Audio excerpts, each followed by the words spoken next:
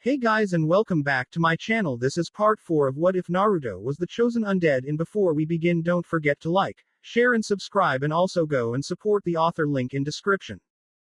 Sarutobi Asuma had lived a life that many envied. The son of the third Hokage. Genin at 9. Chunin at 12. Jonin at 16.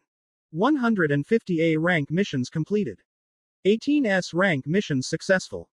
It was a glittering resume, enough to command awe and respect from anyone.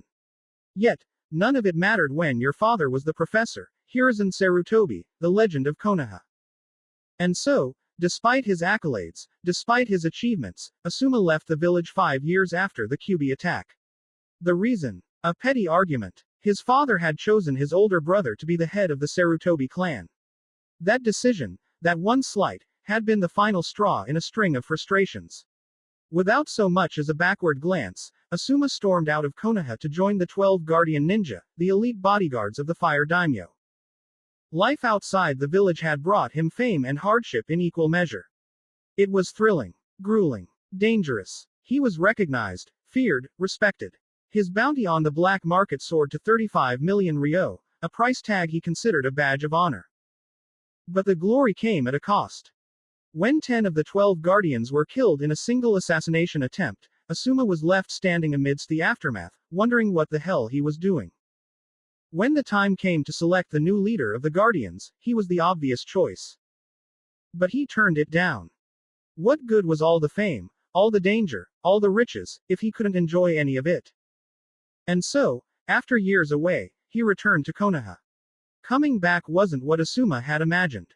He expected warmth, camaraderie, maybe a drink or two with old friends. Instead, he got the cold shoulder. Shinobi whispered behind his back. Others avoided him altogether. Why wouldn't they? He had left without a word, abandoning his responsibilities, his family, his friends. The world hadn't stopped turning just because Asuma needed to find himself. The first meeting with his father had been the worst. Hiruzen greeted him stiffly in the Hokage's office, his expression unreadable beneath the lines of age. Asuma shifted awkwardly on his feet, suddenly feeling like a boy again. "I see you've bought your own apartment," his father said finally, his tone neutral. Asuma scratched the back of his head. "Yeah, I didn't want to, burden the clan's staff." "Whatever you say, Asuma." The word stung. Years ago, Hiruzen had been so overprotective after Asuma's mother died during the Kyuubi attack that he wouldn't even let his sons move out of the compound.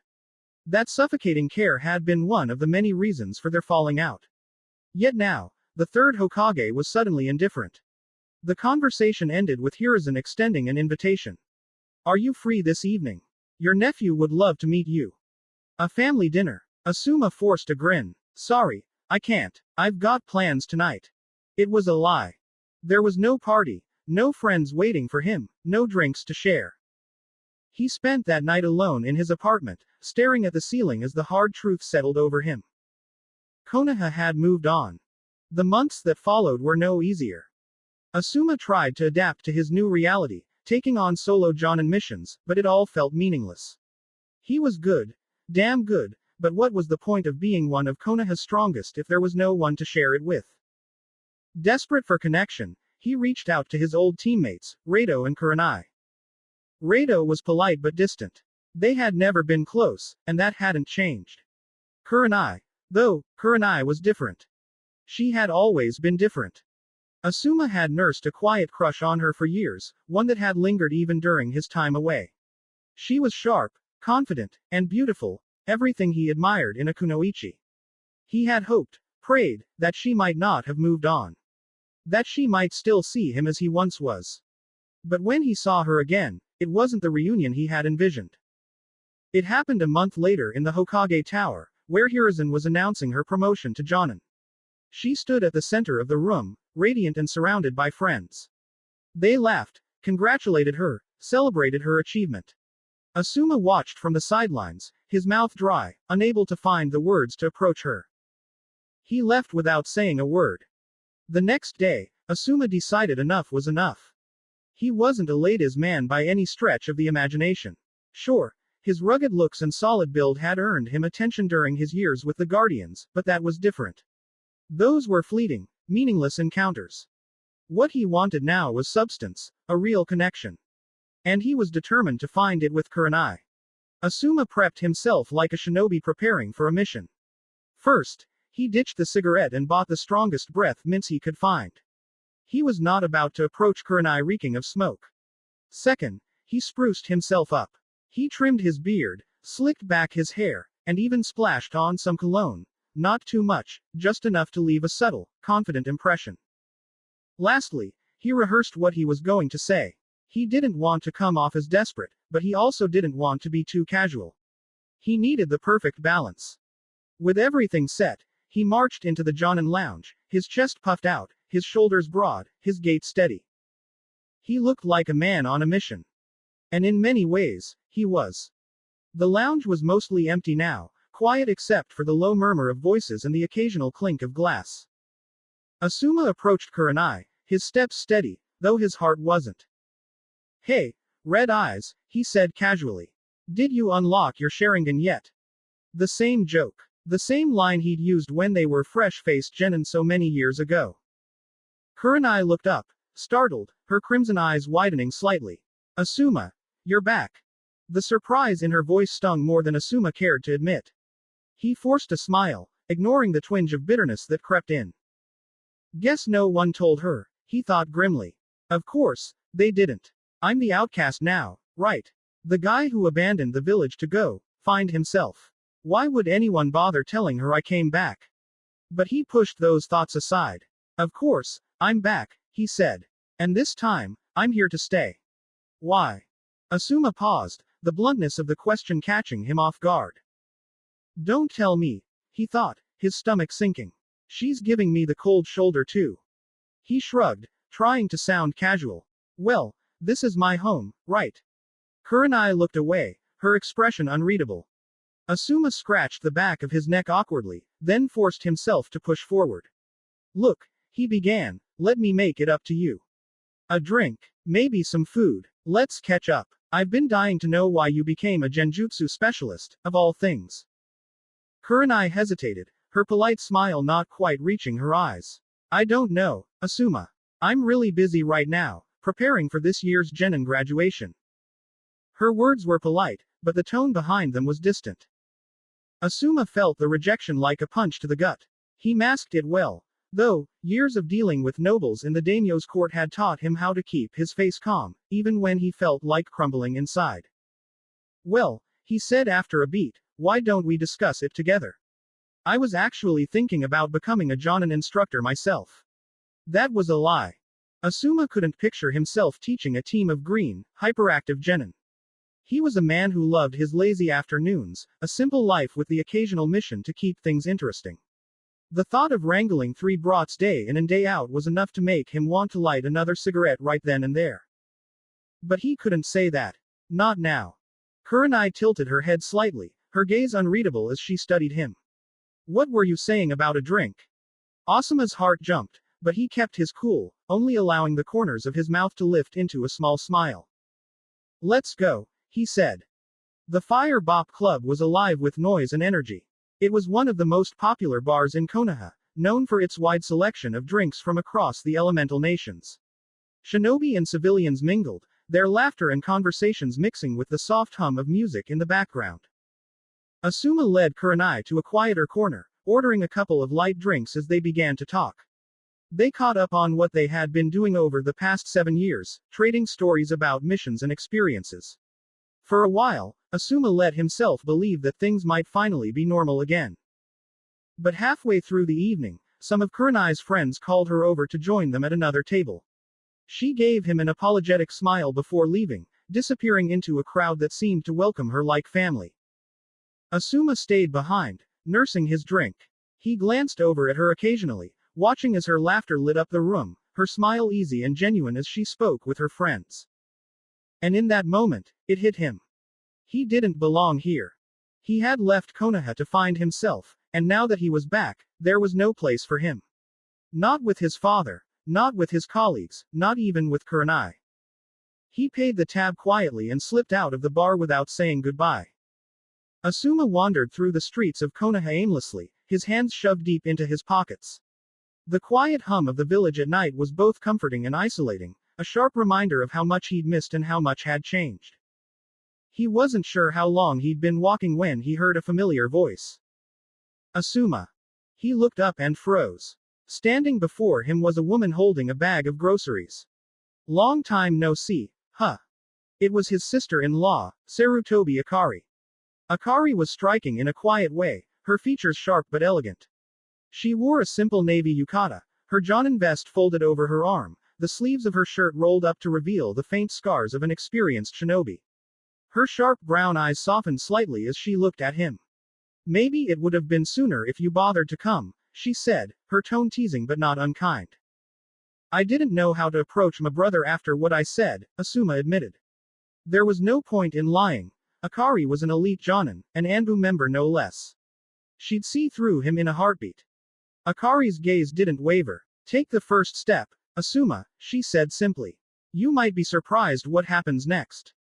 Before Asuma could respond, a loud, excited voice interrupted them. Mom, look what I found.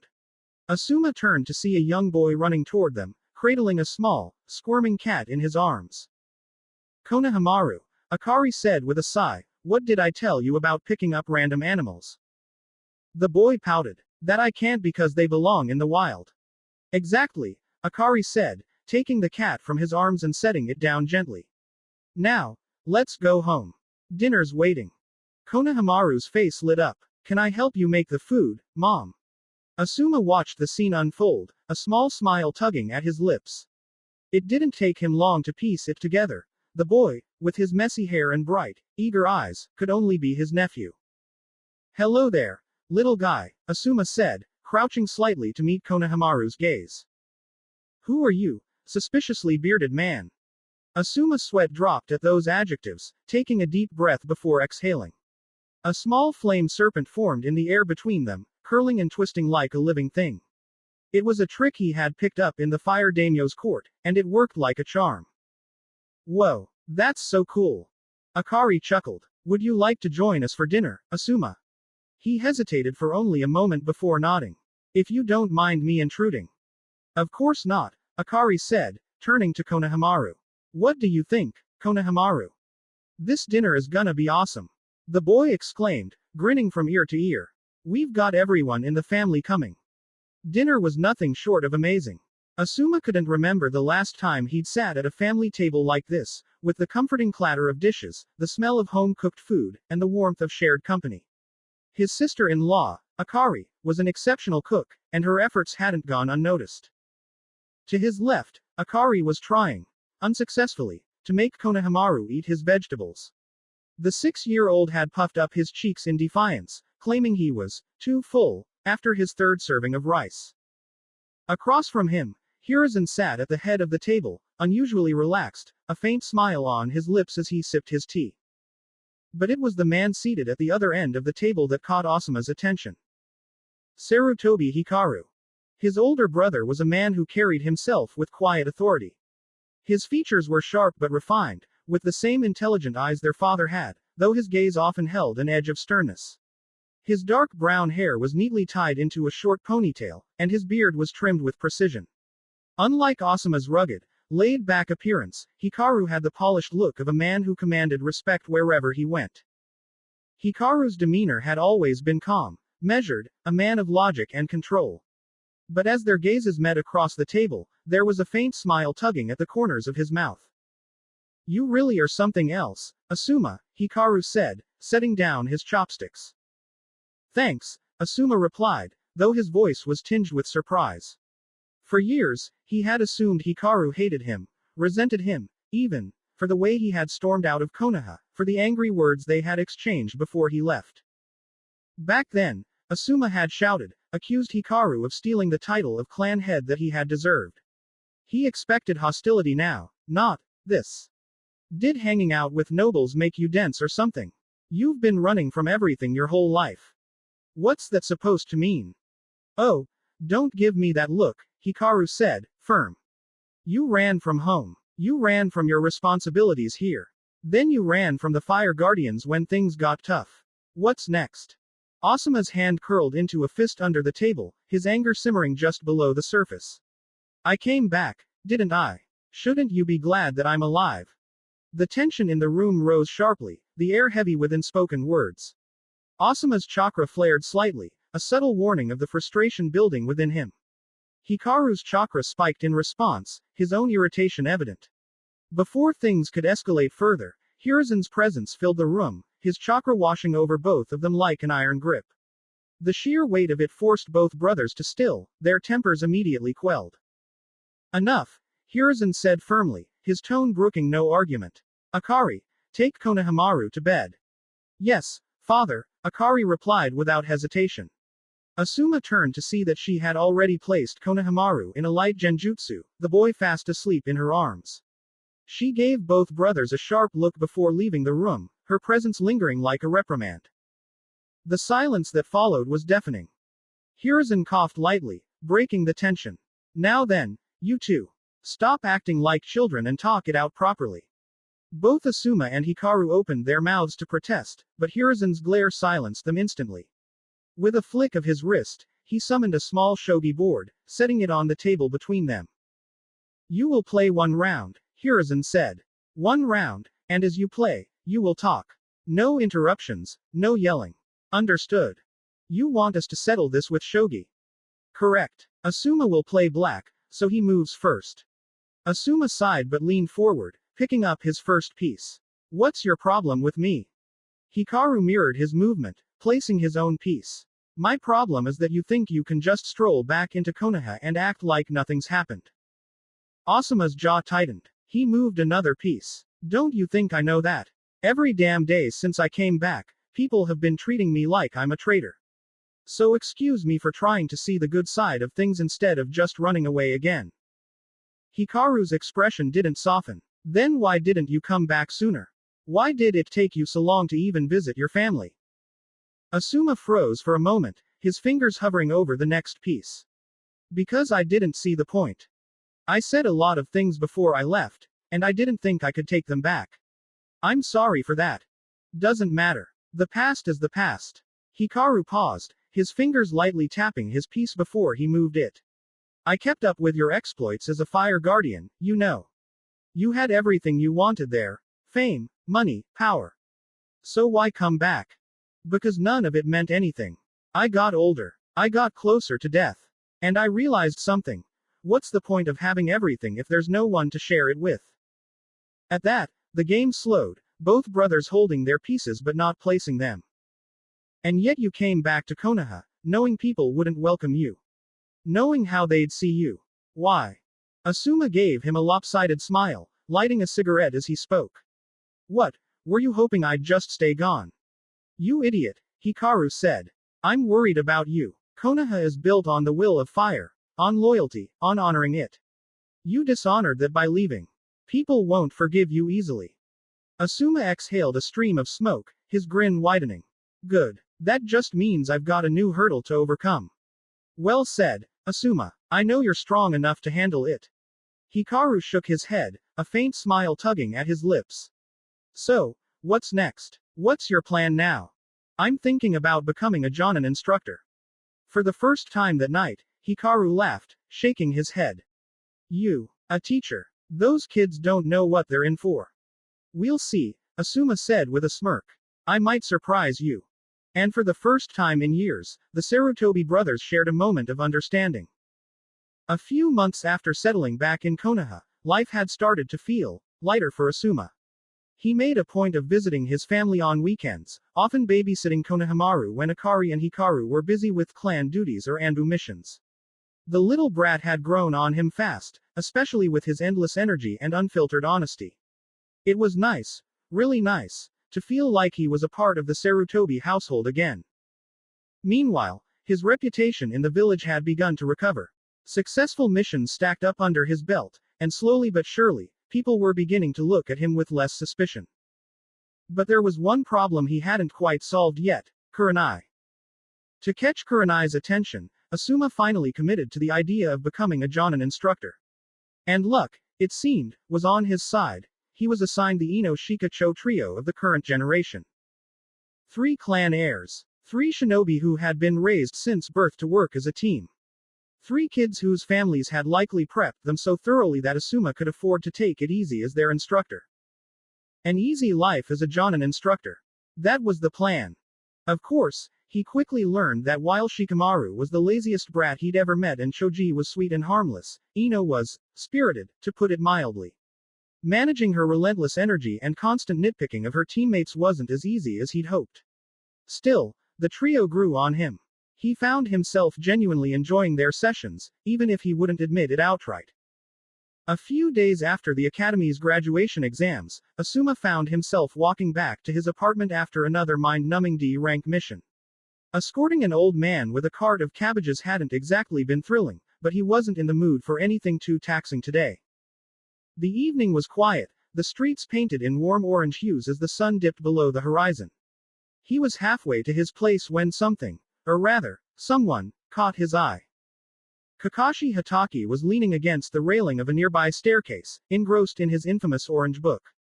Asuma did a double take. It wasn't every day you casually ran into one of Konoha's strongest shinobi.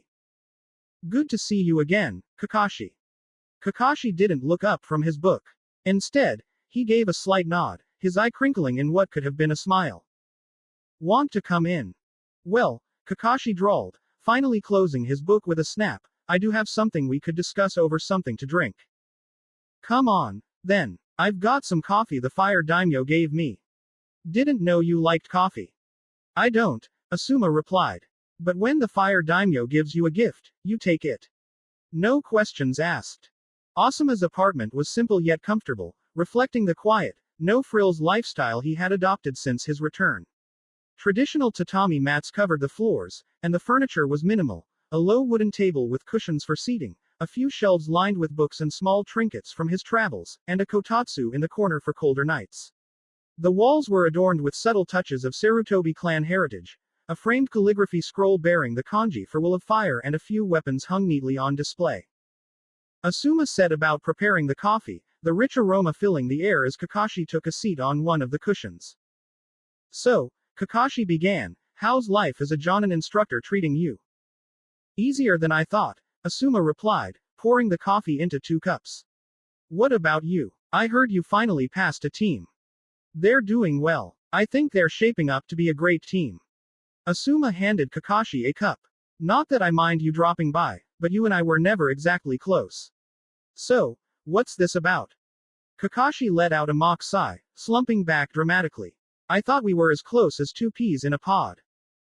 Right, Asuma deadpanned. You're really selling it with that smut book of yours. Kakashi chuckled, clearly having fun. Fine, fine. You caught me. I need a favor. What kind of favor? I want you to train my student in wind style. You want me to train one of your brats in elemental manipulation. Why? You've got more jutsu in your arsenal than anyone I know. Wind style isn't the issue that I'm facing. It's something more unique, something your team can help me with. My team. Kakashi nodded. The student I'm talking about is Naruto Uzumaki. That gave Asuma pause. The name hit him like a stone dropping into a still pond, the ripples of understanding spreading quickly. Oh, he murmured after a moment, the pieces clicking together in his mind. This is about building trust, isn't it? You want the Jinchuriki to have more friends in Konoha. Tenten. That's why Kakashi involved her in Naruto's Kenjutsu training. He could have taught Naruto himself. The basics of Kenjutsu, wind-style techniques, none of it would have been difficult for him to pass on. But that wasn't the priority. Not now. This came directly from the Hokage. Naruto is losing faith. The words rang in his mind, heavy with an urgency he couldn't ignore. Naruto, the loud, stubborn boy who once declared to the world that he'd be Hokage, was losing that fire. His ambition, his dreams, they were fading. The will of fire, the very thing that held this village together, no longer resonated with him. And that was dangerous. If Naruto didn't feel tied to Konoha, if he didn't have genuine bonds of friendship, of loyalty, the consequences were unthinkable. He wouldn't just be another lost child. He was Konoha's Jinchuriki. He carried an untapped power that no one fully understood, and if he ever turned against the village. Kakashi clenched his jaw. I won't let that happen. He wouldn't fail him. He wouldn't fail Minato-sensei or Kushina-san. If he ever met them in the afterlife, he wanted to be able to look them in the eyes and tell them their son had people who stood by him, not because they were told to, but because they wanted to. That's why he chose Tenten. Yugao would have been an excellent instructor. A skilled kenjutsu master, experienced and disciplined. But that wasn't what Naruto needed. He didn't need another teacher keeping him at arm's length, another shinobi fulfilling a duty. He needed real allies. People his own age. People who would fight with him, laugh with him, challenge him, and trust him. Pretending wasn't enough. Kakashi knew better than anyone how much genuine bonds mattered. He knew what it meant to lose them. He wouldn't let Naruto walk that same path. He exhaled softly, his resolve hardening. He would make sure Naruto had those bonds. No matter what it takes. Asuma let out a long sigh, leaning back against the wall as he mulled over the situation. I don't know, he admitted finally. Maybe we should start with something simpler, like joint training exercises between our teams. That way, he gets the interaction without too much pressure. That's not a bad idea, Kakashi acknowledged. But that's just the other extreme, too much social pressure too quickly. Inoichi suggested that we ease him into the social environment. Give him time to gain allies naturally, without forcing it. The words clicked in Asuma's mind immediately. Inoichi. A social environment. That combination of words alone told him just how delicate the situation was. What is this really about, Kakashi? Asuma asked. As the Jinchuriki compromised. Kakashi's expression didn't change, but the weight of his words hung heavy in the air. We have evidence to believe so. Will you do it? Asuma sighed deeply, pinching the bridge of his nose. I was hoping for an easy Jonin instructor life. Don't worry. I'm passing on the headache that is Naruto Uzumaki to you. Asuma exhaled heavily, glancing down at his cup of coffee. He swirled the dark liquid thoughtfully before taking another sip. It was rich, bold, and unexpectedly good. Maybe he should start drinking more coffee. He had a feeling he was going to need it. Shikamaru blinked, his eyes heavy with fatigue. Okay. More tired than usual. He stretched his arms lazily, staring down at the shogi board in front of him. His mind wasn't on the game, though. It kept replaying his graduation day, over and over, trying to piece together something he couldn't quite pin down. Naruto acting. Not like Naruto. Checkmate, came his father's calm voice, dragging Shikamaru back to reality. Your game today was a mess, Shikaku said bluntly, his sharp gaze making Shikamaru feel like he was under a microscope. Shikamaru yawned and scratched the back of his head. Troublesome, he muttered, already preparing to dismiss the conversation. Shikaku Nara, ever the epitome of calm, watched him with an unreadable expression. His spiky ponytail and goatee made him look deceptively laid back, but the scars on the side of his face hinted at the experience of a man who had seen far too much. His dark eyes, however, were sharp as ever. A Nara with an interest is a dangerous thing. Shikamaru stiffened slightly. Of course, his dad would pick up on his distracted state. The man was too damn perceptive for his own good. Not thinking about anything important, Shikamaru mumbled, trying to play it off, even though his brain was screaming at him about Naruto's strange behavior. Should he bring it up? It might be a mistake. Shikaku wasn't just his dad, he was the head of the Jonin Council. If Shikamaru said something even remotely suspicious, it could turn into a village-wide headache. Did he really want to invite that kind of trouble? Nah, too much effort. You look like you're about to fall asleep, Shikaku said, narrowing his eyes. Try not to think too much about it. Overthinking. It's not the Nara way. Oh no, came a stern voice from behind. He should think about it. Shikamaru sighed inwardly. His mother, Yoshino Nara, stepped into the room holding a tray of green tea and cups. Her sharp gaze landed on her son, and Shikamaru immediately felt like he was 5 years old again and being scolded for not cleaning his room. She set the tray down with precision, her long brown hair tied neatly in a ponytail, strands framing her serious expression. What are you talking about, woman? You know exactly what I mean, Yoshino shot back, hands on her hips. You think it's a girl, don't you? Of course, it's a girl, Yoshino said with absolute certainty. Why else would our lazy son look so troubled? It's either a girl, or the apocalypse is coming. Shikaku smirked. Makes sense. I mean, I was young once too. And you did occupy my mind for a while back then. Yoshino blushed, a rare moment of softness crossing her stern face. I was the beauty that stayed in the mind of the great Shikaku Nara, she said, smiling faintly. Shikamaru rolled his eyes. Here it comes. More like a pain in my butt, Shikaku added dryly, sipping his tea. What did you just say, you bastard? Yoshino shouted, slamming her hands on the table. Shikamaru sighed, standing up slowly.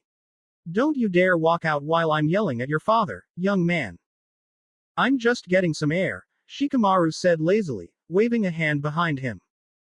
Yoshino huffed but softened. Well, if you need any advice about the girl on your mind, you know you can always come to your mom. Shikamaru froze in the doorway, glancing back over his shoulder. It's not a girl, Mom. Of course it's a girl, Yoshino said, ignoring him completely. Just bring her home sometime, alright. I'll make dinner. Something impressive. You know, gotta show your future wife we're a good family. Shikamaru's groan deepened, and he quickly stepped outside, letting the door close behind him. It's not a girl, it's Naruto. Behind him, his parents' voices drifted out, loud and clear through the walls. You're impossible, Shikaku. And yet, here we are, happily married. Happily. You. Shikamaru sighed heavily, picking up his pace. Yeah, definitely worse. One headache is enough. Shikamaru arrived at Training Ground 10, the perfect place for an afternoon nap. The lush green field was surrounded by towering trees whose leaves rustled gently in the breeze. At the center of the field stood a small pavilion. Its curved, tiled roof rose in graceful tiers, supported by weathered wooden beams painted a deep vermilion. The stone floor was smooth and cool, with long benches and a central table that seemed perfect for quiet reflection, or, in Shikamaru's case, uninterrupted naps. Shikamaru stretched out, resting his head on the table. The cool stone against his cheek was soothing, and he closed his eyes, letting himself drift into half-consciousness. The faint hum of nature filled the air, birds chirping, wind in the trees. It was peaceful, almost perfect. Then he heard it. A deep rumbling sound in the distance. He lazily opened one eye, too relaxed to react fully. Turning his head just enough to see, he caught sight of something rolling toward him, fast. It was a massive sphere, tearing through the field like an oversized boulder. Shikamaru blinked, unfazed, as the ball came to a screeching halt and exploded in a puff of white smoke. When the dust cleared, there stood Choji, holding a bag of beef jerky in one hand and grinning triumphantly. Choji Akamichi looked bigger than ever, mostly in his weight. His friend's face was rounder, and his limbs carried a noticeable layer of fat. Shikamaru didn't comment, of course. He valued his life too much for that. How's training going? Look at the gains, Choji said, flexing his arm proudly. Beneath the soft layers of fat, there was muscle, but it was buried deep. Shikamaru didn't comment, though. He knew this was all part of the Akamichi's unique jutsu, turning stored calories into raw chakra power. It wasn't hard to figure out why Choji had been training so hard, either. Naruto. Naruto's killer intent had left an impression on Choji, and had lit a fire under the boy, pushing him to bulk up as quickly as possible. In just 4 days, he'd gained almost 20 kilograms. You're going to be rolling everywhere soon if you keep this up. Choji grinned, unbothered. That's the point. Before Shikamaru could reply, another voice broke through the calm. Fashionably late, as always. Ino Yamanaka strutted into the training ground, holding a small bag of leftovers. She tossed the bag to Choji, who caught it easily and immediately began digging through it. Ino's presence was as bright as ever, though Shikamaru had noticed some changes in her recently. She was more serious than she used to be, ditching her Sasuke-obsessed antics in favor of focusing on her Yamanaka clan techniques. But despite her progress as a shinobi, she still carried herself with the same confidence that had defined her since childhood. You bring snacks for him and nothing for me. You don't need it. Besides, you just complain that it's too much work to eat. Choji chuckled through a mouthful of food, and Shikamaru rolled his eyes. The three of them fell into their usual rhythm, Shikamaru lounging on the bench, Choji munching away, and Ino sitting cross-legged on the grass, soaking up the sun. The calm didn't last long, though. A swirl of leaves caught their attention as Asuma Sarutobi appeared in the center of the training ground, his ever-present cigarette dangling from his lips. Asuma was the picture of laid-back authority. His spiky black hair and scruffy beard gave him a rugged look, and the rolled-up sleeves of his Jonin vest added to his relaxed demeanor.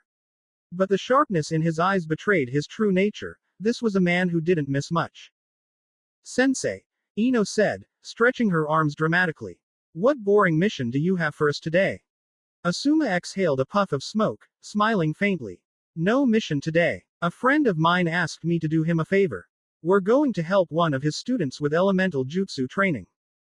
Ino perked up immediately. Oh, are we going to meet one of our senpai? Is he handsome? Not exactly. It's one of your classmates. The trio exchanged confused glances. Sensei, Ino began, elemental jutsu training doesn't usually start until at least a year after graduation. It's only been 4 days. That's Kakashi's choice. I'm just here to help out. Besides, I get to cash in a favor. Kakashi. As in the Kakashi. Team 7's sensei. Shikamaru asked, sitting up slightly. Yeah, Asuma replied, taking another drag of his cigarette. Ino clapped her hands, grinning. It's gotta be Sasuke-kun. We're going to train with Sasuke-kun. She practically squealed with excitement. Before Asuma could respond, another swirl of leaves announced the arrival of Kakashi. But it wasn't Sasuke standing beside him. It was Naruto. The air changed instantly. Shikamaru stiffened, his mind snapping to attention. Ino froze mid-smile, her face falling as she instinctively moved closer to Choji. But it was Choji's reaction that caught Asuma's attention.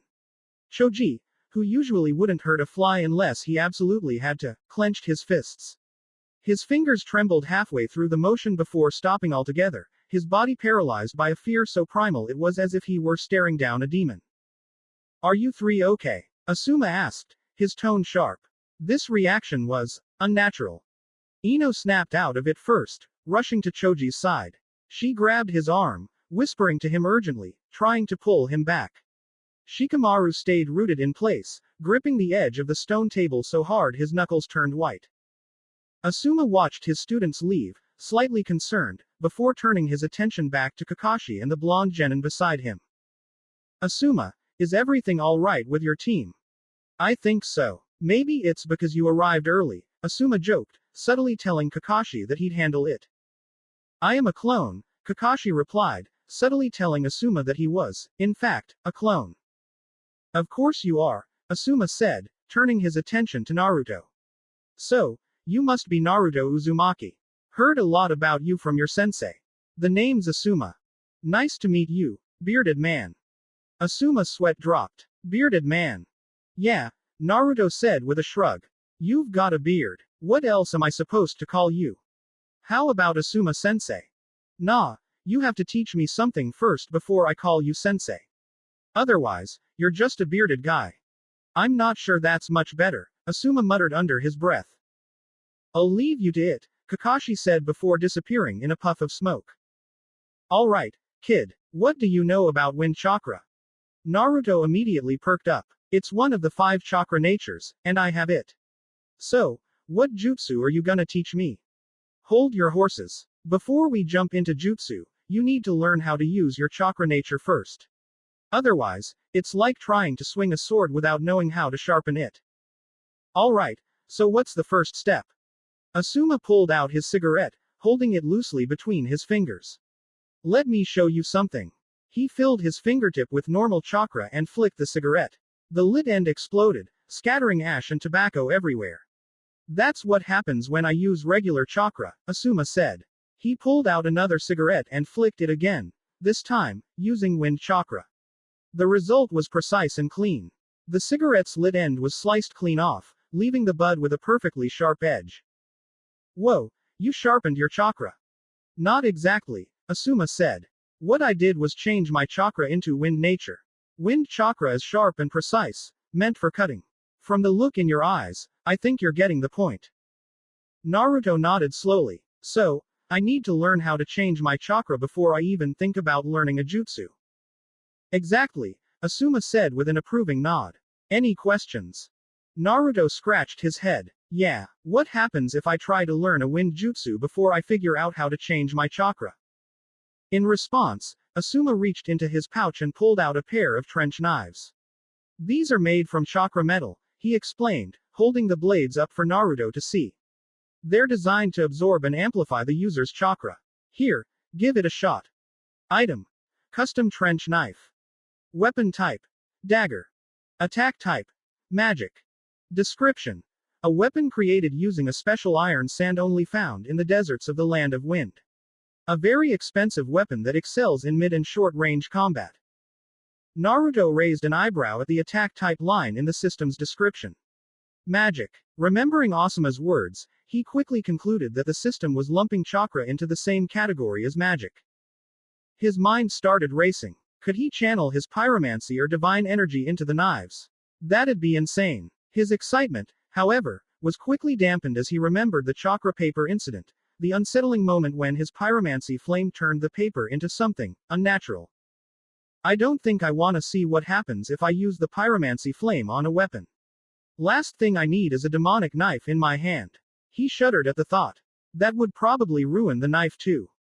Say, Naruto asked, holding up one of the trench knives, how expensive are these, anyway? About 10 million ryo each, Asuma said casually, as if he were talking about the weather.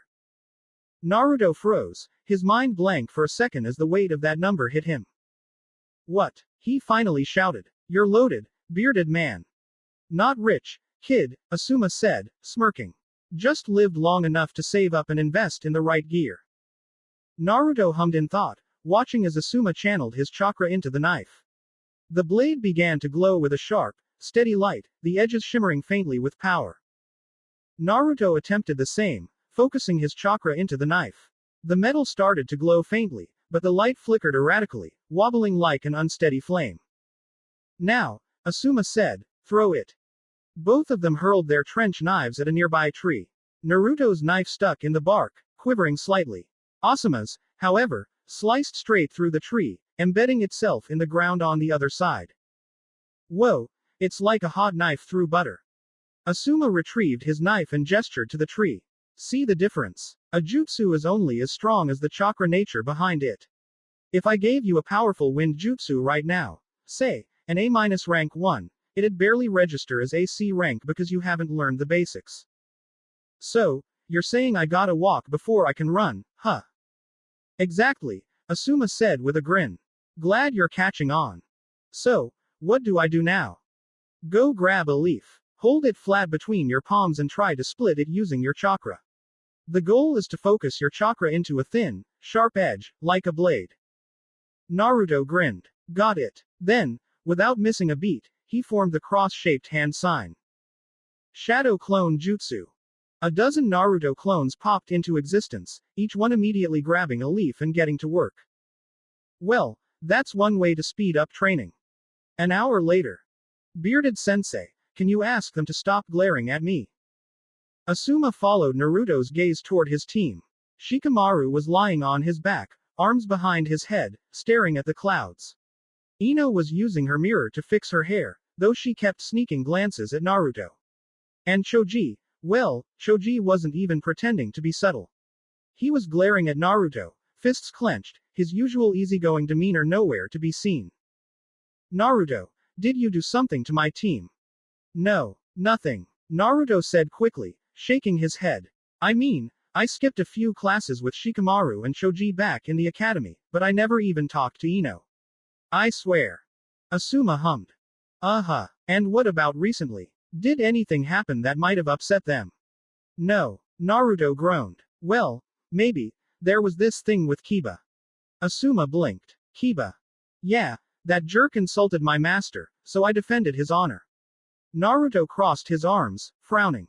I don't care if he wants to call me names, but I draw the line at him throwing dirt on Oscar's name. Care to tell me what happened? Asuma asked, keeping his tone light. He wasn't sure how much Naruto would open up, but it didn't hurt to try. To his surprise, Naruto launched into a word-for-word recounting of his fight with Kiba, complete with exaggerated hand gestures and sound effects. Asuma nodded along, filing away the relevant details. The kid was refreshingly honest. Almost too honest, really. Well, Naruto, Asuma said once the story ended, I think you did the right thing. You do. Asuma smiled. I mean it. Sticking up for your teacher. That's not easy to do. Not everyone has the guts to stand up for what they believe in. Naruto beamed at him. Thanks, Asuma-sensei. Don't mention it, Asuma said. I'll talk to my team. You keep at it with the leaf. Got it. Naruto gave him a thumbs up and went back to his training, his clones working alongside him. Asuma made his way over to where his team sat under the shade of a tree. Shikamaru hadn't moved, still lying back with his eyes half closed. Ino was fiddling with her hair again, and Choji was still glaring at Naruto, though his fists had unclenched. Alright, Team 10, Asuma said, crossing his arms. What's going on? The trio stayed silent. Look, if there's a problem, I can help. But I can't do anything if you won't talk to me. Still nothing. Asuma sighed, pinching the bridge of his nose. At least stop glaring at the kid while he's here, alright? He's my student today, and I don't need you three making things weird. I've got better things to do, Shikamaru muttered, closing his eyes. Asuma said dryly. Like lying here doing nothing. It's called cloud watching, Shikamaru shot back lazily. It's productive in its own way. Asuma rolled his eyes and turned to Ino. What about you?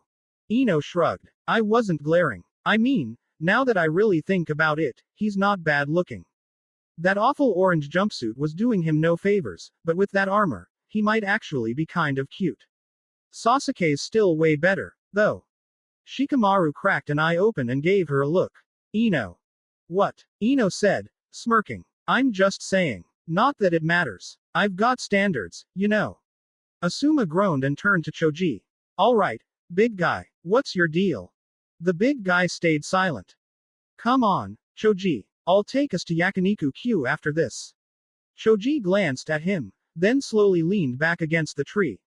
Fine. Shikamaru reached out and fist bumped him. Ino rolled her eyes and went back to her mirror, though Asuma noticed she was still glancing at Naruto every so often. Seriously, he muttered to himself, lighting another cigarette. I'm supposed to be the adult here. Why do I feel like I'm babysitting a bunch of 5-year-olds? Because you are. Asuma raised an eyebrow. Careful, Shikamaru. I know your weaknesses. Yeah, what's that? Hard work. Shikamaru groaned, muttering something about life being a drag, while Ino burst into laughter. Choji even cracked a small smile, though he tried to hide it. Asuma sighed again, but this time, there was a hint of fondness in his expression. Teenagers, he thought again. What a pain. Naruto had been at it for what felt like hours, holding the leaf between his palms, pouring chakra into it, trying to split it as Asuma had instructed. His clones were scattered around, each working furiously on their own leaves, but none of them had succeeded yet. Naruto gritted his teeth, feeling frustration bubble up inside him. Finally, he couldn't take it anymore. Asuma-sensei, can you give me some tips? The stupid leaf isn't splitting. Alright, kid, how are you visualizing your chakra? Naruto frowned. Like a gust of wind tearing through the leaf. You know, like, whoosh. Just ripping it apart. There's your problem. Asuma pushed himself off the tree and walked over. You're thinking too brute force, Naruto. Wind chakra isn't about tearing through. It's about precision. You've got to imagine splitting your chakra into two streams and grinding them against each other, sharply and finely. That's the trick. Grinding them. Like, what? Sharpening a blade. Exactly. Think of it like honing the edge of a knife. You're not smashing it, you're sharpening it. Asuma tapped his cigarette, letting the ash fall. Give that a shot. Naruto's eyes lit up with determination. Got it. He turned back to his clones, clapping his hands together. Alright, you guys heard him. Let's grind this chakra like we're sharpening kunai. Yes, boss. One of his clones shouted, and they all went back to work with renewed energy. Finally, as the sun began to set, a loud cry rang out. Naruto's voice echoed across the training ground, and his clones all shouted in unison, Yada. Asuma stood, raising an eyebrow as he saw Naruto and his clones tossing their split leaves into the air like confetti. He smirked and started clapping. Well done, Naruto. You've just completed something that takes most ninja months to figure out. Wait, months? Are you serious? Completely. Asuma said with a grin. That's no small feat, kid. You should be proud. Naruto puffed up his chest. I am awesome, aren't I? Asuma chuckled, ruffling Naruto's hair. That you are. And since you've worked so hard, I think it's time to celebrate. What do you say we head to Yakiniku Q? Naruto's jaw dropped. You mean the fancy barbecue place? Asuma nodded. Yep, my treat. Wait, we have to share Yakiniku Q. Choji said, looking almost betrayed. Come on, big man, Asuma said, clapping a hand on his shoulder. It's a celebration. Food tastes better when you share it, trust me. Choji grumbled under his breath but didn't argue further. Asuma had a feeling the warm, inviting atmosphere of the barbecue restaurant might help ease whatever lingering tension there was between Naruto and his team. The sizzling plates of meat, the clatter of chopsticks, and the hum of light-hearted conversation created the perfect backdrop for breaking down walls. He'd rather not have Konoha's future shinobi at odds over something petty, especially when Naruto needed allies now more than ever. Sakura stirred awake as she felt a gentle shake on her shoulder. Her eyes fluttered open, her body groggy and heavy from sleep. For a moment, she didn't recognize where she was, but the sight of her desk cluttered with papers brought everything rushing back. Oh no, she muttered, sitting upright with a start. Her hands flew to the stack of homework in front of her, flipping through the pages frantically. Please don't tell me I drooled on it. She examined the top page, sighing in relief when everything looked intact.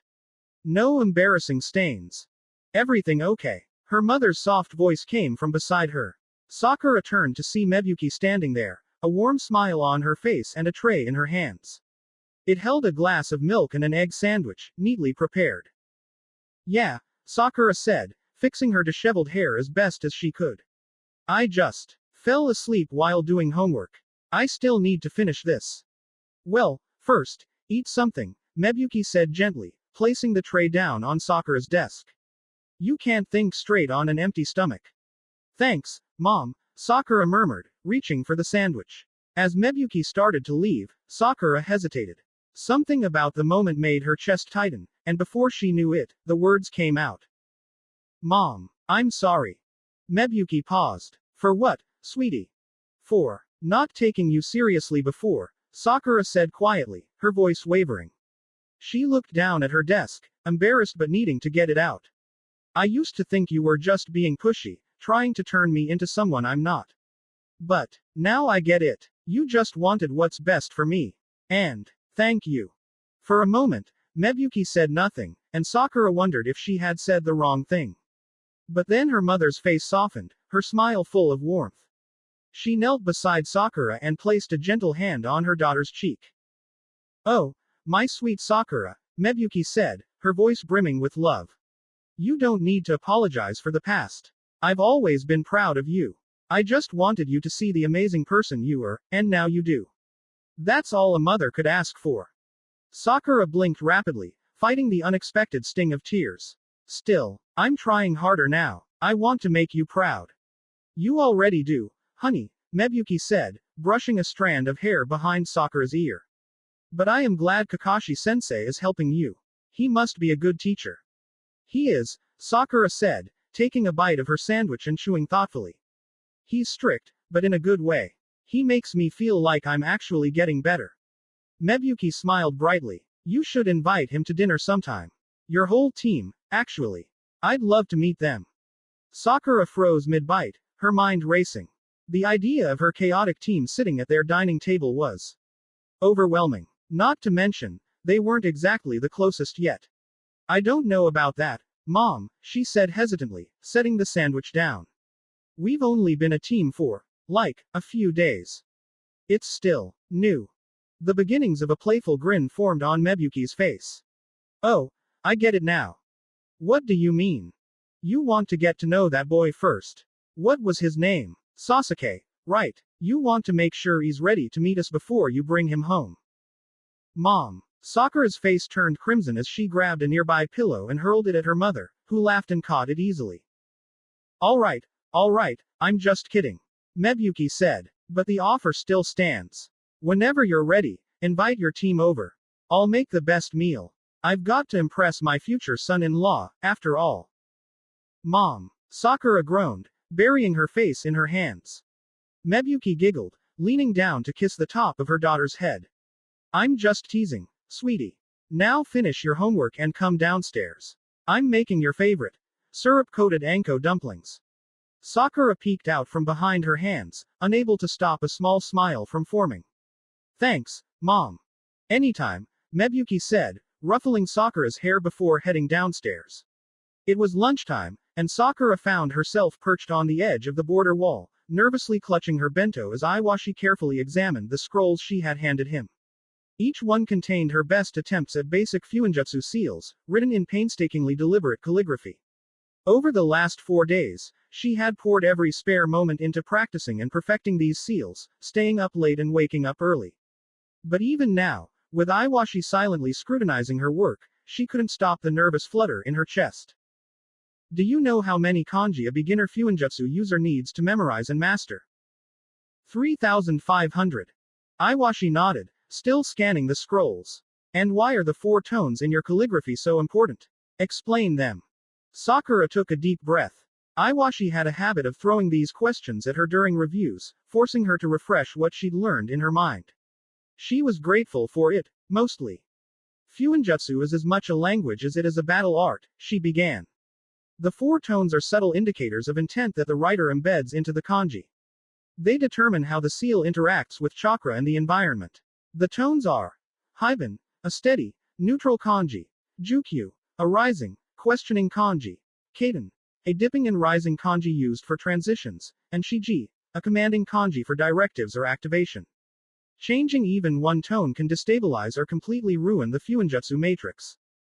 Iwashi gave her a brief, approving nod but didn't look up. He turned to another scroll, quietly inspecting her work.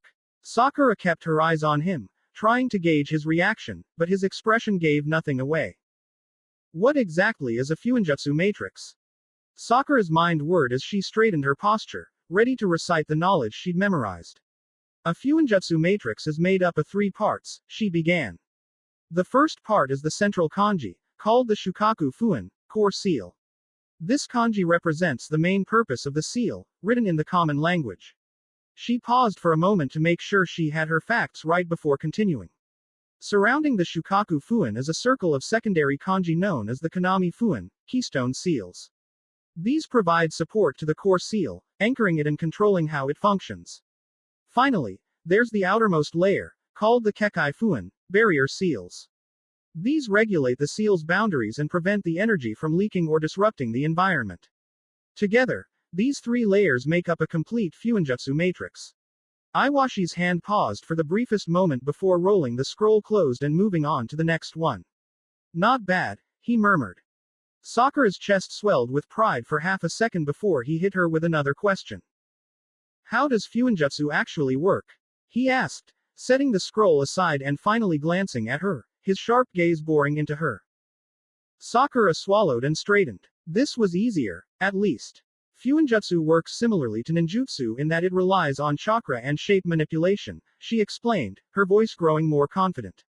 But unlike ninjutsu, which requires the user to actively weave chakra through their own body, a fuinjutsu matrix acts as an external machine. The seals act like gears in a clock, converting and directing chakra with almost perfect efficiency. That's why seals can last for years or even decades after being created. They don't require constant chakra input from a shinobi. Iwashi raised an eyebrow, silently prompting her to continue. Of course, Sakura added, the downside is that fuinjutsu matrices become more complex the more they're required to do. The more intricate the chakra manipulations, the bigger and more complicated the seal needs to be. And even one mistake, a misplaced kanji, an incorrect tone, can cause the entire thing to fail. Iwashi's expression remained unreadable, but the faintest flicker of approval flashed in his eyes. Good, he said simply. You've clearly done your homework. Sakura let out a small breath of relief. The average shinobi takes about a month to master these basics, he said bluntly. You managed it in 4 days.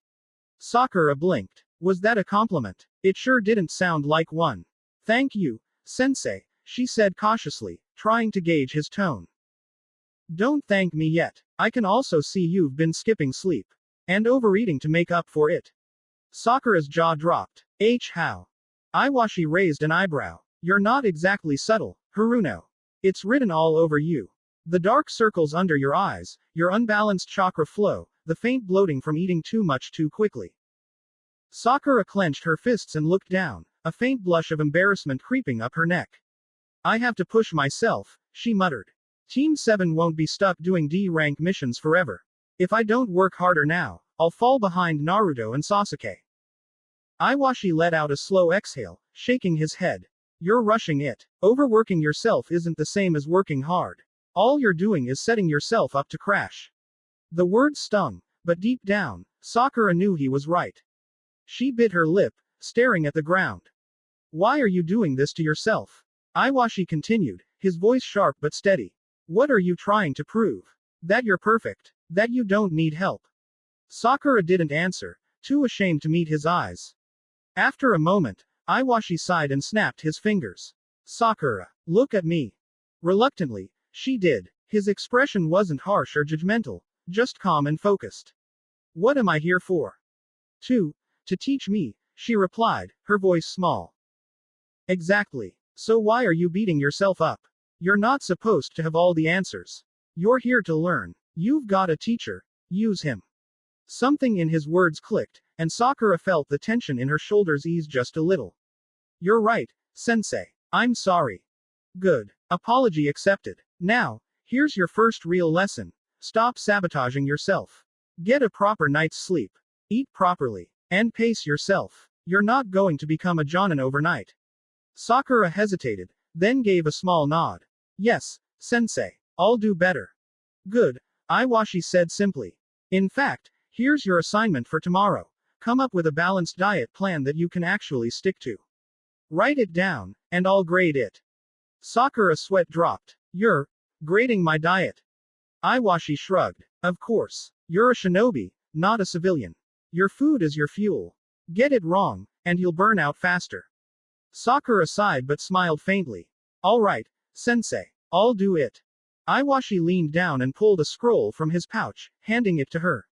Now, since you've already mastered the basics, I think it's time to teach you your first real barrier jutsu. Sakura's eyes widened as she eagerly unrolled the scroll. This is AB rank Fuinjutsu, Iwashi explained. It's called Ninja Art. Core Seal. It's a variation of the storage seal, but instead of storing objects, it absorbs chakra. Your task is to learn how to create the seal, apply it to your kunai, and charge it with your chakra. Once you've done that, you'll use the chakra strings I taught you to create a barrier. Sakura's hands trembled slightly as she held the scroll, her excitement barely contained. Yes, sensei. I'll get started right away. Iwashi gave her a rare, faint smile. Good. Let's see what you can do. Sakura hated the feeling of chakra exhaustion. It was like her body was running on empty, leaving her sluggish, lightheaded, and irritated. As a civilian-born ninja, she'd always been aware that her chakra reserves weren't much to boast about. But her excellent control had usually compensated for that shortcoming, until now. Filling her first core seal had been a nightmare.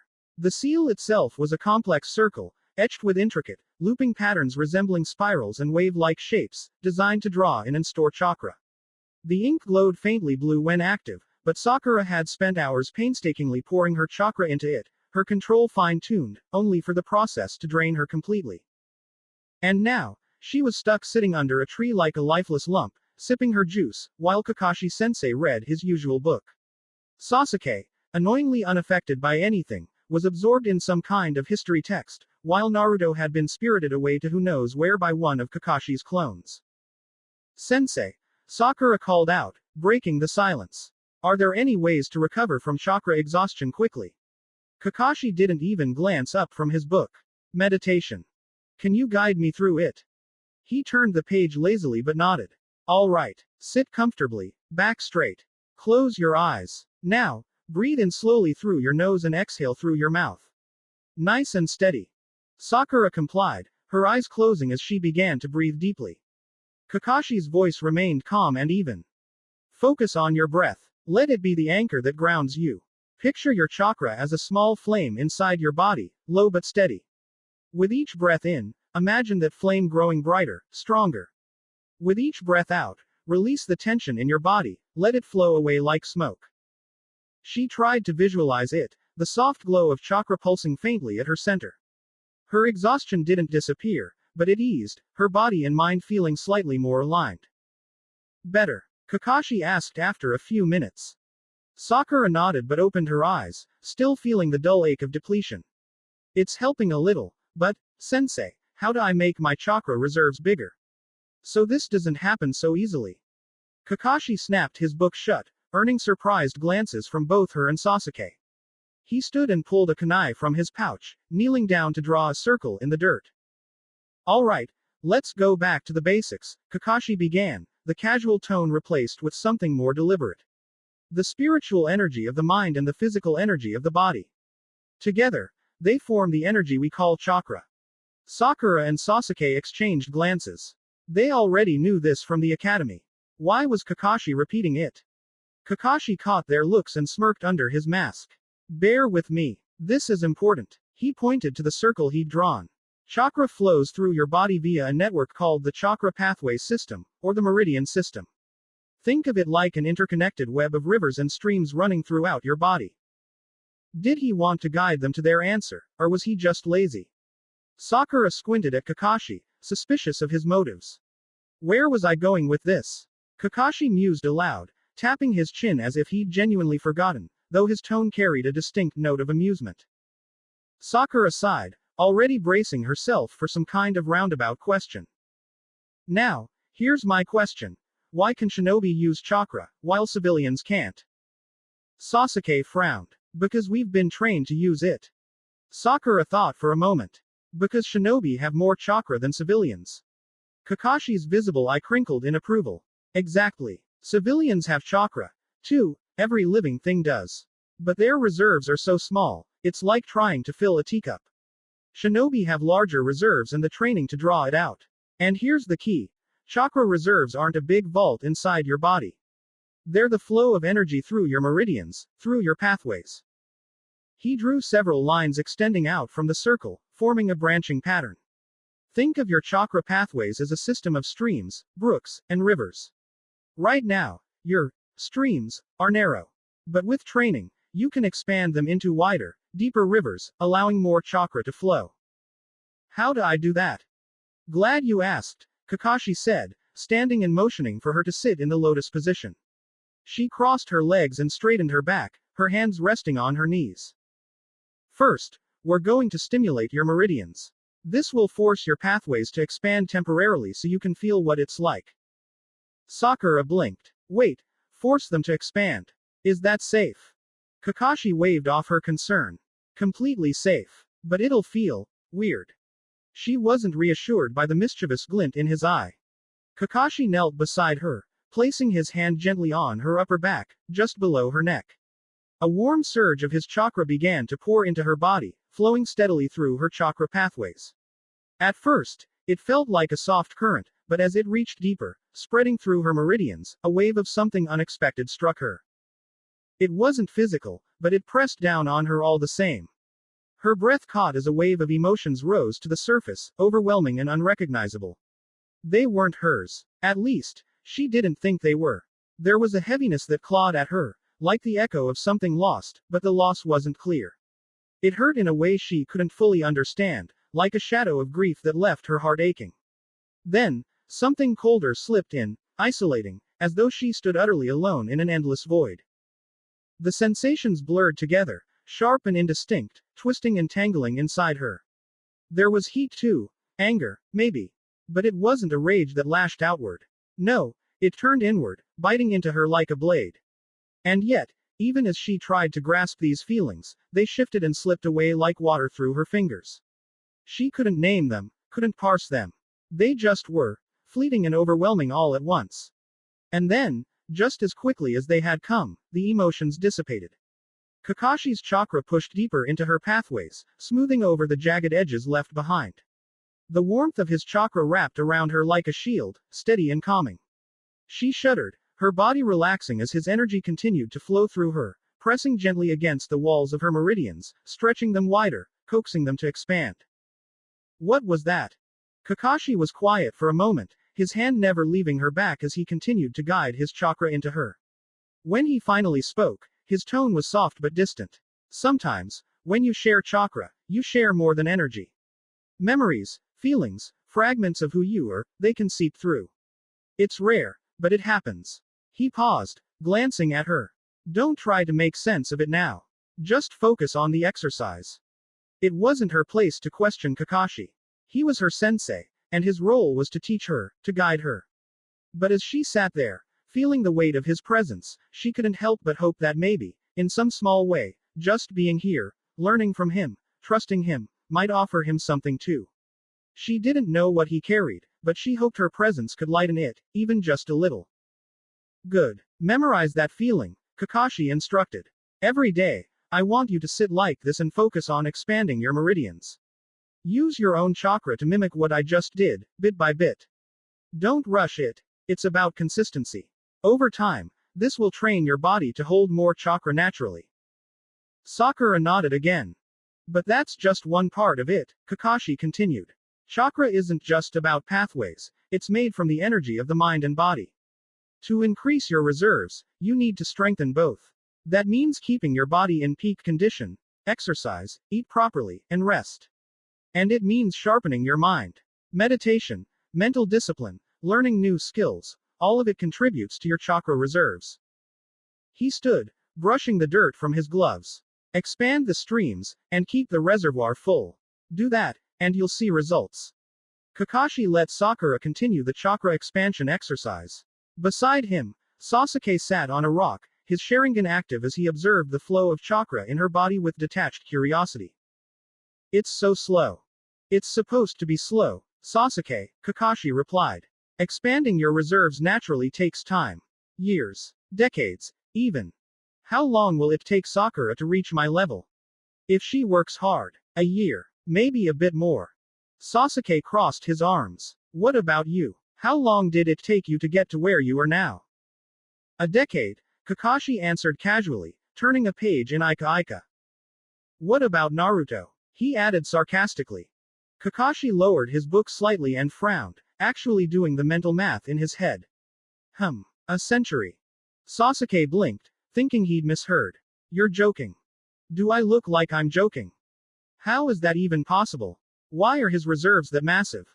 Let's just say Naruto's one giant mystery wrapped in metal armor. Sasuke scowled, arms crossed, the familiar irritation bubbling beneath the surface. Chakra reserves aren't everything. I can still beat him. Kakashi chuckled lightly, his one visible eye curving in amusement. I admire the confidence, but you won't beat him by copying his swordsmanship. Sasuke sighed, a touch of frustration seeping into his tone. He didn't want to admit it, but Kakashi was right. I know, he muttered, kicking at a loose rock. Copying physical movements with the Sharingan isn't as amazing as people think. I can mimic the moves, sure, but I don't understand the purpose behind them. Without that understanding, they're just empty gestures. Kakashi nodded, his eye crinkling in approval. Exactly. The Sharingan can copy the how, but without the why, you're just swinging a sword without meaning. Swordsmanship isn't just about movements, it's about intent, timing, and experience. It's the same reason why not every Uchiha is called the copy ninja. Yeah, I get it. You're special. I try, Kakashi said with a wink, earning a huff from Sasuke. As the tension settled, Sasuke's eyes wandered down to the book resting in his hands, The History of Fire-Style Techniques. He traced the edge of the page with his finger, his mind working through the details he'd pieced together. Why are you reading that, by the way? I'm trying to figure out exactly what Naruto's fire style is. It's weird. My Sharingan couldn't copy it at all, and that shouldn't be possible. But I think I found something. Oh, Kakashi's tone shifted, intrigued. Enlighten me. Scorch release, Sasuke said, tapping the page where the term was written. It fits. Naruto's fire jutsu doesn't rely on exhaling fire or mixing it with external oxygen. It's like he's heating the air directly around him. That's a hallmark of scorch release, a combination of wind and fire chakra. Kakashi hummed thoughtfully as Sasuke's theory lingered in the air. Scorch release. On the surface, it made sense. The way Naruto's fire jutsu behaved, the heatless bursts of flames and the compressed orbs that detonated with overwhelming force, it fit the general characteristics of scorch release. But there was a problem. A glaring one. Naruto's chakra nature was wind. Can a chakra nature test fail to detect an elemental Kekkei Genkai? Kakashi tapped his finger against the book's edge, mulling over the possibilities. In 2 days, he would have to deliver a report on Team 7's progress to the third Hokage. Maybe he'd mention Sasuke's theory, even if it felt incomplete. The theory wasn't impossible, but it wasn't satisfying, either. Because the pieces didn't fit. Neither Minato-sensei nor Kushina had ever shown signs of scorch release. If Naruto had inherited it, it couldn't have come from them. Which left only one plausible source. The Kyuubi. Tailed beasts were known to grant their Jinchuriki strange abilities, after all. Unique Kekkei Genkai weren't outside the realm of possibility. But there was still something wrong with that theory too. Both Kushina and Mito Uzumaki had been Jinchuriki of the Nine Tails. Neither had displayed anything like this. No enhanced fire techniques, no scorch release, nothing that could explain what Naruto was doing. The only difference, Kakashi realized, was that neither Kushina nor Mito had been Jinchuriki from birth. Could that be the key? He closed the book with a soft snap. The thought gnawed at him. Maybe the Kyuubi's influence on Naruto had been different from the start. Its chakra seeping into his development, altering things at a fundamental level. But if that were true, what other changes had taken place inside the boy? Could the seal itself be affecting the way Naruto accessed his chakra? Could there be other dormant abilities waiting to surface? If anyone had the answers, it would be the third Hokage. Or Jiraiya-sama, if the man ever stops chasing inspiration for his novels. Kakashi sighed, tilting his head toward the sky. The moon hung high above, casting its pale light over the village. The breeze rustled the leaves gently, carrying the cool scent of night. Minato-sensei, Kakashi thought, you didn't just leave behind a legacy, you left behind a mystery wrapped in metal. And I'm still not sure if I should be proud or worried. But Kakashi knew one thing for certain. Whatever lay ahead for Naruto, whether it was a Kekkei Genkai, the Kyuubi's influence, or something entirely new, he would be there to guide him. Because if there was one thing his sensei had taught him, it was that the future of Konoha didn't rest on bloodlines or power. It rested on the bonds they forged. Shimura Danzo sat behind his desk, the cold air of the underground room pressing against his skin like an old companion. His fingers traced the edges of the report, Fu's handwriting precise, mechanical, just as it should be. But today, even perfection did little to calm the storm of calculation swirling within him. The first report alone was enough to warrant concern. Naruto Uzumaki's erratic space-time fluctuations had disrupted Danzo's carefully woven web of observation. Fu had masked them well, as expected of his most capable agent, but the mere existence of such anomalies left an unpleasant sensation crawling along Danzo's spine. Space-time ninjutsu was dangerous, unstable, and instability was something he did not allow. Did Naruto know about Root's surveillance? Was this a signal to an external ally or a warning aimed directly at him? Was the boy testing his response, hinting that he saw the hawk circling overhead? Danzo ordered the immediate retraction of several agents from close observation. If this was a trap, he would not walk into it. But it was the second report that required far deeper dissection. Naruto created life. Wood release had done it before, forest surging to life under the first Hokage's will. But Fu's report wasn't speaking of vegetation or chakra constructs. No, this was something alive, sentient. Danzo pressed his fingers together, his gaze sharp. Agent Fu, he said, his voice measured, slicing through the air like a blade. Explain the events that led to this conclusion. Fu stood rigidly before him, posture perfect, his response immediate. His words were devoid of hesitation, as they should be. At approximately 1300 hours Konoha Standard Time, I detected a significant spike in Naruto Uzumaki's chakra. Upon investigation, I found that Kakashi Hatake was testing his elemental affinity. Wind nature was confirmed. Wind, Danzo thought. Under his guidance, Naruto could easily become a wind-style master. But for now, he remained focused on Fu's report. Continue. Fu's voice remained steady, though Danzo noted the subtle shift in his breathing, shortened, controlled. After the nature test, Naruto relocated to a hidden area on the Hokage monument. I observed a sudden burst of chakra far beyond typical genin output. The chakra did not manifest into any visible jutsu. Instead, Fu hesitated, the briefest pause before continuing. The chakra was burned away entirely. There was nothing left. No residual traces. No nature energy. Just a void. Danzo's eyes narrowed slightly. A void that burned away chakra without leaving traces was already concerning. But there was more, and he could sense it. And the void itself. It was alive, Fu said, his voice mechanical, as if repeating something his mind could barely grasp. Not alive in the way plants or animals are. It didn't breathe, didn't pulse like chakra constructs do. But it wasn't empty. The void was life. It carried intent. My senses perceived it as something aware of me, of the surroundings. It resisted observation, like it knew it was being watched. For a few seconds, it lingered, and then, Fu's hands were clasped behind his back, but Danzo noted the slightest tension in his posture. It collapsed, disappearing completely. Danzo observed him closely. This wasn't fear of the unknown. This was recognition of something beyond comprehension. And the barrier. It burned a hole through the barrier system. My team detected the disturbance. However, I neutralized the situation immediately. I erased their memories and destroyed all documentation related to the event. Efficient, as expected. Danzo gave a slight nod. But you allowed this anomaly to affect you. Fu's expression remained blank, his response automatic. Apologies, Lord Danzo. I will reinforce my mental conditioning and ensure it does not happen again. You will, Danzo said. Because failure will not be tolerated.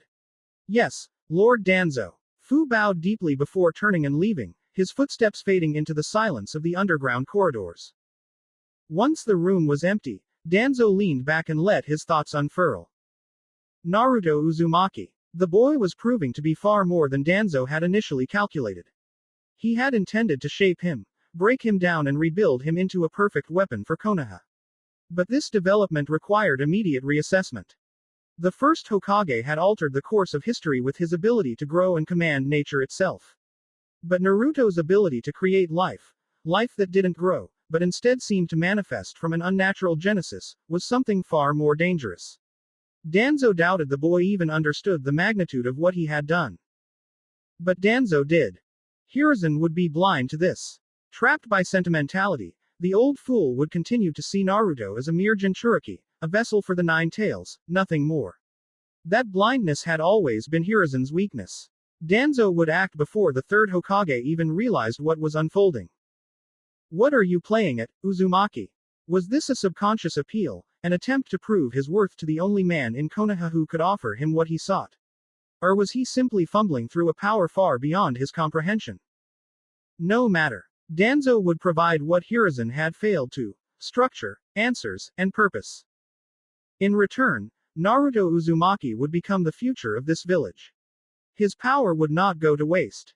Danzo would mold him into the sharpest blade Konoha had ever wielded. Danzo allowed himself a small, calculated smile as the plan solidified in his mind. Perhaps I should give the boy a wind jutsu. Just enough to see what he would do with it.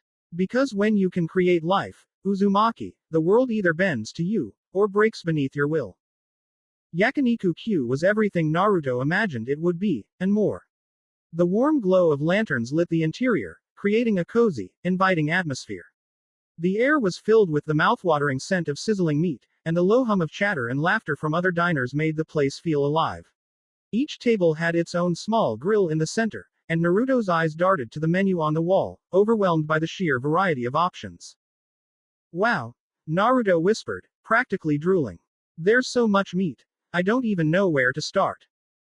Ever been to a yakiniku restaurant before? No, sir. This is my first time.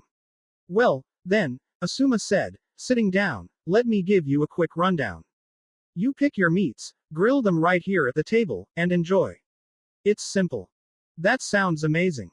Asuma leaned back, glancing at the menu. Any idea what you want to try first? Naruto scanned the options, his face scrunching up when he spotted something. Wait. Salted beef tongue.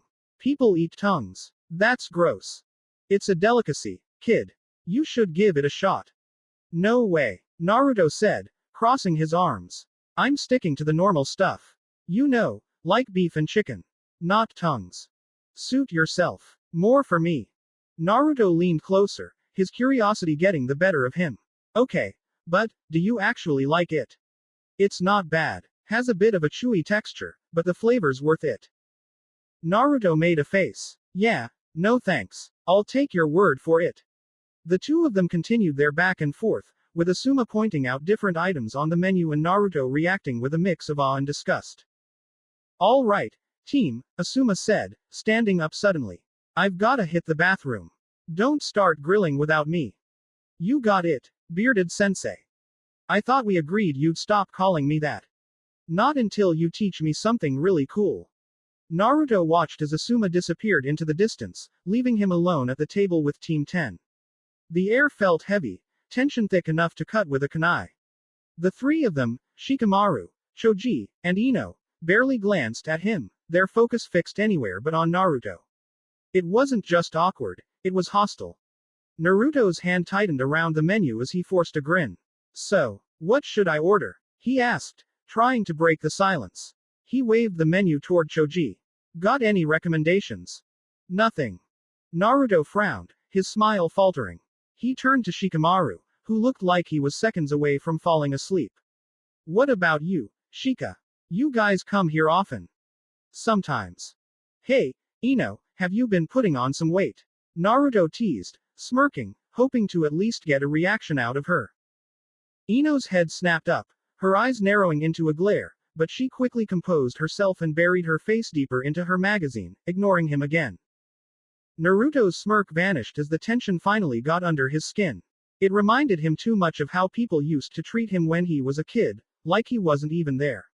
The laughter, the warmth he had started to experience with his team. Completely absent. His fingers curled into a fist. Alright, what's your problem? He snapped, glaring at all three of them. What, was Kiba your best friend or something? If you've got something to say it to my face. The trio exchanged quick glances, their unease palpable. Finally, Choji slammed his hand on the table and stood up, his chair screeching against the floor. Fine. Choji barked, his voice shaking but firm. I'll say it. I'm not scared of you. Naruto blinked, caught off guard. What? I'm not scared of you, alright. But you think blasting us with your killer intent is no big deal. Choji's face was red now. Killer intent? What are you talking about? What's killer intent? Shikamaru opened one eye, his gaze sharp. Don't play dumb. You seriously don't know what it is. No, I don't. Naruto snapped back, looking genuinely confused. What even is killer intent? Killer intent is when you've killed people, Ino explained. Like, a lot of people. It leaves a trace on your chakra, yin chakra, specifically. When you release it, it's like a warning to everyone around you, telling them you're dangerous. People can feel it, even if they don't know why. Naruto blinked, his mind racing. Why does killing leave a trace? Ino shrugged. Nobody knows for sure, but there's a theory that it's like the soul of the people you've killed leaves a mark on your chakra, almost like a scar. It builds up over time, and if you've killed enough, your chakra carries this weight, this feeling of death. It can make people freeze up or see things that aren't there. Naruto froze as the pieces fell into place. The countless souls he'd absorbed in Lordran, the endless enemies he'd fought and defeated. Was that why? I have killer intent, he muttered to himself, almost in awe. Yeah, no kidding. Naruto's awe quickly turned into excitement. Wait, so what can you do with killer intent? Like, can I use it in a fight? Does it have special moves or something? Shikamaru groaned, pinching the bridge of his nose. This isn't some kind of technique, Naruto. It's not a toy. It's a warning system, a side effect of killing. It's not supposed to be something you use. Wait, when did I even use it? Graduation day, Choji said. When you yelled at Kiba. Everyone in the room felt it. It was terrifying. Naruto felt his stomach drop. What do you mean, terrifying? The trio hesitated, exchanging uneasy glances before Ino finally nodded and spoke. Killer intent has different stages, Naruto. My dad explained it once. The higher the stage, the more dangerous the ninja. The first stage is Kaiken Satsui, a sense of danger that radiates from their aura, making your instincts scream that something is wrong. The second stage is Moso Satsui, where a ninja's chakra can trigger vivid hallucinations and warp reality around their enemies. The final stage is Shi no Satsui, killer intent so intense, it tricks your mind and body into believing you're dying. Only monsters in human form reach that level. What level was mine? Ino hesitated before answering. It was the first level, Kaiken Satsui. Naruto paused, his mind racing as he pieced it together. Back when he fought Kiba, he hadn't realized the importance of absorbing souls or how they could enhance his presence and power. At that time, his killer intent had been enough to paralyze the entire class, making them feel like they were facing the terror of the asylum demon without fully manifesting its image. But now he had absorbed thousands of souls. He clenched his fists. What was his killer intent like now? Had it evolved? Could he have already reached the final stage of Shino Satsui without realizing it? And if so, could he push beyond even that? But that wasn't what was important right now. Naruto stared at Team 10, his throat dry as guilt clawed at his chest. Honestly, at this point, he had thought Sakura's attitude shift, the silence of the class, and the way people had seemed to stay out of his way were because he had shown everyone that Kiba was no match for him. He thought it had been his strength, his defiance, that had made them respect him, or at least leave him alone. But now he couldn't help but wonder. How much of that was because of the killer intent? Were Sakura and Sasuke affected too? The question churned in his stomach like a lead weight. Naruto's voice wavered as he stared at the table. I didn't know, he whispered, barely audible, his eyes darting between Choji, Shikamaru, and Ino. I didn't even know what I was doing. I just wanted Kiba to shut up. He insulted my dead master, and I got angry, and no matter how much he tried to explain it, Naruto couldn't shake the truth. Intentional or not, the damage was done. Shame crept over him, heavy and suffocating, until he could no longer meet their eyes. He buried his face in his hands, his shoulders slumping under the weight of his actions. This isn't the way of a knight, he muttered to himself, his voice cracking. Oscar would be ashamed of me. He clenched his fists, remembering the words of his fallen mentor. Precept the third. A knight's duty is to protect the innocent, to inspire trust, not fear, to fight with honor, and to uphold justice. Suddenly, the waitress approached, her notepad in hand. Have you all decided? She began but stopped mid-sentence, her eyes falling on Naruto. She froze in place. Naruto glanced up and immediately saw the look on her face. Nervous, guarded, and brimming with discomfort. It wasn't the look of someone dealing with a prankster. No, this was deeper. The look of someone who knew exactly who he was. I'm sorry, sir, she said hesitantly, taking a small step back. But I think it'd be better if you left. The words sent a jolt through Team 10 as Choji's eyes widened, Ino froze, and Shikamaru narrowed his gaze. Naruto exhaled softly. He could have made a scene. He could have been so petty about this. He could have summoned clones to eat all the food or caused a ruckus just to show her the consequences of messing with him. But what would be the point? He didn't need to ruin the night for Team 10, he had already caused enough trouble. I'll leave, Naruto said, forcing a tight, practiced smile. His voice was calm, almost unnaturally so. Just give me a minute, okay? The waitress hesitated, blinking nervously, then nodded quickly. I'll get you some water, she stammered before walking away as fast as she could, practically tripping over herself. Naruto could feel Team 10's eyes burning into him. He sighed, leaning back in his chair. Look, he began, his voice low. It was never my intention to release my killer intent. I honestly didn't even know about it until today. He chuckled weakly, though it was bitter and hollow. I know the experience was scary. You don't need to tell me twice. Shikamaru didn't respond. He just continued to study Naruto with that sharp, calculating gaze that always seemed to cut right through him. It made Naruto shift uncomfortably. Naruto rubbed the back of his head, the forced smile fading.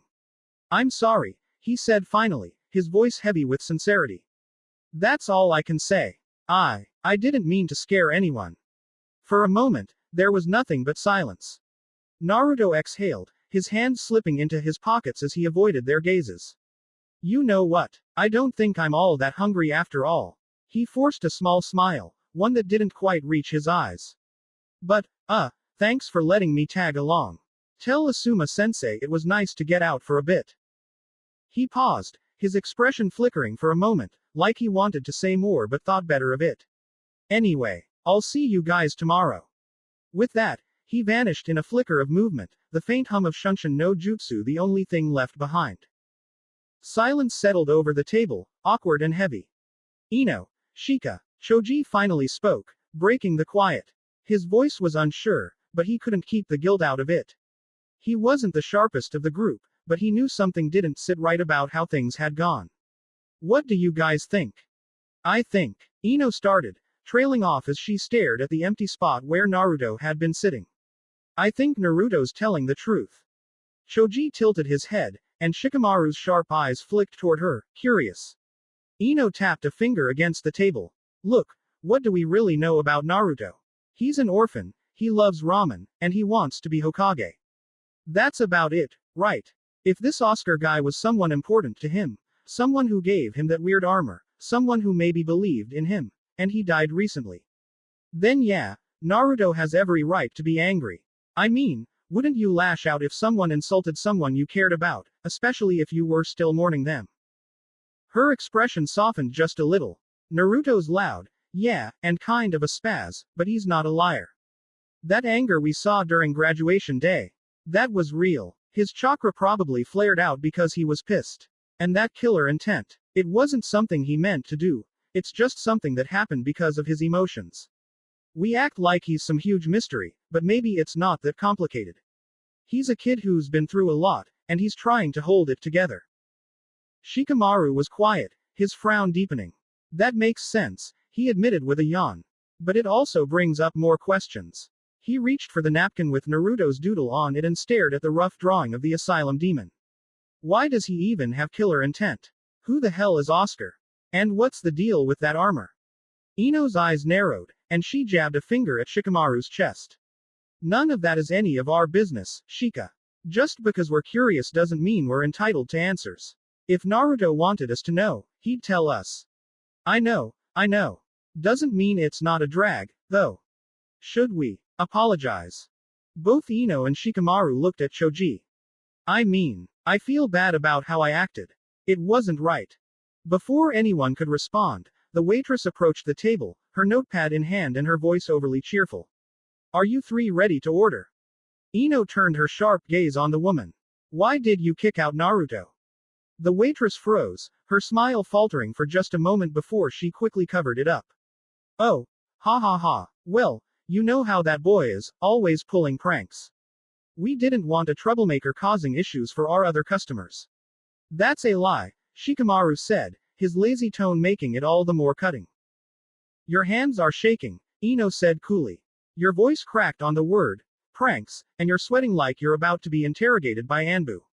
You're lying. The waitress's friendly facade cracked. Her expression turned sour as she snapped, look, either order or leave. Oh, gladly, Ino said, standing up abruptly. She raised her voice just enough to be heard by the other patrons. I'd rather starve than eat at a restaurant that discriminates against an honest, hard-working shinobi of Konoha.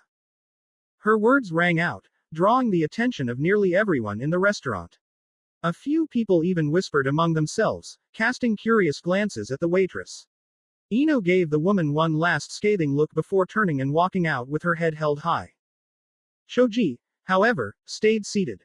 He cleared his throat and said, I'll have the deluxe Wagyu beef platter, the premium pork ribs, the dragon-cut steak, and some of those golden sirloin slices. Oh, and the house special dipping sauce. And 2 large plates of grilled vegetables. And the lobster set. Also, do you have dessert? I'll take the mochi ice cream. 2 orders. 1 large soup, Shikamaru said casually. The waitress blinked, her pen hovering over the notepad. Those are some of the most expensive items on the menu. Choji leaned forward with a grin that was equal parts innocent and unapologetic. Perfect. I'm starving. The waitress hesitated for a moment before sighing and scribbling down the order, muttering something under her breath as she hurried off. You know someone's gotta pay for all that, right? Yeah, Choji said, his expression surprisingly serious. That's the point. So, this is your way of apologizing to Naruto. Ordering the most expensive stuff so you can share it with him. Choji grinned. Yep. Food makes everything better. Shikamaru shook his head, though he couldn't help the small smirk tugging at his lips. Alright, I've got a plan for the bill and you are going to get hurt. I hate you already, but Fine. Let's do it. The waitress returned with a precariously stacked tray, her expression a forced mix of politeness and barely concealed annoyance. On the tray were plates of premium Wagyu beef, golden pork ribs, dragon-cut steak, and lobster, each dish glistening with juices and garnishes that screamed expensive. Following behind her was another server carrying even more plates of food. At the very top of the waitress's tray was a steaming bowl of hot soup, its rich aroma wafting through the air. As she reached the table, Shikamaru's hands twitched in a subtle seal. A shadow darted across the floor unnoticed, creeping up and catching the waitress's shadow just as she bent forward to place the soup on the table. Shadow possession jutsu. Suddenly, the waitress froze mid-motion. Her body stiffened, and before she realized what was happening, her hand jerked forward. The soup bowl launched from the tray as if yanked by an invisible force, its contents arcing through the air before landing directly on Choji's lap with a loud splatter. Ahhhhhh. Choji yelped, jumping up from his chair as the scalding hot liquid soaked through his clothes. Steam rose from his pants as the soup dripped onto the floor. The restaurant fell into shocked silence. All eyes turned toward their table, patrons gaping in horror at the sudden commotion. The waitress's face went pale as her tray clattered to the ground, dishes scattering everywhere. Before she could process what had just happened, Shikamaru was on his feet, his kunai pressed lightly but firmly to the side of her neck. Care to explain why you just threw boiling soup at my friend? Shikamaru said, his tone calm but deadly. I didn't. The waitress stammered, trembling. I swear, I didn't mean to. My hand just. Shikamaru. Choji interrupted, grimacing as he used his chakra to cool the burns on his legs. Steam hissed faintly around him. Let her go. I'm fine.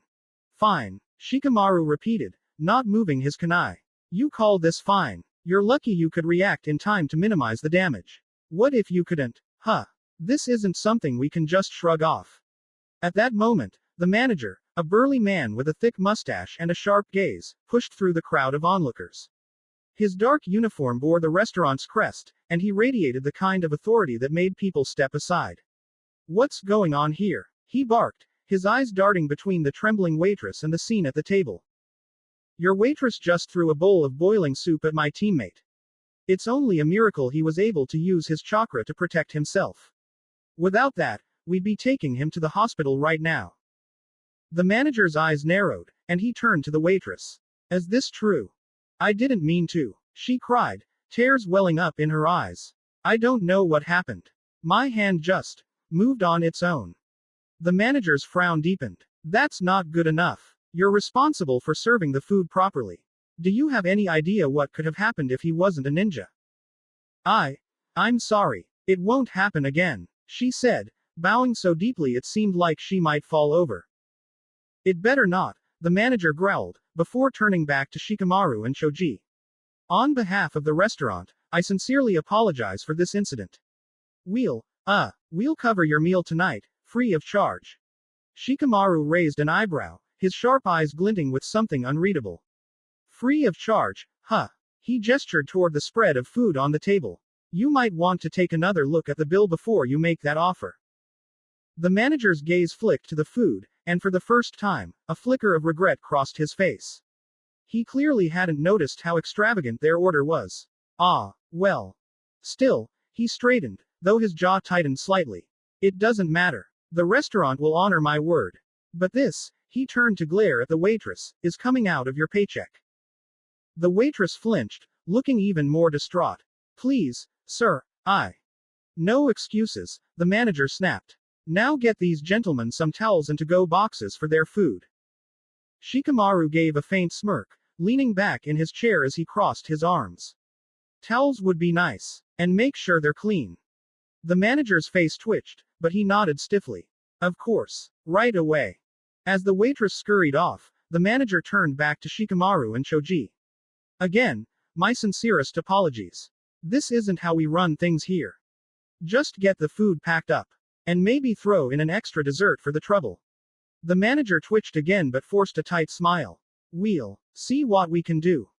Shikamaru and Choji hurried down the street, catching sight of Ino waiting at the corner, arms crossed and foot tapping impatiently. Took you too long enough. Choji was halfway through a cheesecake slice, his cheeks puffed out with food. Hey, I had to refuel. Whatever. We've got to find Naruto and fix this mess. Where do you think he'd go? Ichiraku Ramen, obviously, both Ino and Shikamaru said at the same time. The trio quickly made their way to the small ramen stand, the comforting scent of broth and noodles wafting toward them. Chuki greeted them with a warm smile from behind the counter. Welcome to my humble ramen shop, kids. What can I get you three today? Naruto, who was sitting at the counter with a half-eaten bowl of miso ramen, turned to face them. What are you guys doing here? Shouldn't you be at Yakiniku Q? Choji didn't hesitate. He marched straight up to the counter, carefully placed the takeout boxes down, and gave a deep bow. I'm sorry. Naruto blinked. Sorry for what? For being rude to you all day, Choji said, his voice sincere. I was being a vegetable. Naruto, Chuki, and Ayame all tilted their heads in unison. Vegetable. They echoed, confused. Choji doesn't like vegetables, Ino clarified. He means he was being stubborn. And not just him. We're all here to apologize for the misunderstanding. Yeah, it was troublesome, but we are sorry. It's nice that you kids made up, but what's with the boxes? Chuki asked. Choji straightened up, smiling sheepishly as he opened one of the boxes. I thought if I was going to apologize, I'd do it right. So, let's eat and forgive, yeah. Chuki let out an appreciative whistle. Now that is some premium beef. Well, there's plenty to go around, Ino said quickly, nudging Choji in the side before he could protest sharing. Ayame, bring out my grill. You got it, Dad. Ayame called, disappearing into the back. The garden was a modest space, surrounded by a simple wooden fence that gave it a cozy, enclosed feel. A few lanterns hung from posts, casting warm light over the small stone path that led to a patch of neatly trimmed grass. Some potted herbs and vegetables lined the edges. It's not much, Chuki said, carrying out a couple of folding chairs and placing them around the grill, but it's perfect for nights like this. He returned to the kitchen, muttering something about grabbing plates and bowls. Meanwhile, Ayame was crouched near the grill, carefully arranging charcoal in a neat pile. She pulled out a lighter, trying to ignite the flame with short, precise clicks. The group settled in as Ayame worked. Naruto opened his box, his eyes sparkling at the sight of the meat. This must have cost a fortune, he said, glancing at the others. Well, Ino said, we taught that waitress and restaurant a lesson and worked some magic. Thanks for sticking up for me. Do you know why the waitress was like that to you? No. Shikamaru's eyes narrowed, reading between the lines. No. Or you just don't want to say? I don't want to say. Naruto, Ayame interjected, her voice tinged with anger as she spun toward him. What happened? Her eyes were sharp, protective, like an older sister ready to go to war on his behalf. Nothing happened, Ayame Nichan. Nothing. Seriously, it's nothing. Let it go. Chuki, who had been arranging the plates and bringing out some side dishes, glanced at Ayame and gave a subtle shake of his head. She hesitated, her lips pressing into a thin line, before turning back to the grill with a muttered, fine. But this isn't over. Shikamaru's gaze lingered on Naruto. He could see the tension in the way Naruto's shoulders were stiff, the way his smile didn't quite reach his eyes. He sighed internally. If Naruto wasn't going to talk about something even Chuki and Ayame seemed to know, then there was no way he'd open up about anything deeper, like the mysterious Oscar, or that strange, shining armor. Ino watched the interaction closely, filing it away. You're lucky you've got Ayame Nichan looking out for you, she teased, trying to lighten the mood. I'd be more worried about her than me. Yeah, I'll keep that in mind. Shikamaru said nothing, but his mind was still turning, piecing together the fragments of information. Answers would come in time, he figured. For now, he let it go. Ino, however, wasn't so easily deterred. She leaned closer, her tone flirtatious. Oh, come on, Naruto. You can tell me. I'm good at keeping secrets. Naruto gave her a flat look. Didn't I just say no? Ayame chuckled from the side, carefully tending to the grill as the charcoal finally started to catch. She used a small paper fan to coax the flames. Oh, Naruto, looks like a pretty girl wants some answers from you. Ino's face turned beet red as her composure shattered. What? I wasn't. I mean, I didn't. She stumbled over her words, flustered, while waving her hands defensively. Where? Who? Ino groaned loudly, burying her face in her hands. You idiot. So, is this the last time you try playing matchmaker? Shut up, Shika. Ayame just waved her hand dismissively. Yeah, blame me later. Seriously, the day this kid figures out when a girl's interested in him will be the day the sun rises in the west. Meanwhile, Shikamaru and Choji exchanged a knowing look, both smirking slightly. Ino had clearly planned to tease Naruto, but now it had completely backfired, leaving her red-faced and flustered. This is taking too long, Choji muttered, eyeing the raw meat hungrily. I've got a better idea. He removed one of his gauntlets, revealing the faintly glowing red of his pyromancy flame. With a flick of his wrist, the flame burst to life in his palm, its warmth lighting up the small garden. Whoa. Relax, Naruto said with a grin. I've got this. Choji, inspired, grabbed a piece of beef and held it over Naruto's flaming hand like a skewer. The two boys exchanged a mischievous look before Naruto turned his hand slightly, cooking the meat evenly on all sides. Gross, Ino said, wrinkling her nose. Absolutely disgusting, Ayame agreed, fanning the grill to speed up its ignition while glaring at the two. Hey, it works, Naruto said, popping a perfectly cooked slice of beef into his mouth. Choji nodded enthusiastically. And it tastes amazing. And I think this will taste amazing with some ramen. Tsuki Oja-san. Tsuki, wiping his hands on a towel, gave him a raised eyebrow and a smile. You want to put this on your free ramen coupon? Yup. Wait, Choji interrupted. You have a free ramen coupon. Yeah, Naruto replied nonchalantly. I got it as a prize for becoming a ninja. Choji's jaw practically hit the floor. His voice trembled with sincerity as he blurted out, "Wanna be friends?" Naruto's grin only grew wider. Best friends. Without missing a beat, the two clasped hands midair and transitioned into a perfectly choreographed dab, their heads tilting down as their free arms extended dramatically. The movement was so in sync, it might as well have been rehearsed, and the small garden seemed to freeze for a second in reverence of their newfound bond. Ino groaned. Boys are so stupid. Meanwhile, Ayame stood in stunned silence. Is this what friendship looks like now? Tsuki chuckled, shaking his head as he went to grab the ramen bowls. Let the kids have their moment. Shikamaru gazed upon the night sky with a rare smile on his face. The food, the company, it had turned out to be a pretty good night. Still, there was this nagging feeling, like he was forgetting something important. Meanwhile, back at Yakiniku Q. Asuma strolled back to the table, drying his hands on his pants. Sorry I took so long. Some kid clogged the toilet with napkins. Anyway, let's dig in. He looked up, expecting to see his team eagerly waiting for him. Instead, there was nothing. No Choji, no Ino, no Shikamaru, no Naruto. Just an empty table. He blinked, his hand pausing mid-dry. Where did everyone go?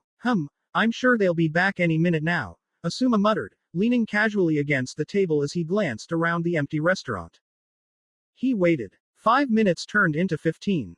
Then 30. Then an hour. Any minute now. Sir, it's closing time. Sorry for ditching you at the restaurant yesterday. Asuma waved it off, hiding the small smirk tugging at his lips. Nah, it's fine. He had his own way of settling that score, out here, in this spar. Then the kid pointed at him, eyes narrowing. I know that look. You're gonna bully me during the spar, aren't you? That stopped Asuma cold. He blinked, caught off guard. No, he said simply. He wasn't planning to bully the boy, just mess with him a little, maybe teach him a lesson or two. But the way Naruto said it, like he expected it, rubbed Asuma the wrong way. His brow furrowed. How the hell were the teachers at the academy treating this kid? Sympathy hit him like a sucker punch. He'd been through something similar when he first returned to Konoha. He pushed the thought aside for now. Look, Naruto, I'm not mad at you or any of your team. I'm an adult. I have to act like one. Naruto nodded, but the way he shrugged told Asuma he didn't completely buy it. This spar is just to assess your fighting style, Asuma added. I need to see which wind jutsu will fit you best. Then why not let me spar with Team 10? I could show them what real training looks like. Asuma chuckled. Preference, he said shortly, though there was a lot more to it than that. Kakashi had warned him about what Naruto could do when he went all out. And he wasn't about to risk Ino's mind transfer jutsu on a Jinchuriki. That was a disaster waiting to happen. Naruto saw through him, of course. He smirked. Admit it. You just don't want me embarrassing your team. Asuma raised an eyebrow and narrowed his eyes slightly. The kid was sharp. Let's see if you're as good as you think you are, Naruto. Put your money where your mouth is. Fine by me, old man. They both made the seal of confrontation. Asuma tossed a kunai into the air. The second it hit the ground, Naruto drew his Zweihander, and Asuma's eyes widened just a bit. The massive blade caught the sunlight, its weight and length impressive, hell, intimidating even. Asuma let out a low whistle. Impressive weapon. Bit unwieldy, though, don't you think? Naruto's smirk deepened as he lowered into the fool's guard stance. His posture looked relaxed, but Asuma caught the subtle shift in his weight, the way his hands gripped the hilt just right. The kid knew exactly what he was doing. Trying to bait me. Not bad. Naruto clicked his tongue, annoyed at Asuma's refusal to take the bait. With a swift motion, he shifted to the high guard, his Zweihander poised above his shoulder, angled for a powerful downward strike. The boy flickered out of view, his Shunshin no Jutsu carrying him forward in a blur of speed. Naruto reappeared directly in front of Asuma, his Zweihander arcing down in a vicious diagonal slash. Asuma's trench knives shot up to meet the blade, their edges humming with wind chakra. The moment they clashed, Naruto felt the pressure, his sword shuddered violently, the sheer force of Asuma's chakra threatening to cut through it. Damn it! Naruto hissed, realizing what was about to happen. The chakra-infused knives would cut through his Zweihander like paper, and there was no way he was letting that happen. In a split second, the Zweihander vanished. Asuma's trench knives struck empty air. What the? Asuma muttered, startled by the sudden disappearance of the weapon. Space-time ninjutsu. Suddenly, Kakashi's warning about the boy being compromised made sense. A Jinchuriki that didn't show love to the village, that was normal. But a Jinchuriki with mysterious abilities, items, and more that came out of nowhere. No wonder Kakashi and his father were being very careful and taking no chances with this. Recovering quickly, Asuma lunged forward, aiming a downward stab at Naruto. But Naruto substituted with a log, the trench knives slicing through it effortlessly. Hey, watch it! Naruto's voice echoed from behind a nearby tree. He stepped out, pointing an accusatory finger. You almost destroyed my precious sword, old man. Asuma shrugged, his expression neutral but his trench knives glowing ominously. That's the beauty of wind chakra. Up close, it's the most dangerous element to deal with. Fine. Naruto huffed. If close range is your thing, I'll just fight you long range. The blonde boy created two shadow clones. The trio quickly armed themselves with shuriken and a massive Fuma shuriken that Naruto pulled from his inventory. Asuma shifted into a boxer's stance, the wind chakra around his trench knives extending their reach by several inches. Let's see what you've got, Asuma said, his tone calm but his body tense, ready to react. Naruto's clones moved first, throwing a barrage of shuriken in perfect synchronization. The projectiles arced through the air, glittering in the sunlight as they closed in on Asuma from multiple angles. Asuma's trench knives flashed, cutting through the shuriken with precise, calculated movements. Since the shurikens came from clones, they popped upon impact, creating a thick cloud of white smoke that completely obscured his vision. Clever strategy. The real Naruto leapt into the air, hurling the Fuma shuriken directly at Asuma. Its massive blade spun like a whirlwind, cutting through the air with a menacing hum. Asuma's eyes narrowed. He sidestepped some shurikens, his trench knives ready, and swung upward in a powerful arc. The wind chakra around his knives extended even further, meeting the Fuma shuriken midair. The clash was explosive. The Fuma shuriken shattered into pieces, the force of the impact sending shards of metal flying in all directions. Asuma felt the sudden presence of the two clones materialize on either side of him, their movements perfectly timed to catch him off guard. He had been so focused on the original Naruto that he hadn't anticipated this flanking maneuver. His eyes darted to the glowing white chakra in the clones' hands, and before he could counter, an invisible force hit him from both sides like a shockwave. The Jonin staggered, his muscles refusing to cooperate for a few critical seconds. It didn't hurt exactly. More like his body was locked in place, as if an unseen hand had pressed pause on his movements. His mind raced to assess the situation. For a brief moment, Asuma felt genuine awe. This wasn't the reckless, unpredictable fighting style he had expected.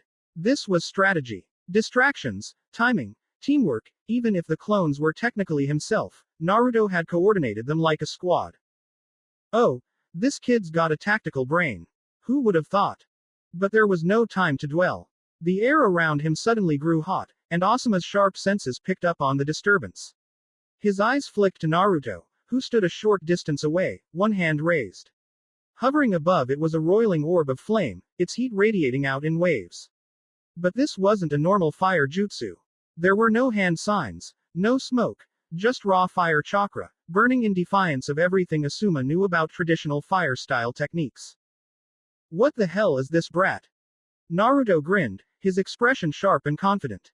Betcha didn't see this coming, did ya, Asuma-sensei? Without missing a beat, Naruto hurled the fireball forward, the glowing orb arcing through the air like a comet.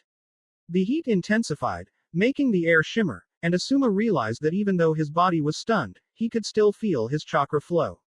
That was good, it meant he could still fight back. With a quick surge of chakra, he spat a large, dark glob of tar from his mouth. Fire style. Tar bomb jutsu. The sticky substance hurtled toward the incoming fireball. The tar wasn't ordinary, it was infused with Asuma's chakra, making it resistant to flames. As the tar collided with Naruto's fireball, the explosion wasn't the usual fiery detonation. Instead, it burst apart with a deep, wet whomp, sending a cloud of acrid, black smoke billowing into the air. The smell was immediate and overwhelming, a thick, noxious stench that clung to the back of the throat. Naruto yelped as the smoke hit him, his eyes watering instantly. He stumbled backward, frantically rubbing at his face. Gah, what is this? He yelled, coughing and waving his hand in front of his nose. It smells like burnt ramen broth. It's tar, kid. Nasty stuff. Huh. Thought I'd give you a little taste of something unconventional. Consider it a lesson. Don't assume every fireball will explode the way you want it to. Naruto glared up at him, still coughing. You could have just said that instead of gassing me like some kind of stink bomb. Alright, maybe this is karma for ditching me at the restaurant. You've got guts, kid, I'll give you that. Now go wash up. You smell like an overcooked barbecue. Naruto sighed, shaking his head as the clones popped, leaving him alone to deal with the aftermath of the stinky tar cloud. Next time, I'm definitely bringing my own stink bomb, he muttered, trudging off toward the river. Asuma watched him go, a fond smile playing on his lips. This kid's something else. I wonder just how far he'll go. The pavilion was quiet, save for the faint rustle of leaves in the evening breeze. Naruto sat across from Asuma, his Zweihander resting heavily on the table between them. The weight of the blade seemed to pull Naruto's thoughts down with it, his fingers idly tracing its hilt as his mind churned. I must say, kid, Asuma began, breaking the silence. You've been full of surprises. The way you move, the way you fight, you're not exactly what I expected from the knucklehead of Team 7. He smirked. With your skills, I could probably teach you short range, mid range, or even long range wind jutsu, and you'd pull them off just fine. Naruto looked up at him, his blue eyes glinting with determination. About that, he said, placing a firm hand on the Zweihander. I think I've got the perfect jutsu in mind. Oh, what's that? I want to learn how to flow wind chakra into my weapons. Like my trench knives. Asuma leaned forward, giving the massive blade an assessing look before tapping its surface. This isn't chakra metal, he said. His tone wasn't dismissive, just factual. Yeah, I know. Is that going to be a problem? Don't tell me it's impossible. It's not impossible. Just complicated, Asuma admitted, scratching the back of his head. After a brief pause, he created a shadow clone, which moved to an open clearing, trench knife in hand. Observe, the Jonin said as the clone took over the demonstration. Flowing elemental chakra into a weapon is one of the hardest skills to master. If your weapon were made of chakra conductive metal, it'd be a lot easier. But with regular steel like this, Asuma trailed off, pointing at a regular kunai his clone held out. You run into a problem. The clone channeled raw wind chakra into the kunai, and for a split second, it hummed and vibrated, before exploding in a shower of shards and energy. What the? Asuma sighed. Regular kunai and standard metal resist the flow of chakra. There are some exceptions, like lightning chakra, it flows better in most metals. But wind chakra, regular metal hates it. You force too much in, and it shatters. Naruto frowned and looked down at his Zweihander. Guess I'll need to learn another jutsu, then. Did I say it was impossible? Naruto blinked and looked up. But you just said. What I explained is what happens when you shove raw wind chakra into metal. A jutsu, though, that's different. A jutsu isn't just raw input, it's refined control. So, you're saying, there's a jutsu that can let me channel wind chakra into my sword. Naruto's eyes lit up with hope. Of course, Asuma said, grinning. Naruto tilted his head. Then why don't you use that jutsu instead of wasting a fortune on those knives? Asuma scratched the back of his head, looking a little sheepish. Well, it's because using raw wind chakra is faster and more efficient in a fight. In combat, you don't always have the luxury of setting up a jutsu like vacuum blade. So, what's the point of learning it then? Asuma smirked, but there was something thoughtful in his eyes. The point is control. Wind style. Vacuum blade isn't just a flashy jutsu, it's refined. When mastered, it can turn any ordinary weapon into something deadly, even without chakra metal. But that mastery doesn't come easy. Naruto's eyes lit up with curiosity. How hard are we talking? Asuma sighed, crossing his arms. Let's put it this way. I spent years learning to get it right. Vacuum blade requires you to shape the wind chakra perfectly, molding it like a sheath around the weapon without letting it rupture like that kunai earlier. If you slip even slightly, the flow destabilizes and boom, you're left with shards of metal flying in your face. Naruto winced. So, it's dangerous if you mess up. Exactly, Asuma said, nodding. That's why it's an A- rank jutsu. Even shinobi who are great at wind chakra control often avoid it because of how much patience it takes to master. But once you do, there's nothing quite like it. A weapon enhanced by vacuum blade can cut through almost anything. Naruto grinned. Sounds like my kind of challenge. Yeah, well, don't get too excited just yet, Asuma warned. It's not something you'll get overnight, even with shadow clones. But if you're serious, I'll teach you. So where do we start? We're going to cut a waterfall. Naruto blinked, confused. Wait, what? A waterfall? You're joking, right? Asuma's grin turned sly. The two of them trekked through the dense forest, the scent of fresh pine and damp earth filling the air. Sunlight filtered through the trees in patches, casting golden beams onto the forest floor. Naruto walked quickly, practically bouncing with anticipation as he tried to keep up with Asuma's long strides. After about 10 minutes of hiking, the sound of rushing water grew louder. They stepped into a clearing, and Naruto's eyes widened at the sight before him. A massive waterfall cascaded down a jagged cliffside, the water crashing into the pool below with a roar that filled the air. Mist rose from the base, catching the light and creating faint rainbows that danced in the spray. The pool fed into a winding river that snaked into the forest, its current strong and unrelenting. Naruto stared at the waterfall, his eyes wide. You really weren't joking. You're going to stand behind that waterfall and use your wind chakra to cut the flow of water. Think of it like cutting the leaf, Asuma explained. But way harder. Unlike the leaf, the water's constantly moving, constantly changing. You can't just trickle your chakra into it, you need to release it in a single, precise burst.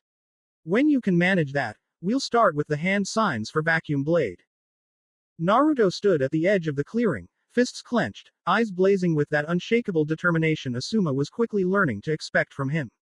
Without hesitation, Naruto began stripping off his armor piece by piece, setting it on the ground with a metallic thud. Asuma's eyebrows shot up as he took in the sheer definition of the boy's physique. His body was built like a weapon, lean, powerful, and honed through years of effort. This wasn't the kind of build you got overnight. No, this kid had been working hard for a long time, long before the village had even started noticing him. Exhaling through his nose, Asuma tapped the cigarette between his fingers. So that's why Konoha has got its eyes on you. It wasn't just the 9 tails. It was this. All of this. The mystery surrounding him, the strength he'd built, the unknowns that made people uneasy. But that's the problem with shinobi. They were trained to look underneath the underneath, to dig for secrets. But with Naruto, where do you even start looking when you don't know what you're looking for? A sharp shout from the boy snapped him out of his thoughts. Naruto was already behind the waterfall, water crashing down on him like a hammer as he braced himself against the force. His clones mirrored his stance perfectly, their hands glowing faintly with chakra as they tried to cut through the water. The first attempt sent only a small ripple, barely noticeable against the roaring cascade. Again, Naruto barked, his voice carrying over the rush of the falls. His clones nodded, their expressions just as serious as they reset their stances. Leaning against a nearby tree, Asuma watched him closely. Maybe that's Konoha's problem. They're too focused on his secrets, trying to figure out what makes him tick. But they're missing what's right in front of them. The boy, not the mystery. The person, not the power. He sighed, the irony of his own thoughts settling in. He wasn't exactly innocent here. Hell, his first instinct had been to evaluate Naruto as a potential threat too. But seeing him now, pushing himself past his limits, it hit differently. He reminded him of himself. When he was Naruto's age, he'd been the same way, relentless, stubborn, desperate to prove something. Back then, it had driven a wedge between him and his old man. He took another drag from his cigarette, the smoke curling into the sky. Naruto and I aren't so different. Both of them sons of Hokage. Both living under shadows they didn't ask for. Both ostracized in their own ways. Maybe that's why I feel such a connection to him. Naruto wasn't just some student. He's a reflection of who I was, and who I still might be. Asuma watched as Naruto tried again, this time sending a larger ripple through the waterfall. It wasn't much, but it was progress. And knowing the kid, he'd keep pushing until he succeeded. That's the thing about him. He doesn't give up. A smile tugged at Asuma's lips as he flicked the ash from his cigarette. I think I can finally see it. His ninja way wasn't just about protecting the village anymore. It was about something bigger, ensuring that the next generation, kids like Naruto, had a future worth inheriting. He wouldn't see Naruto for his mysteries. He wouldn't treat him like a puzzle to solve or a threat to monitor. He'd see him for who he was. Naruto. His student. A kid who deserved to be treated with respect and kindness, not suspicion. He chuckled softly as Naruto shouted at his clones to keep going. Your secrets might intrigue my shinobi instincts, kid, but my humanity knows better. You're Naruto first. And that's how I'll treat you. I'll make sure you succeed, not because of the village's expectations, but because you deserve it. That's my ninja way. A few hours later, Naruto sat on a tree stump near the river, a pile of empty bento boxes stacked beside him. His chest gleamed under the fading sunlight, droplets of water rolling down his well-defined muscles. His soaked pants clung uncomfortably to his skin, but the food more than made up for it. Team 10 stood nearby, watching him eat like he hadn't seen a meal in days. Slow down, Naruto, Choji said, sounding half impressed and half concerned. Even I take my time to enjoy the taste. Naruto didn't slow down. Can't. Too hungry, he mumbled through a mouthful of rice, grabbing another rice ball and scarfing it down. He picked up a bottle of juice and drained it in one gulp. Training makes you starving. Shikamaru raised an eyebrow at Choji. When you're telling someone to slow down, you know it's serious. Seriously, Choji said with a chuckle. I feel like I should be worried for you. But neither of them noticed that Ino wasn't paying attention to the conversation. Her eyes were glued to Naruto's upper body. She had never thought much of him before. Loud, annoying, and definitely not her type. But now, drenched from head to toe and radiating a confidence she couldn't quite place, he looked different. And those muscles. Where did those even come from? Geez, she muttered under her breath, and before she knew it, her hand reached out as if it had a mind of its own. Her fingers brushed against his chest, and she gave his peck a light squeeze. Naruto froze mid-bite. Slowly, he turned to look at her, his chopsticks still halfway to his mouth. Ino, what are you doing? Ino snapped her hand back, her cheeks burning red. She coughed awkwardly and looked away, trying to play it cool. Just, checking if they're real. Really, Ino. Choji, meanwhile, was staring at her with wide eyes. Did you just touch him? Shut up, she hissed, shooting both of them a glare. It was nothing. Okay, Naruto said with a shrug, completely unfazed. He resumed eating, shoveling more food into his mouth without a care in the world. Ino stared at him, dumbfounded. What kind of guy doesn't even react to that? How did you get like this, anyway? Choji asked, leaning closer and poking Naruto's bicep. His eyes widened. Your muscles feel like rocks. It just kind of happened. Truthfully, every time he gained more experience and pushed himself further, his body seemed to transform on its own. Stronger, sharper, more defined. The only thing that didn't seem to change, much to his frustration, was his height. Gah, Sakura is so lucky, Ino said, pouting. She gets to hang out with Sasuke-kun and, her voice trailed off as she realized what she was about to say. She shook her head, her cheeks turning pink again. Never mind. Naruto raised an eyebrow, swallowing a mouthful of rice. And what? Nothing, she snapped, avoiding his gaze. But she couldn't help stealing another glance at his chest. Not that impressive, she told herself. Sasuke-kun is still better. Naruto said, giving her a suspicious look before turning to Shikamaru. So, how are Sasuke and Sakura training? Probably lazing around like a pig. Unlike Sasuke-kun, at least you're putting in the effort. Ino gave Naruto an appraising look. I'll give you that. Naruto frowned. Actually, Sakura's been training barrier ninjutsu. She's been working really hard. Yeah, right, Ino scoffed. She's probably doing nothing and hoping Sasuke will save her, as usual. Naruto's expression darkened. He set down his chopsticks, crossing his arms over his chest. Or maybe that's just your fantasy. Excuse me. Sakura's been working her butt off, Naruto said firmly. She's not the same girl she was in the academy. Don't dismiss her like that.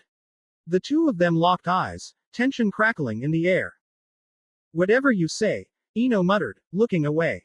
Working hard doesn't mean she can beat my beauty. Naruto snorted. Right. Because that's what matters in a fight. A heavy silence settled over the group. Shikamaru and Choji exchanged a glance, both silently agreeing. No way were they poking this hornet's nest. Finally, Naruto broke the silence. Why do you even like Sasuke? Ino blinked, caught off guard. What? Why do you like him? Naruto repeated, leaning forward slightly. What's so great about Sasuke, anyway? Ino hesitated, her usual confidence faltering. I like Sasuke-kun because he's strong and cool, and he's. Ino's voice trailed off, her confidence slipping away. The words refused to come, slippery and evasive like water through her fingers. She prided herself on her eloquence, her ability to name and describe the intricate beauty of flowers, the subtle nuances of emotions, but now, when it mattered, she found herself at a loss. Despite her extensive vocabulary, none of the words she grasped for felt right. None could truly capture the reason she admired Sasuke. For the first time, she was struck by how hollow those words sounded when said aloud. Naruto, watching her struggle, crossed his arms. His voice was quiet but firm as he broke the silence. Grow up, Ino. Sakura's grown up, and it's time for you to do the same. The words weren't spoken with malice, but they landed heavily nonetheless. He'd meant to defend Sakura, to stop Ino from dismissing her progress, but instead, his words pierced deeper than he'd intended. Ino froze, her mind spinning as she stared at him. His bluntness, so unpolished yet undeniably honest, cut straight to the heart of her feelings. She couldn't think of a retort, couldn't summon her usual snark. Instead, one question echoed in her head, louder and louder until it drowned out everything else. Why do I like Sasuke? The shop was quiet again, save for the faint rustle of flower stems brushing together as Ino moved to rearrange a display. The bouquet she had just crafted sat like a ghost in her mind, a reflection of something she didn't have. She didn't know why it lingered, why the young man's beaming face made her feel so hollow. She didn't know why she was suddenly noticing these things.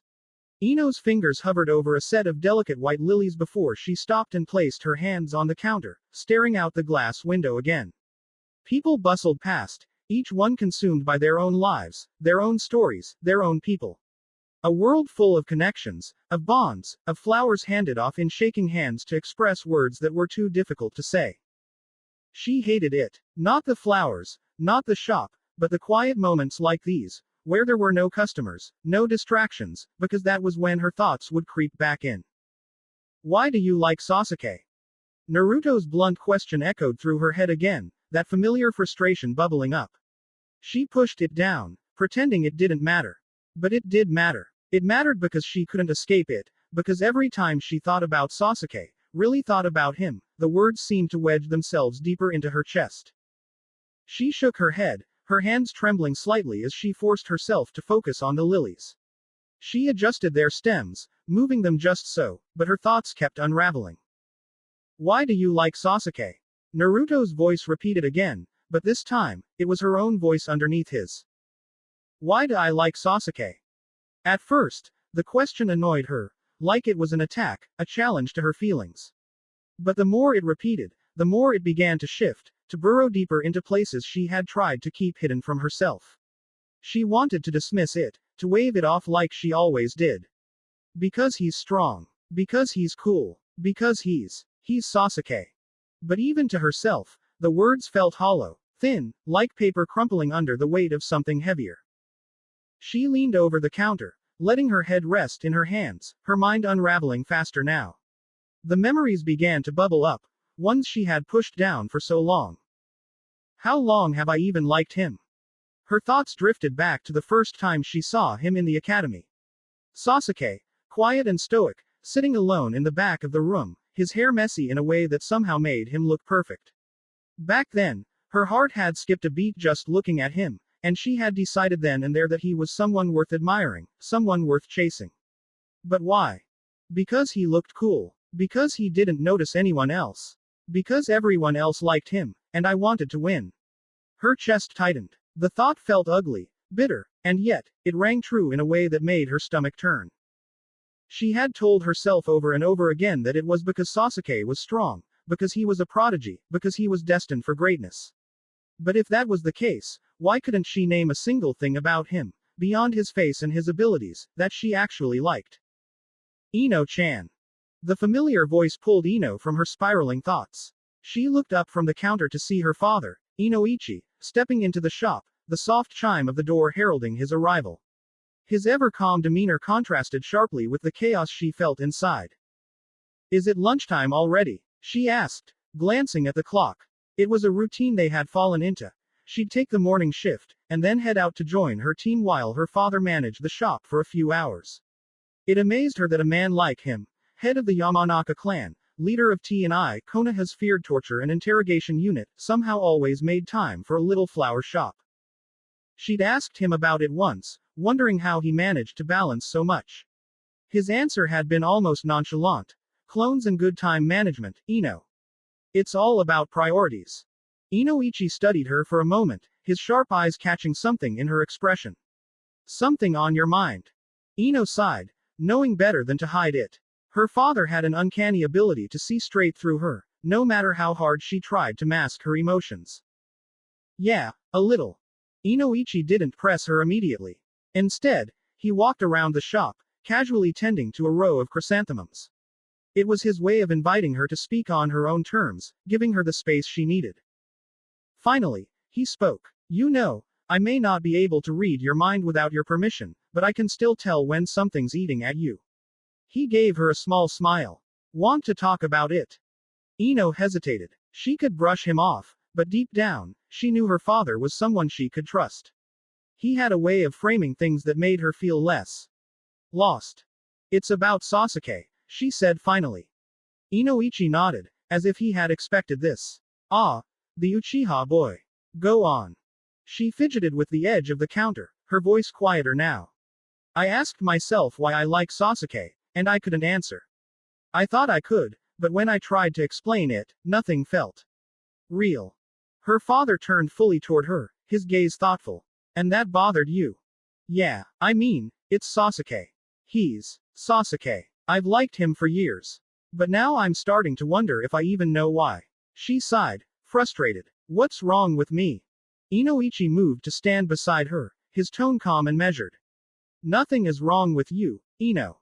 What you're experiencing is perfectly natural. It's called cognitive dissonance. When your beliefs and your actions don't align, it creates discomfort. You're questioning your feelings because, deep down, part of you realizes they might not be as genuine as you thought. She looked at him, confused. So, what, you're saying I don't really like Sasuke? I'm not saying that, Inoichi clarified. I'm saying it's worth examining why you feel the way you do. Let me ask you this. When you think about Sasuke, what comes to mind first? He's strong, and cool, and. Her voice trailed off as she realized she had nothing else to add. Inoichi nodded knowingly. Do you think that's enough to build a meaningful connection? Admiration is one thing, but it's not the same as love. Ino frowned. But isn't love just, liking someone a lot? Wanting to be with them? Her father chuckled softly. It's more than that, Ino. Love is trust. At its core, it's about relying on someone and letting them rely on you in return. It's about seeing someone for who they truly are. Their strengths, their flaws, everything, and choosing to stand by them anyway. Ino was silent, her mind turning over his words. But Sasuke. Everyone likes him. Everyone admires him. Inoichi's gaze softened. Do you like him, or do you like the idea of him? Her breath caught. The question hit harder than she expected. I don't know, she admitted quietly. Ino, I wear a lot of hats in this village. I'm the head of the Yamanaka clan. I run T&I, where I deal with some of the most dangerous minds in Konoha. And yet, I come here to this little flower shop every day. Do you know why? Because of Mom, Ino said without hesitation. A big smile touched his lips. That's right. This shop was hers. It's where we met, where we fell in love. She taught me everything I know about flowers. And even after she was gone, I kept it going. Not because I have to, but because I trust her legacy. This shop is a part of her, a part of us. It reminds me of what we built together. Ino stared at him, her throat tightening. So, love is just trust. It's one way to look at it, yes. Trust is the foundation. Without it, love doesn't last. It's not just about how someone makes you feel, it's about what you've shared, what you've built together. Trust is what holds it all together when the feelings waver, as they sometimes will. So tell me, Ino, have you ever shared that kind of bond with Sasuke? She swallowed hard, unable to answer. Inoichi continued. I'm not saying your feelings aren't real, Ino. But real love isn't just about what someone looks like or how they make you feel in passing. It's about what you build together, over time. His words settled over her like a blanket, heavy but warm. For the first time, she began to see her feelings for Sasuke in a different light, not as something magical or inevitable, but as something she had crafted in her own mind, shaped by admiration, competition, and maybe even a little insecurity. What brought this on? Inoichi asked, tilting his head. Naruto, she admitted. He asked me why I liked Sasuke, and it just messed with my head. Ino glanced at her father, who was still standing there, pale as a ghost, with that strange constipated look plastered on his face. Hello. You there, Dad? She asked, waving a hand in front of his face. Inoichi didn't respond. His sharp blue eyes, normally so alert, seemed lost in some deep, unsettling thought. Whatever it was, he wasn't about to share it, and Ino wasn't in the mood to wait around. Right, she muttered. Good talk, Dad. Thanks for the advice. Her father's words hung heavily in her mind. Love is trust. Trust takes time to build, brick by brick. It sounded so simple when he said it, but as she walked, her thoughts tangled into knots, pulling her back into a question. Who is Sasuke? The question hit her again, sharp and cutting, and this time she didn't brush it aside. Her feet stopped moving, her body rooted to the spot as her mind began unraveling the carefully constructed image of the boy she'd idolized for so long. Sasuke was the Uchiha prodigy. He was strong, cool, perfect. But what did that actually mean? What do I even know about him? She felt a pang of panic, her chest tightening as the realization hit her. She didn't know Sasuke. Not really. She knew the way he looked, the way he carried himself, the stories everyone told about him, but that was it.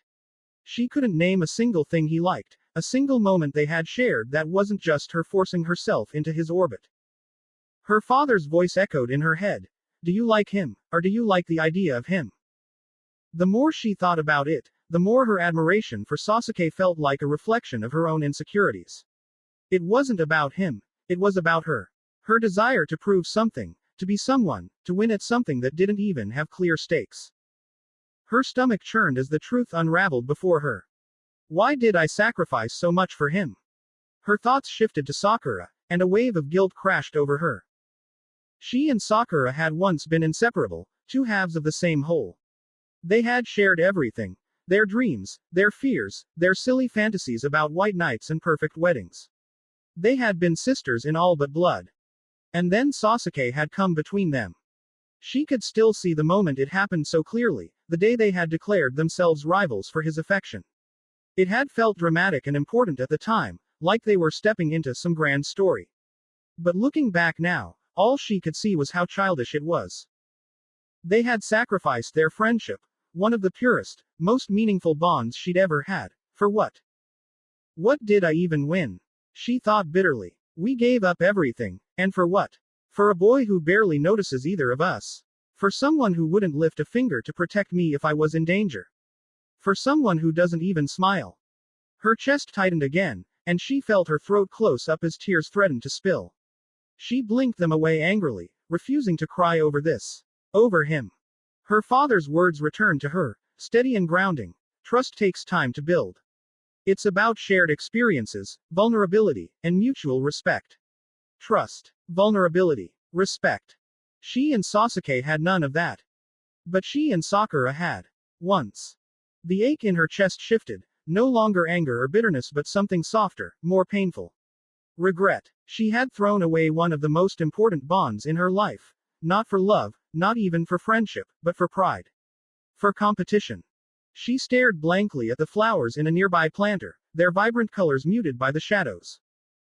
Ino's fingers brushed against a stray flower petal, her thoughts softening as she remembered her father's expression when he talked about her mother. That was love, not some fleeting crush or infatuation, but something real, something earned, something built over time. She wanted that. She didn't want Sasuke. Not the chase, not the endless competition, not the shallow admiration of someone who didn't even know she existed. She wanted something real. Her fingers curled into a fist as a quiet determination settled over her. Maybe Naruto had been right. Maybe it was time to grow up. To stop chasing after ideas and start finding something, or someone, that was real. Ino found herself standing in front of the roaring waterfall, the spray of water misting her face. Naruto was still training, relentlessly slicing through the rushing water with bursts of wind chakra. Minutes ticked by. How much stamina does this idiot have? She muttered under her breath, her foot tapping impatiently. Ino's gaze drifted to the bank of the waterfall, where Naruto's armor lay discarded, glinting faintly in the sunlight. Her eyes then trailed to him, still cutting relentlessly through the rushing water, his movements precise yet filled with an intensity that made her pause. But what really caught her attention was the broken sword strapped to his belt, tied securely with ninja wires. It wasn't just a weapon. That much was obvious. Her brows furrowed as she pieced things together.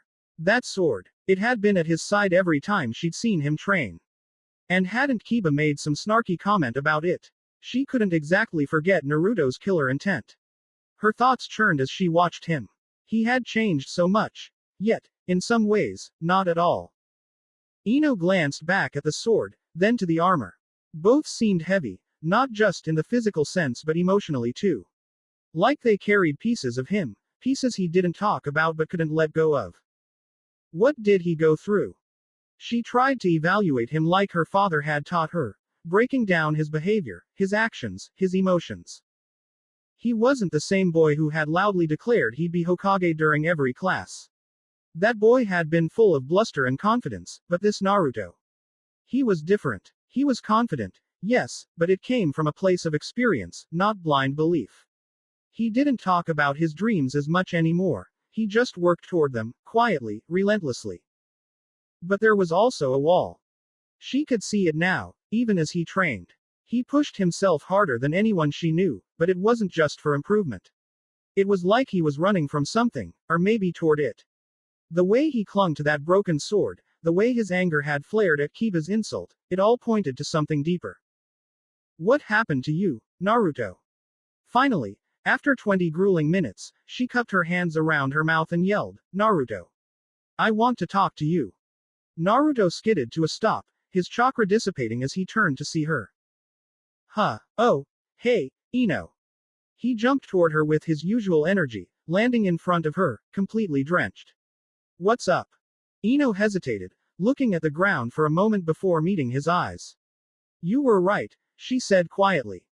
Of course I was. But, about what, exactly? I don't like Sasuke, she said, the words tumbling out of her like thunder, leaving her stunned by the force of them.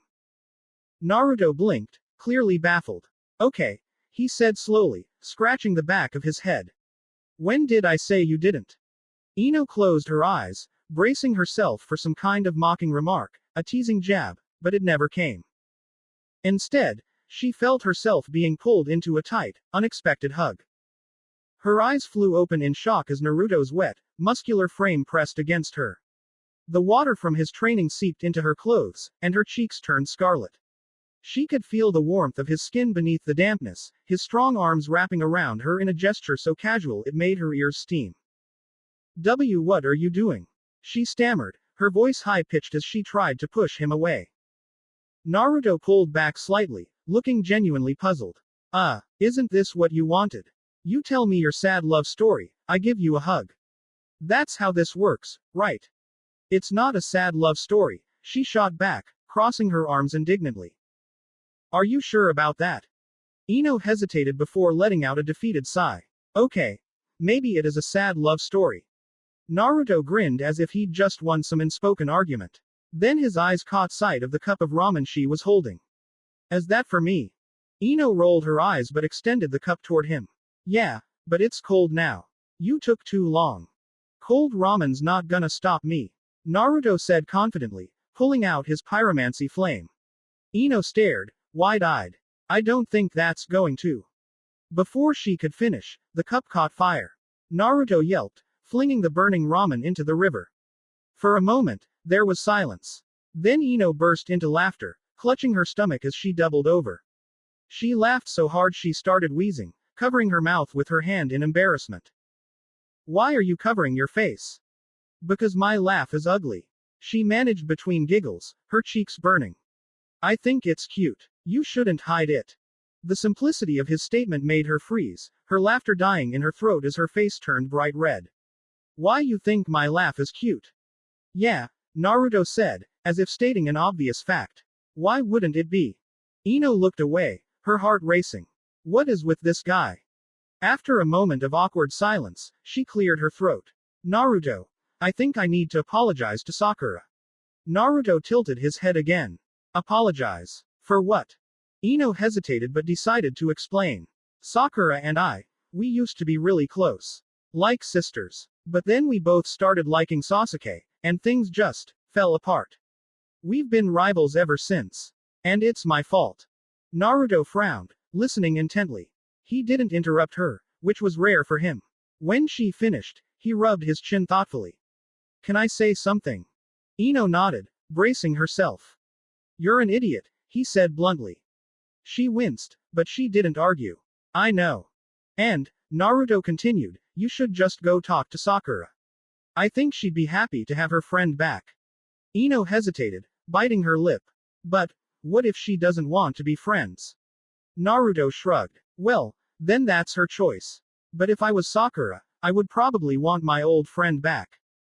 Ino stared at him, his words settling over her like a warm blanket. For all his brashness and lack of tact, Naruto had a way of cutting straight to the heart of things. Thank you, she said softly. Naruto grinned, scratching the back of his head. No problem. Now, if you'll excuse me, I've got a waterfall to destroy. As he ran back toward the roaring water, Ino couldn't help but smile. Her heart felt lighter, her path clear.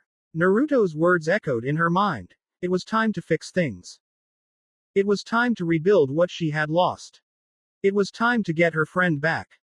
Ino stood outside Sakura's house, clutching the straps of the small bag she'd brought with her. The sun had barely risen, casting the street in a soft golden glow, and the quiet of the morning made every creak of the wooden porch and every distant bird call seem louder than it was. Her heart was racing, her palms slightly damp. She shifted her weight from one foot to the other, debating for the 100th time whether she should turn around and leave. She could still hear her father's words from the night before. You don't have to have all the answers right now, Ino. Just take the first step. But what if this wasn't the right step? What if Sakura slammed the door in her face, or worse, laughed at her for even trying? They hadn't had a real conversation in years.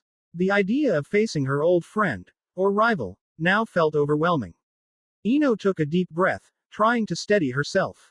It's going to be fine, she told herself, but her hands gripped her bag tighter. Sakura isn't the same girl I used to know. She's stronger now, more confident. But I'm not the same either. This doesn't have to go wrong. It's just talking. Her thoughts were interrupted by the sound of a door creaking open.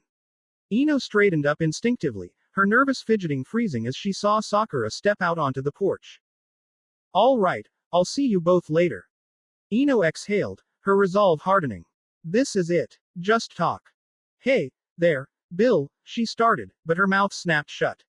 Years of calling Sakura billboard brow had almost spilled out, and she cursed herself for the slip. Sakura froze in her tracks, her eyes narrowing. What do you want, Ino pig? Ino flinched but forced herself to stand tall.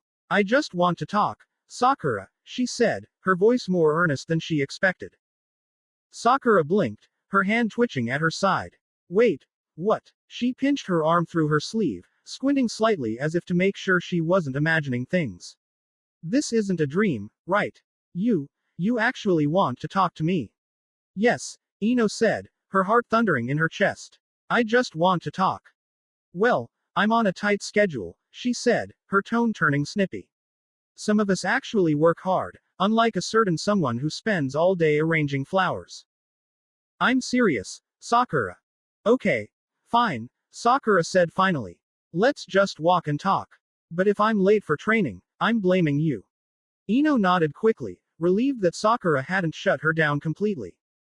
They started walking side by side down the dirt path, the awkwardness between them almost palpable. Ino felt like her words were caught in her throat, her mind racing to figure out how to start.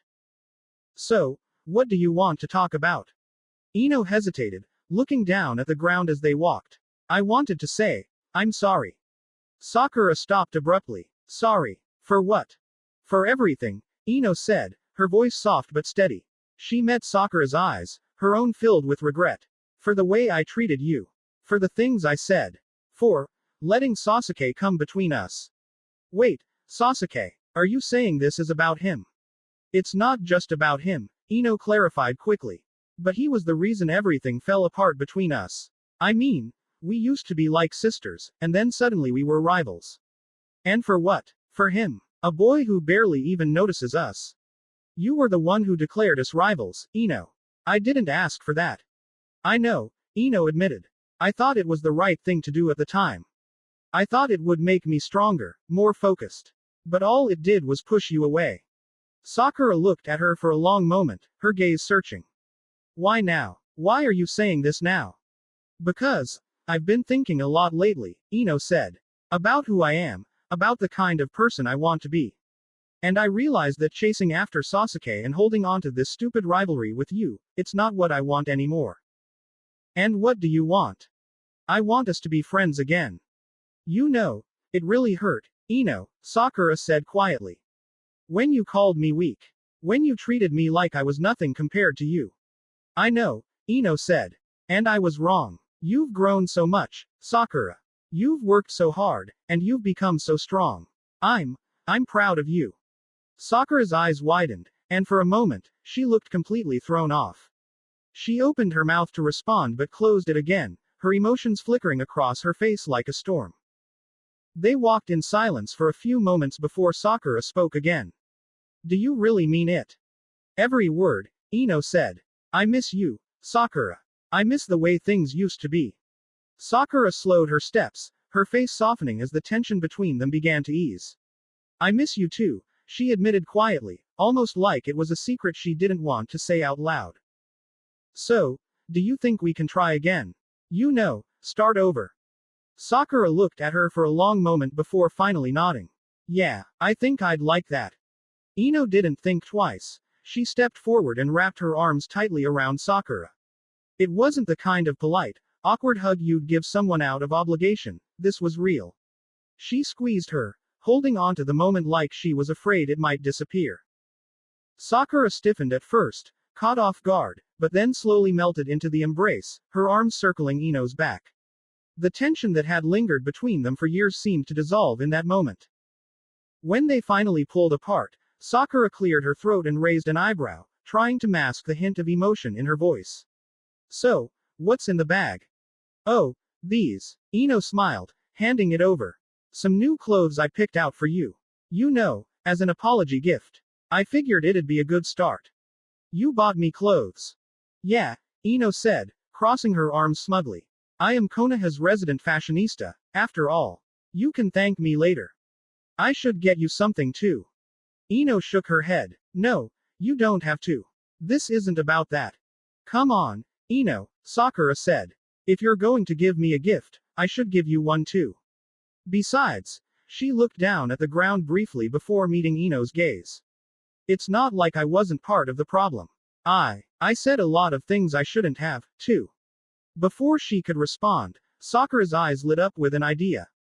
Without another word, she turned on her heel and bolted down the road, her chakra-enhanced speed carrying her far out of sight in seconds. What the? Sakura. Before the blonde could even wonder where Sakura had gone, the pink-haired Kunoichi was back, holding a delicate daffodil in her hand. Its small white petals glistened faintly with dew, the morning light catching them just right. I know it's not much, but to new beginnings. You remembered. Of course I remembered, Sakura said, her smile growing. You were the one who taught me the meanings behind flowers, remember? For a moment, they just stood there, smiling at each other like they were kids again, back before everything got so complicated. Thanks, forehead, Ino said softly. Don't mention it, pig, Sakura replied, grinning. They both chuckled, the tension between them finally gone. Sakura then peeked into the bag and pulled out the outfit Ino had chosen for her. Her eyebrows shot up when she saw the short red top with its circular design on the chest, the sleeveless cut, and the way it clearly exposed the midriff. Beneath it was a black skirt with a red trim and a small apron-like cloth attached to the front, paired with some stylish open-toe sandals. You've got to be kidding me, she said. This is totally your style, Ino, not mine. Oh, come on, Sakura. You've been hiding that figure of yours for years. It's time to show a little skin. Trust me, you'll look amazing in it. Sakura flushed, trying to glare at her but failing miserably. You think Sasuke would? She trailed off, biting her lip as her blush deepened. Oh, he'll definitely notice, Ino said, wiggling her eyebrows mischievously.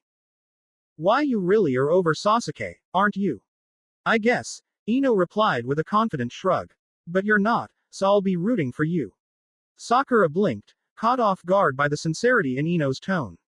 Thanks, she said quietly. No matter what happens, I've got your back. Okay. Sakura smiled, and before she could stop herself, she hugged Ino again. When they pulled apart, Ino tilted her head curiously. So, where are you off to this early anyway? Crap, I forgot the time. I can't be late to Barrier Core HQ. Ino's eyebrows shot up. Barrier Core, you're training there. Yeah, Sakura said. I've been learning barrier ninjutsu. It's really intense, but it's worth it. Oh, I know that place. Most of the Yamanaka clan works there. My dad says once I make Chunin, I'll probably start training there too. Sakura froze mid-step, her jaw dropping. Wait, what? Why didn't you tell me that sooner? Well, you never asked. Sakura shook her head, already turning to run.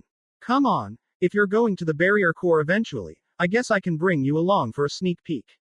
Just don't slow me down, okay? Seriously. Yay. Thankfully, Sakura had made it on time to the barrier core HQ, and to her relief, Iwashi-sensei hadn't said a word about Ino tagging along. He had merely raised an eyebrow at her presence but let it slide. The routine followed as usual, and Ino had stayed mostly quiet. Well, at least for the first hour. By now, though, Ino was thoroughly bored out of her mind. She'd sat through hours of tedious lectures about barrier construction, seal calligraphy, and chakra theory. Meanwhile, Sakura was as strict and focused as ever, hanging on Iwashi's every word like her life depended on it. By lunchtime, Iwashi had been putting Sakura through her paces. She stood in front of him, holding a kunai with the core seal carefully drawn onto the handle. Iwashi inspected it with a critical eye, then infused it with his chakra. The seal glowed softly, its intricate lines flaring to life. Good, he said with a curt nod, his voice gruff but approving. You've taken the first step. From now on, you'll be remaking the barrier seals alongside me. It'll refine your calligraphy with practical experience, and I'll review your work afterward. Any mistakes, and you'll do it again. Yes, sensei, Sakura said firmly, giving him a respectful nod. Now, for your next assignment, Iwashi continued. You'll start filling these core seals during your free time. You need to get used to channeling your chakra into them consistently. Later, you'll learn how to use them to create full barriers. Understood, Sakura replied. Any questions? Before Sakura could answer, Ino asked, yeah, why does she have to fill these seals in her free time? Can't she just do it during missions or something? Seems like a waste of downtime. Iwashi's sharp gaze snapped to Ino, his lips pressing into a thin line. The reason, he said evenly, though his tone carried a hint of irritation, is that barriers require an immense amount of chakra to construct. Unless you're a cage-level shinobi, you can't just create them out of raw chakra in the middle of a fight. That's why the seals are necessary. They store chakra ahead of time, so it's ready when you need it. Okay, makes sense. Still seems like a lot of work, though. It is, Iwashi replied, his tone clipped. Which is why Sakura will need to prepare it if she wants to be of any use in the field. I understand, sensei. I'll do my best. Iwashi's expression softened ever so slightly. Good. Now, I need to cut lunch short. I have to file paperwork explaining why an unauthorized genin, he gave Ino a pointed look, was inside the barrier core HQ this morning. I'm sorry, sensei. It won't happen again. Iwashi waved her off. Don't be sorry. Be better. Ino huffed as she watched Iwashi leave. Geez, your teacher really needs to chill out. Sakura chuckled lightly, pulling out her lunch. Don't worry, he's actually really nice once you get to know him. He's just intense about the rules. Yeah, no kidding, Ino muttered, shaking her head.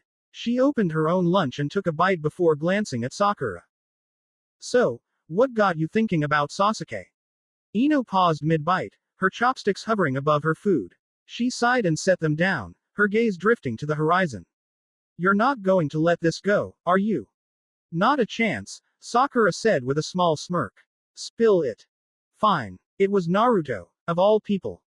Naruto. Sakura blinked. What did he say? He asked me why I liked Sasuke, Ino said, fiddling with the hem of her skirt. And I couldn't answer him. Not really. I mean, I thought I had all these reasons. He's strong, he's cool, he's, well, Sasuke. But when I tried to put it into words, nothing felt right. Huh, I guess I've never really thought about it like that. You should, Ino said. I mean, it's not like I'm saying you shouldn't like him, but maybe it's worth thinking about why. What is it about him that makes us feel this way? Is it him, or is it just the idea of him? Sakura frowned slightly, her gaze dropping to her lap. I don't know. I've always admired him, you know. He's so driven, so talented. And I do know him, Ino. He's been through so much, and it's not just what people say about him, I've seen it for myself. Sasuke's changing. I can tell, Sakura said, her voice filled with quiet conviction. Ino frowned, crossing her arms. Naruto's words floated back to her. Sasuke isn't doing anything. Don't tell me all Sasuke needed to stop being a jerk was a decent night's sleep. Sakura blinked before bursting into laughter, covering her mouth. No, it's not like that. Well, you never know, Ino said. Maybe he just needed a bedtime story and some warm milk.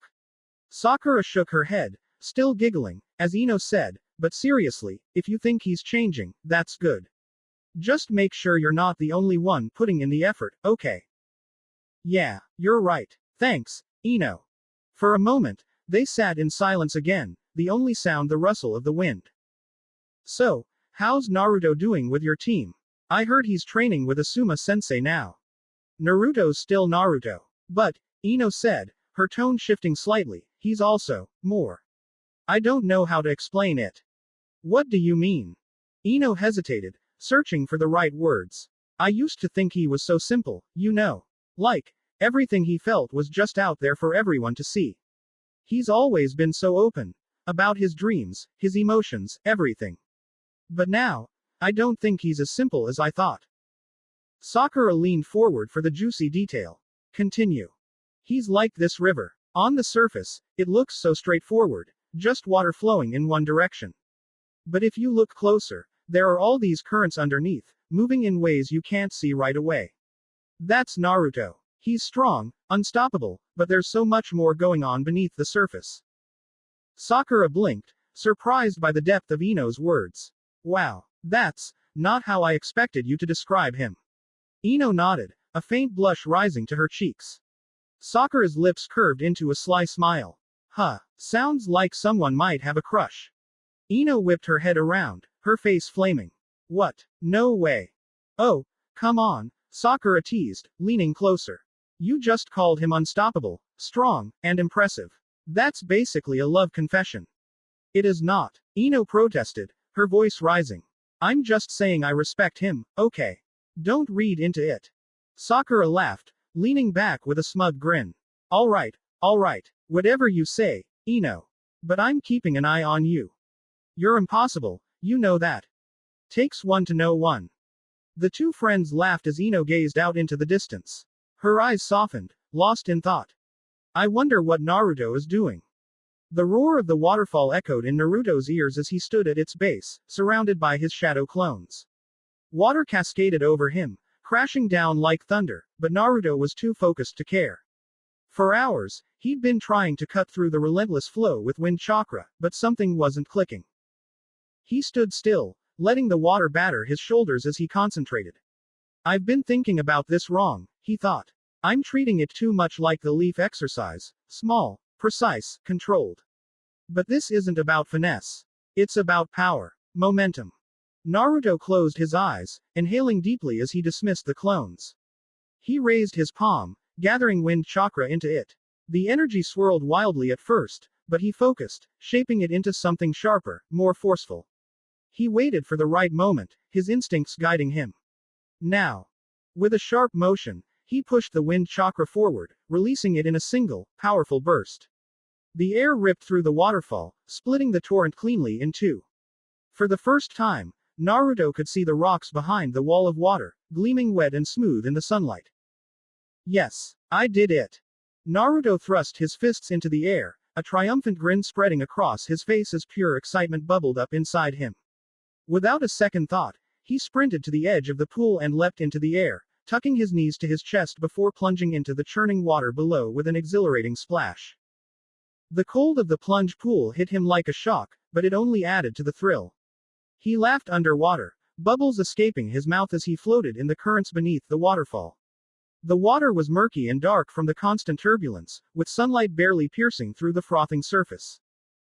Kicking lazily, Naruto stayed submerged, relishing his success in the cool embrace of the water. But as he turned his body to look around, something caught his eye, a faint, shimmering light flickering deep below. Naruto stilled, his breath catching in his throat. The light was faint, barely distinguishable against the swirling shadows of the pool. It wasn't the sunlight reflecting off rocks or bubbles. This was something else.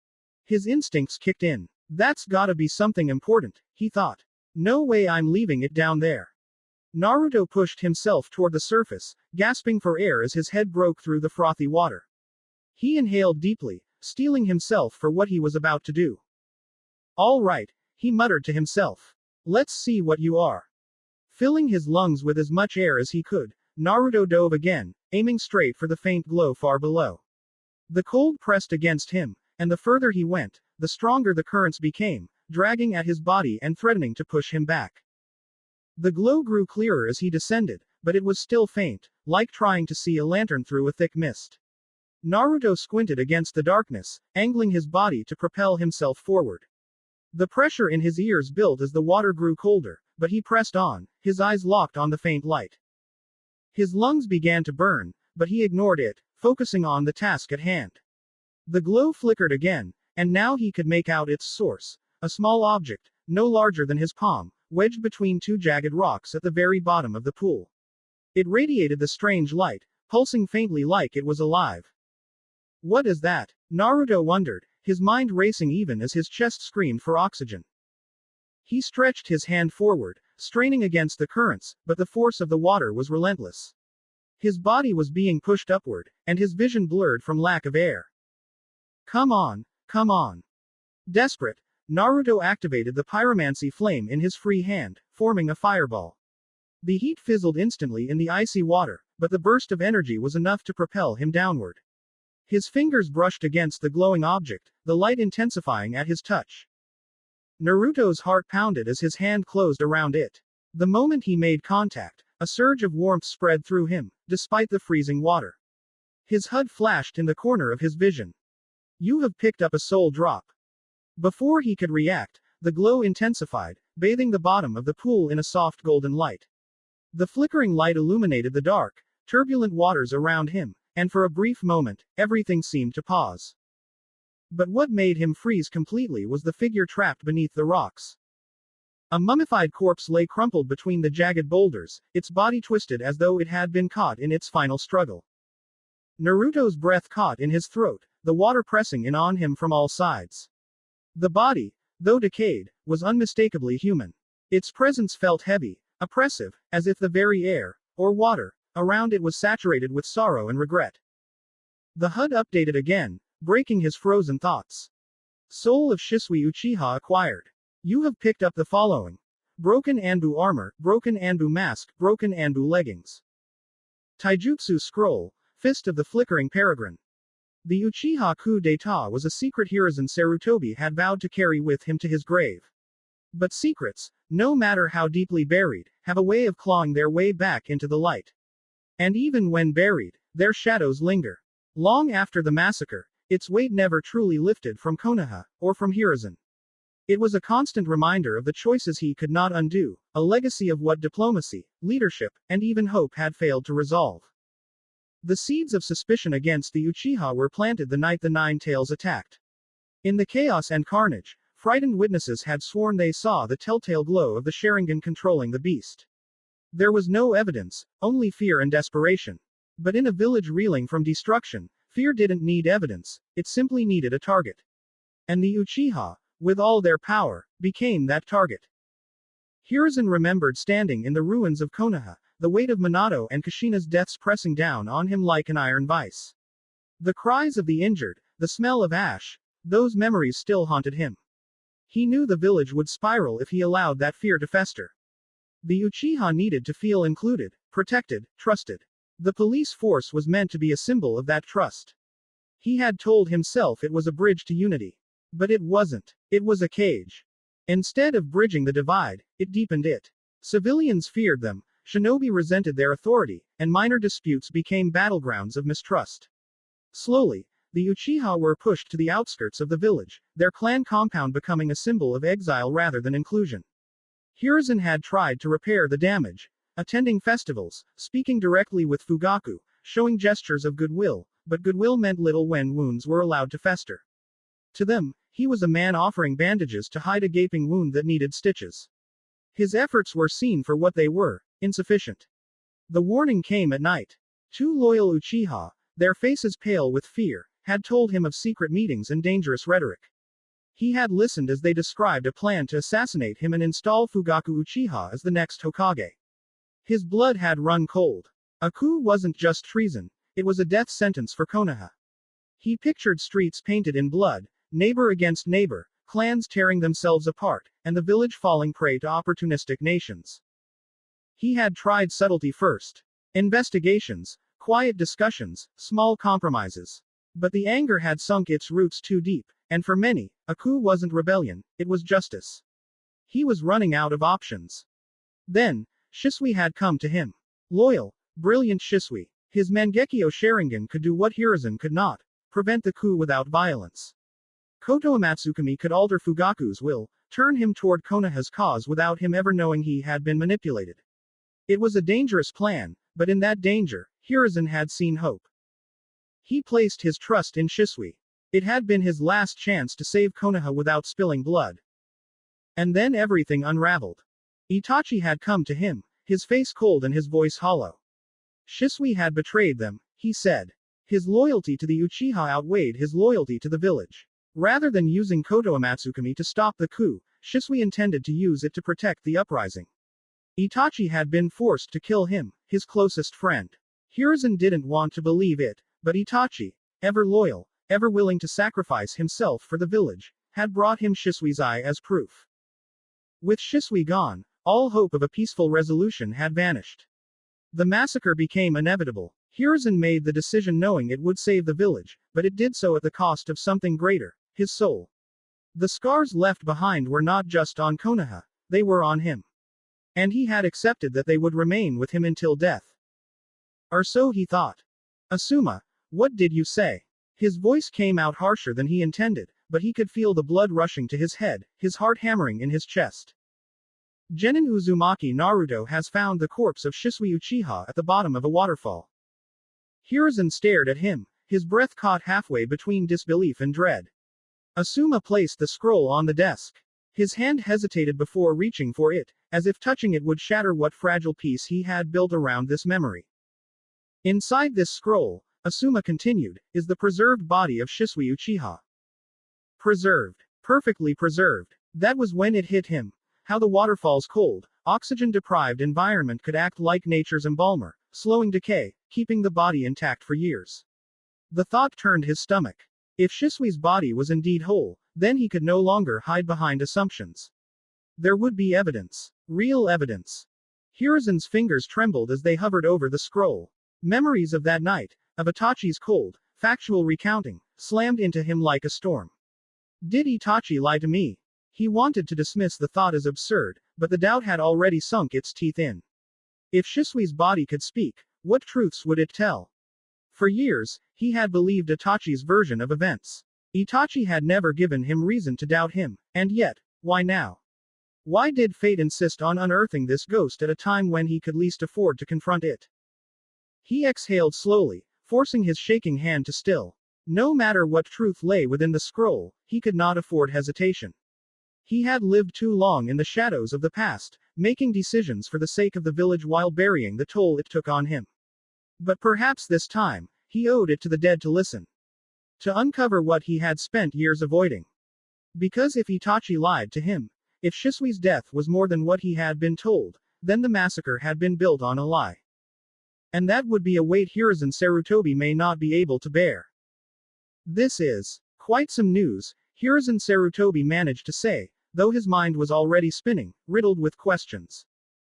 Well, you should thank Naruto, Asuma replied. He did most of the work.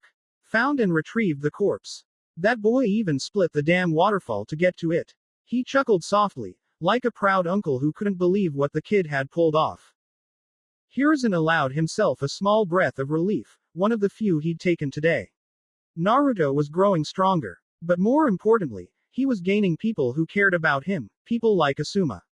It was something Hiruzen had failed to give him for years. Perhaps not entirely, but enough to know he carried that guilt like a stone in his chest. Did Naruto ask you to bring the scroll to me? He asked, though he already knew the answer. Yeah, he's actually still sitting by Shisui's corpse. Waiting for me to get back to him. Guess he doesn't want to meet with you. Hiruzen closed his eyes briefly. That was fair. After everything he had done, or rather, failed to do, Naruto was justified in keeping his distance. I understand, he said softly, the words carrying more weight than Asuma realized. Still, Naruto deserved a reward for this. Whether or not he fully understood what he had done, the fact remained, he had uncovered something that could change everything. Hiruzen's hands itched with the enormity of the task ahead, but before that, yes, he needed to give Naruto something worthy of what he had accomplished. Walking over to his portrait on the wall, Hiruzen slid it aside, revealing the sealing pattern hidden behind it. He bit his thumb, smearing a small drop of blood across the seal. It glowed faintly before unlocking with a satisfying click, opening the latch to reveal the Hokage's personal safe. Each Hokage had one, a place where they stored the things too valuable, or too dangerous, to be left anywhere else. Scrolls filled the small chamber. S-rank forbidden techniques, confidential documents. His eyes lingered on the shelves for a moment before they lowered to the small stack of silvery ingots nestled at the bottom. He pulled one free and shut the safe, its weight cold in his hands as he placed it on the desk. Father, that's a chakra metal ingot, Hiruzen finished for him, as if he weren't casually handing over an item worth millions to a genin. Give this to Naruto. It's his reward. Asuma blinked, still processing it. I'm sure Naruto will appreciate it, he said, and then, after a pause, he added softly, but you know what he'd appreciate more. Hiruzen raised an eyebrow. If you treated him as Naruto first, instead of as the mystery you're always trying to solve. The comment hit harder than Hiruzen wanted to admit. I am doing this for Naruto, he said, though his voice lacked conviction. Asuma sighed. Are you? Or are you doing this for Konoha? He leaned forward slightly, his gaze sharp, cutting through the shields Hiruzen had spent decades perfecting. Let's say you figure out Naruto's mysteries. What then? Are you expecting Konoha to benefit from them, from him? Because if that's the case, you've forgotten something important, father. Asuma straightened, as if deciding how much of his next words Hiruzen could handle. It's our job to protect the king. And the king of Konoha isn't the Hokage or its leaders. It's the children. The people. Kids like Naruto. You always knew that, but somewhere along the way. He trailed off, but Hiruzen knew exactly where he was going. He had forgotten. Forgotten that the weight of a village wasn't carried by its leaders, but by the futures they nurtured. Before Hiruzen could respond, Asuma gave a respectful nod and turned toward the door. Think about it, he said as he left, leaving the office in silence. I should have died in the Kyuubi attack. Minato was supposed to be here. He would have handled this better. The thought had haunted Hiruzen for years, but it felt especially cruel now. He reached for the scroll, gripping it firmly as he forced himself to stand. The past wouldn't let him rest, and he had no intention of running from it this time. He snapped his fingers as an Anbu operative appeared. Your command, Hokage-sama. Send Shisui Uchiha's corpse to the forensic labs. I want a full autopsy report. Cause of death, any traces of remaining chakra residue, everything. And, he hesitated, the weight of the next decision nearly suffocating him. Summon Elder Homura and Elder Kaharu. We need to discuss this immediately. The Anbu nodded and vanished in a blur of movement, leaving Hiruzen alone once again. The office, always a familiar sanctuary, suddenly felt stifling. Heavy, as if the ghosts of every decision he had made were pressing down on his shoulders. He tried to shake off the feeling, but it clung to him like a second skin. There would be no easy answers here. There never had been. Every decision Hiruzen had ever made as Hokage had been a balancing act between protecting the village and sacrificing parts of himself. He had made peace with that. Or at least, he thought he had. But if Shisui's body held a truth he wasn't ready for. If Itachi had lied. He wasn't sure even the title of Hokage could shield him from the consequences of that revelation. Still, there was no turning back now. That was what it meant to wear this hat. To make decisions knowing they would haunt him long after his term ended. And right now, his past was knocking on the door. The soft scrape of a brush against stone echoed through the cemetery, muffled by the rustling leaves overhead. Homura Mitokado knelt on the damp ground, methodically sweeping away moss and dirt from a gravestone.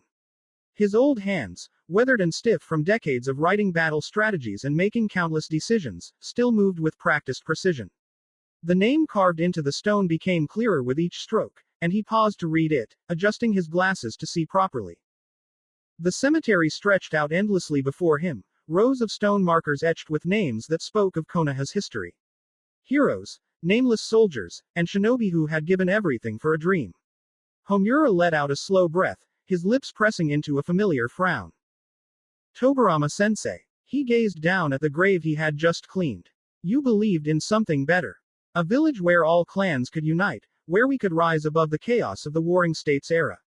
But what did we really build? His jaw tightened. He had spent his life serving Konoha, first as a shinobi, then as head of the Jonin Council, and finally as an elder. He had been there when the foundations of the village were laid, and he had helped shape it into what it was now. But it was hard to ignore the cracks.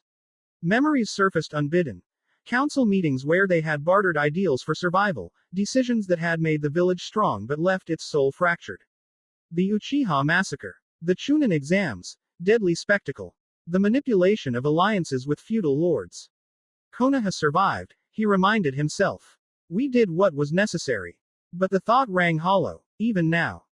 Homura's gaze shifted to a newer grave, its edges still sharp and clean. He had attended the funerals of too many of Konoha's shinobi, many of whom were far younger than him. Men and women who had bled for a village he had never fought for directly. I've lived too long, he thought bitterly, the words unspoken. Long enough to see every flaw we've built into this place. Long enough to wonder if I'll ever earn the honor of dying for it. Mitokado-sama, a voice interrupted his thoughts. Homura looked up sharply to see an Anbu operative standing a respectful distance away. The porcelain mask, painted with the faint outline of a dog, gleamed in the sunlight. The Hokage requests your presence, the Anbu said, bowing slightly. Homura exhaled through his nose, rising slowly to his feet. His knees creaked in protest, but he ignored them, brushing dirt from his robes. Hiruzen rarely calls for me these days, he muttered, though his mind was already turning. Hiruzen's summons were never trivial. The Anbu disappeared with a blur of motion, leaving Homura standing alone in the quiet cemetery. He glanced back at the rows of gravestones, his gaze lingering for a moment. Tobirama-sensei, I wonder what you'd think of this village now. I wonder if we've done enough, or if we've only managed to keep it standing on borrowed time. With a sigh, he picked up his satchel and began the slow walk back to the village, his thoughts heavy. The library was steeped in silence, the kind that came with age and purpose. Shelves loomed tall, stacked with scrolls, books, and documents that chronicled Konoha's long and messy history. Kaharu Udatane sat at a low desk in the center of the room, her back straight despite her years. Her squinted eyes, sharp as ever, scanned the letter in her hands. The paper bore the official seal of the Wind Daimyo, its contents written in formal, flowery language. Kaharu read it carefully, her fingers tracing the edge of the parchment as she deciphered the subtext behind the words. The daimyo wanted to increase the number of missions delegated to Konoha, citing recent dissatisfaction with Sunagaku's performance. She tilted her head slightly, the pearls in her hairpin catching the light. More missions mean more influence, she thought. But the daimyo's favor never comes without strings. He's testing us. She set the letter down, her hand resting lightly on its surface. The smell of ink and parchment surrounded her, a familiar scent that grounded her. The library was her sanctuary, a place where history and knowledge were preserved. It was also a reminder of just how much of that history she had lived through. Her mind drifted briefly, back to the days of the Warring States era. She had been just a teenager when Hashirama and Tobirama forged the alliances that created Konoha. She remembered the endless bloodshed, the fragile alliances that could break with a single misstep, and the tentative hope that came with the promise of a village. Kaharu's role in the village had always been one of diplomacy and practicality.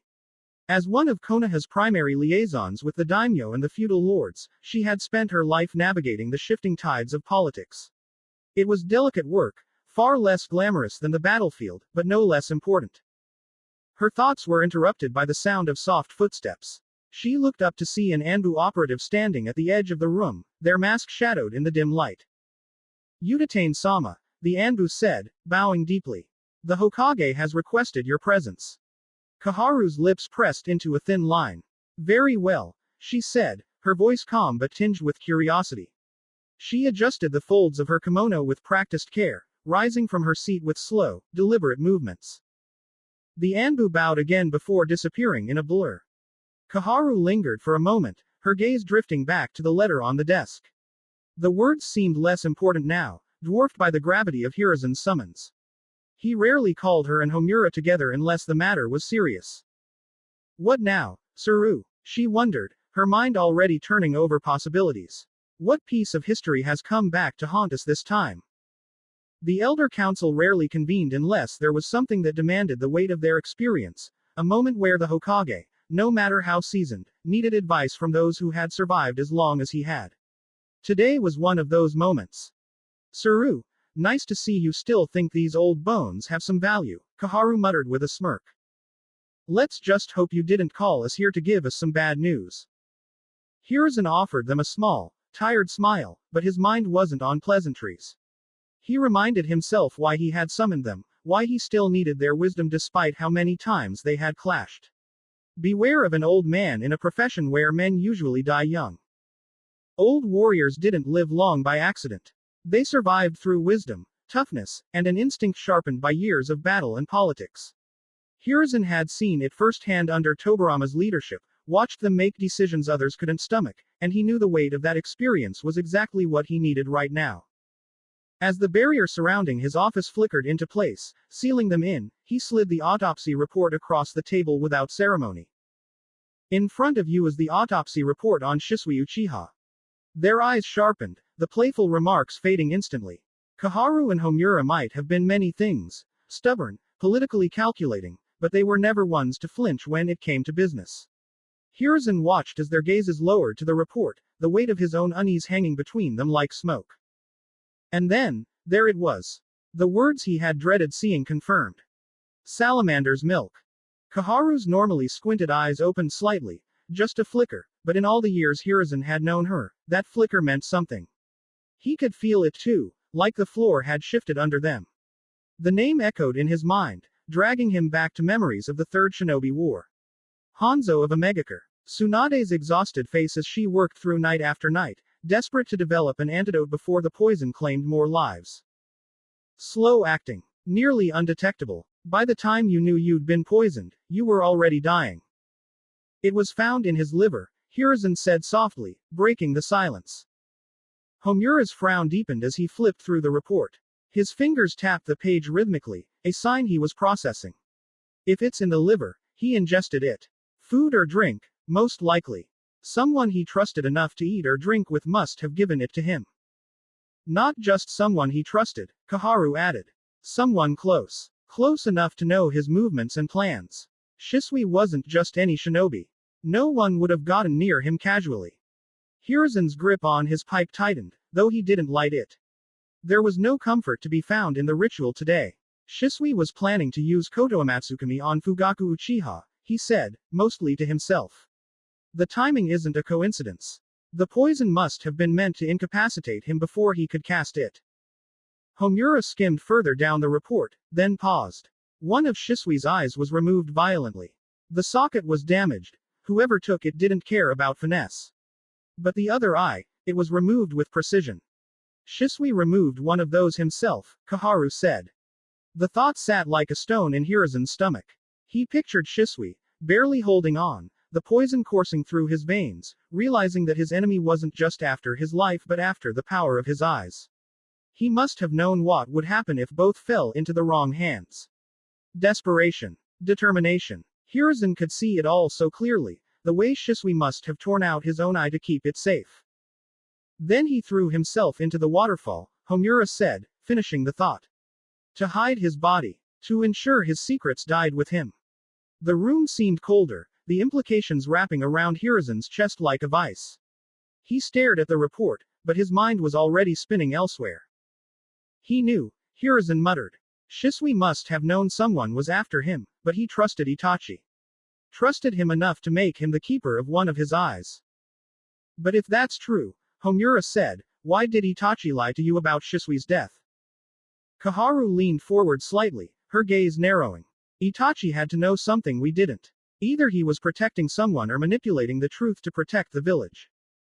Hiruzen hated how easily her suggestion made sense. He had seen Itachi's devotion to Konoha, the sacrifices he was willing to make, and he knew how far that devotion could stretch.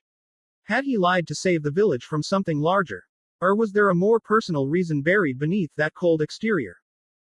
Homura broke the silence, his tone low but sharp. Danzo. The name struck everyone like the toll of a distant bell. Kaharu's gaze flicked toward Hiruzen. I don't know how, but if anyone could access or recreate Salamander's milk, it's Danzo.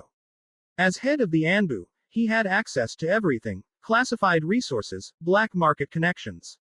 And he would have known about Koto Amatsukami and the threat it posed to his vision of the village. She leaned forward slightly. Shisui would have trusted him, at least enough to let his guard down. And Danzo is one of the few people who could have forced Itachi into silence. Homura shook his head. Danzo's methods have always been extreme, but this wasn't just extreme. This was deliberate. He didn't just kill Shisui, he sabotaged the last chance we had for a peaceful solution. Their words scraped against the walls of Hiruzen's mind, relentless, like stones grinding together under pressure. He sat there, listening, but each sentence felt like another blow, another crack forming deep within him, threatening to split open everything he had buried for so long. His heart pounded in his chest, hard and fast, anger surging through him in sharp waves.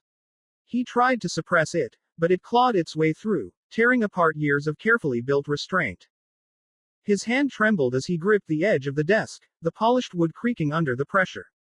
The fire in his chest, one he had ignored for too long, raged now, fueled by their deductions, by his own failures, by the truth he had known but never dared confront.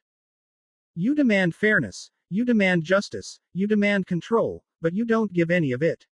You talk about family, about protecting the village, but where was all of that when I needed it? Naruto's words echoed in his mind, reverberating like a hammer striking iron, each syllable burning with the sting of truth. Then Asuma's voice followed, the blow that shattered the last of his composure. It's our job to protect the king. And the king of Konoha isn't the Hokage or its leaders. It's the children. The people. Kids like Naruto. His breath hitched, the shame cutting deep, but alongside it, something else began to bloom, a deeper, fiercer anger. Not at Naruto, not even entirely at Danzo, but at himself. He had allowed this. He had let the village rot under the guise of maintaining order. He had let people like Danzo take advantage of his leniency, his hesitation. With a sharp crack, the desk gave way under his grip, a large chunk splintering off and crashing to the floor. The room fell completely silent. Homura and Kaharu froze mid-sentence, their eyes snapping to Hiruzen, wide with surprise.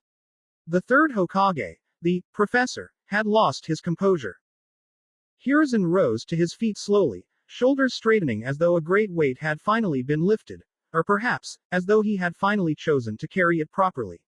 His presence filled the room, no longer the tired shadow of a leader who had spent too long in regret, but the man who had once led Konoha through war and peace with unwavering resolve. He extended his hand, deactivating the barrier seals with a simple gesture. When he spoke, his voice was low and measured, but there was no mistaking the finality behind it, a tone that demanded no discussion. Danzo's usefulness has long been outweighed by the chaos he leaves in his wake, he said.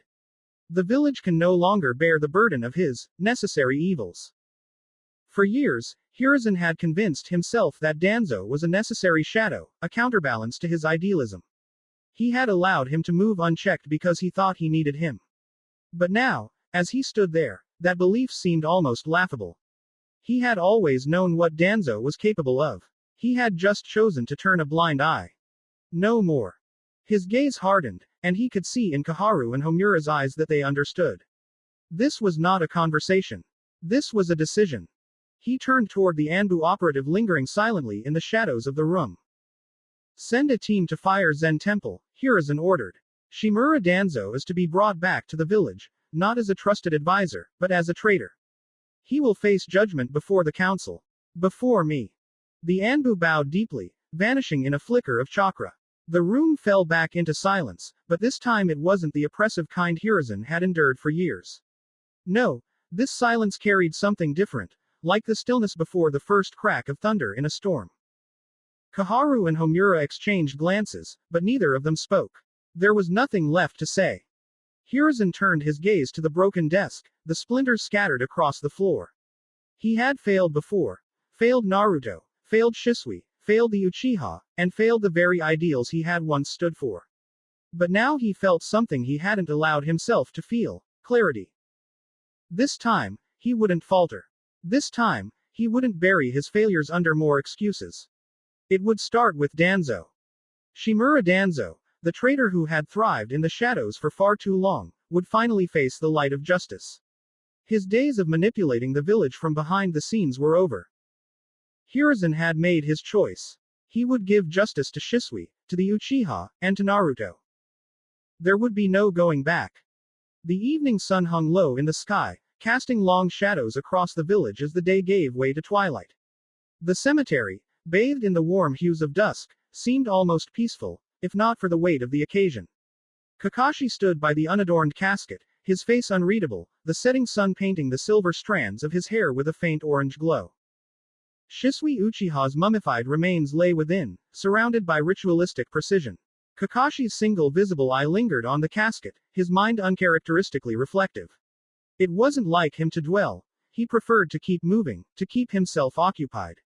But tonight, standing here, the past seemed inescapable. Kakashi adjusted the Hittite over his Sharingan as if shielding himself from the weight of what lay before him. Shisui. They had never been close, but Kakashi had known him well enough to recognize his brilliance. As comrades in Anbu, they'd shared missions, fleeting conversations, and a mutual understanding of the burdens they carried. Shisui had been different.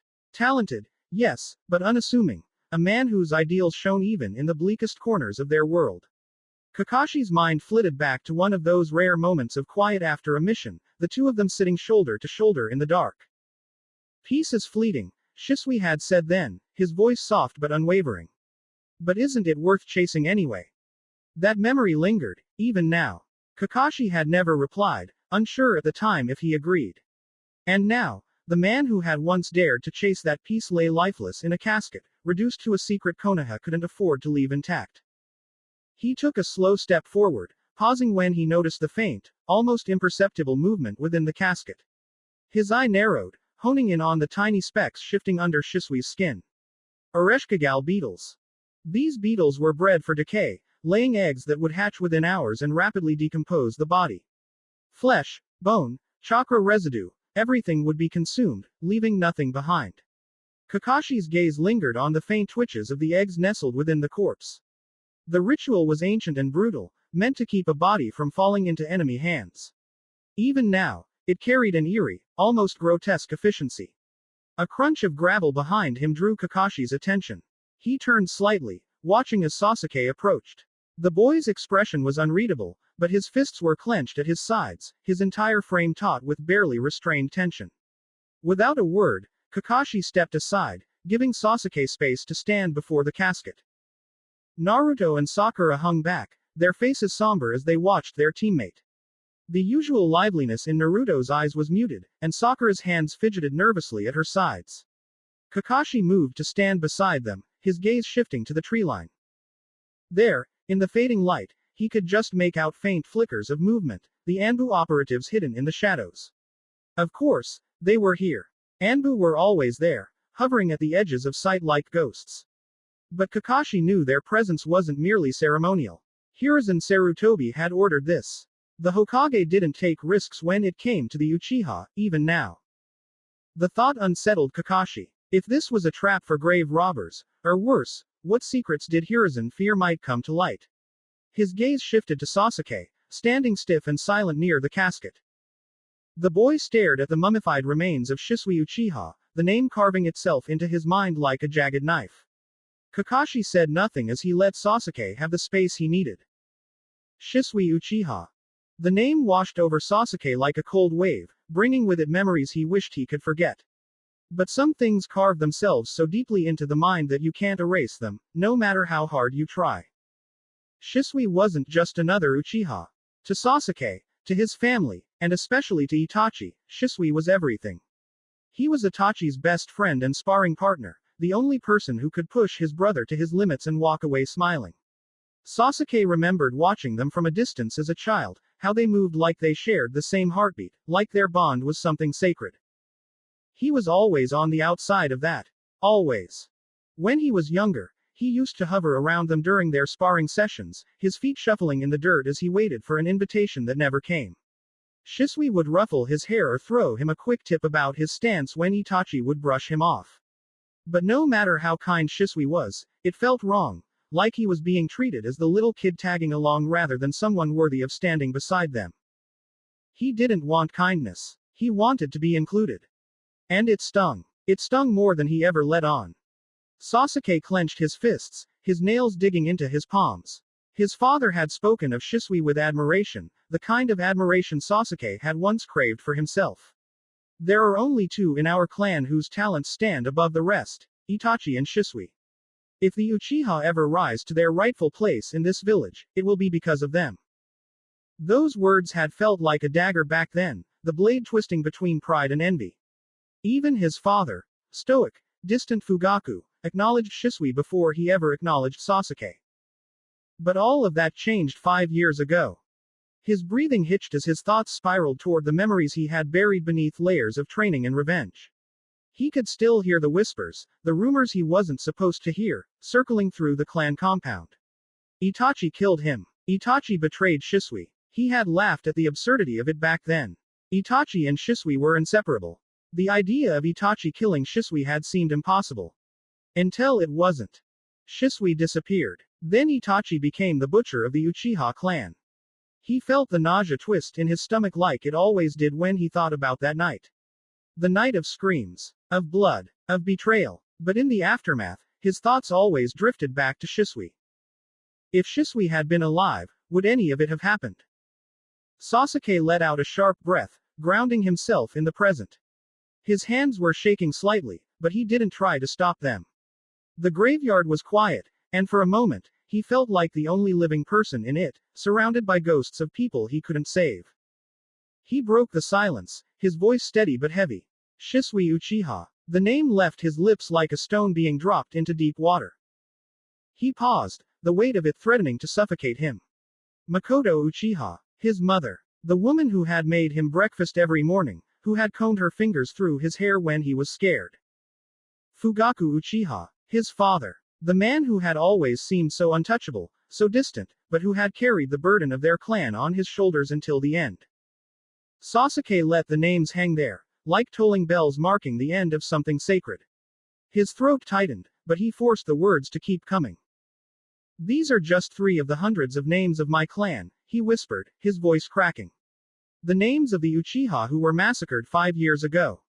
He expected the same silence to follow, the suffocating stillness he had grown used to.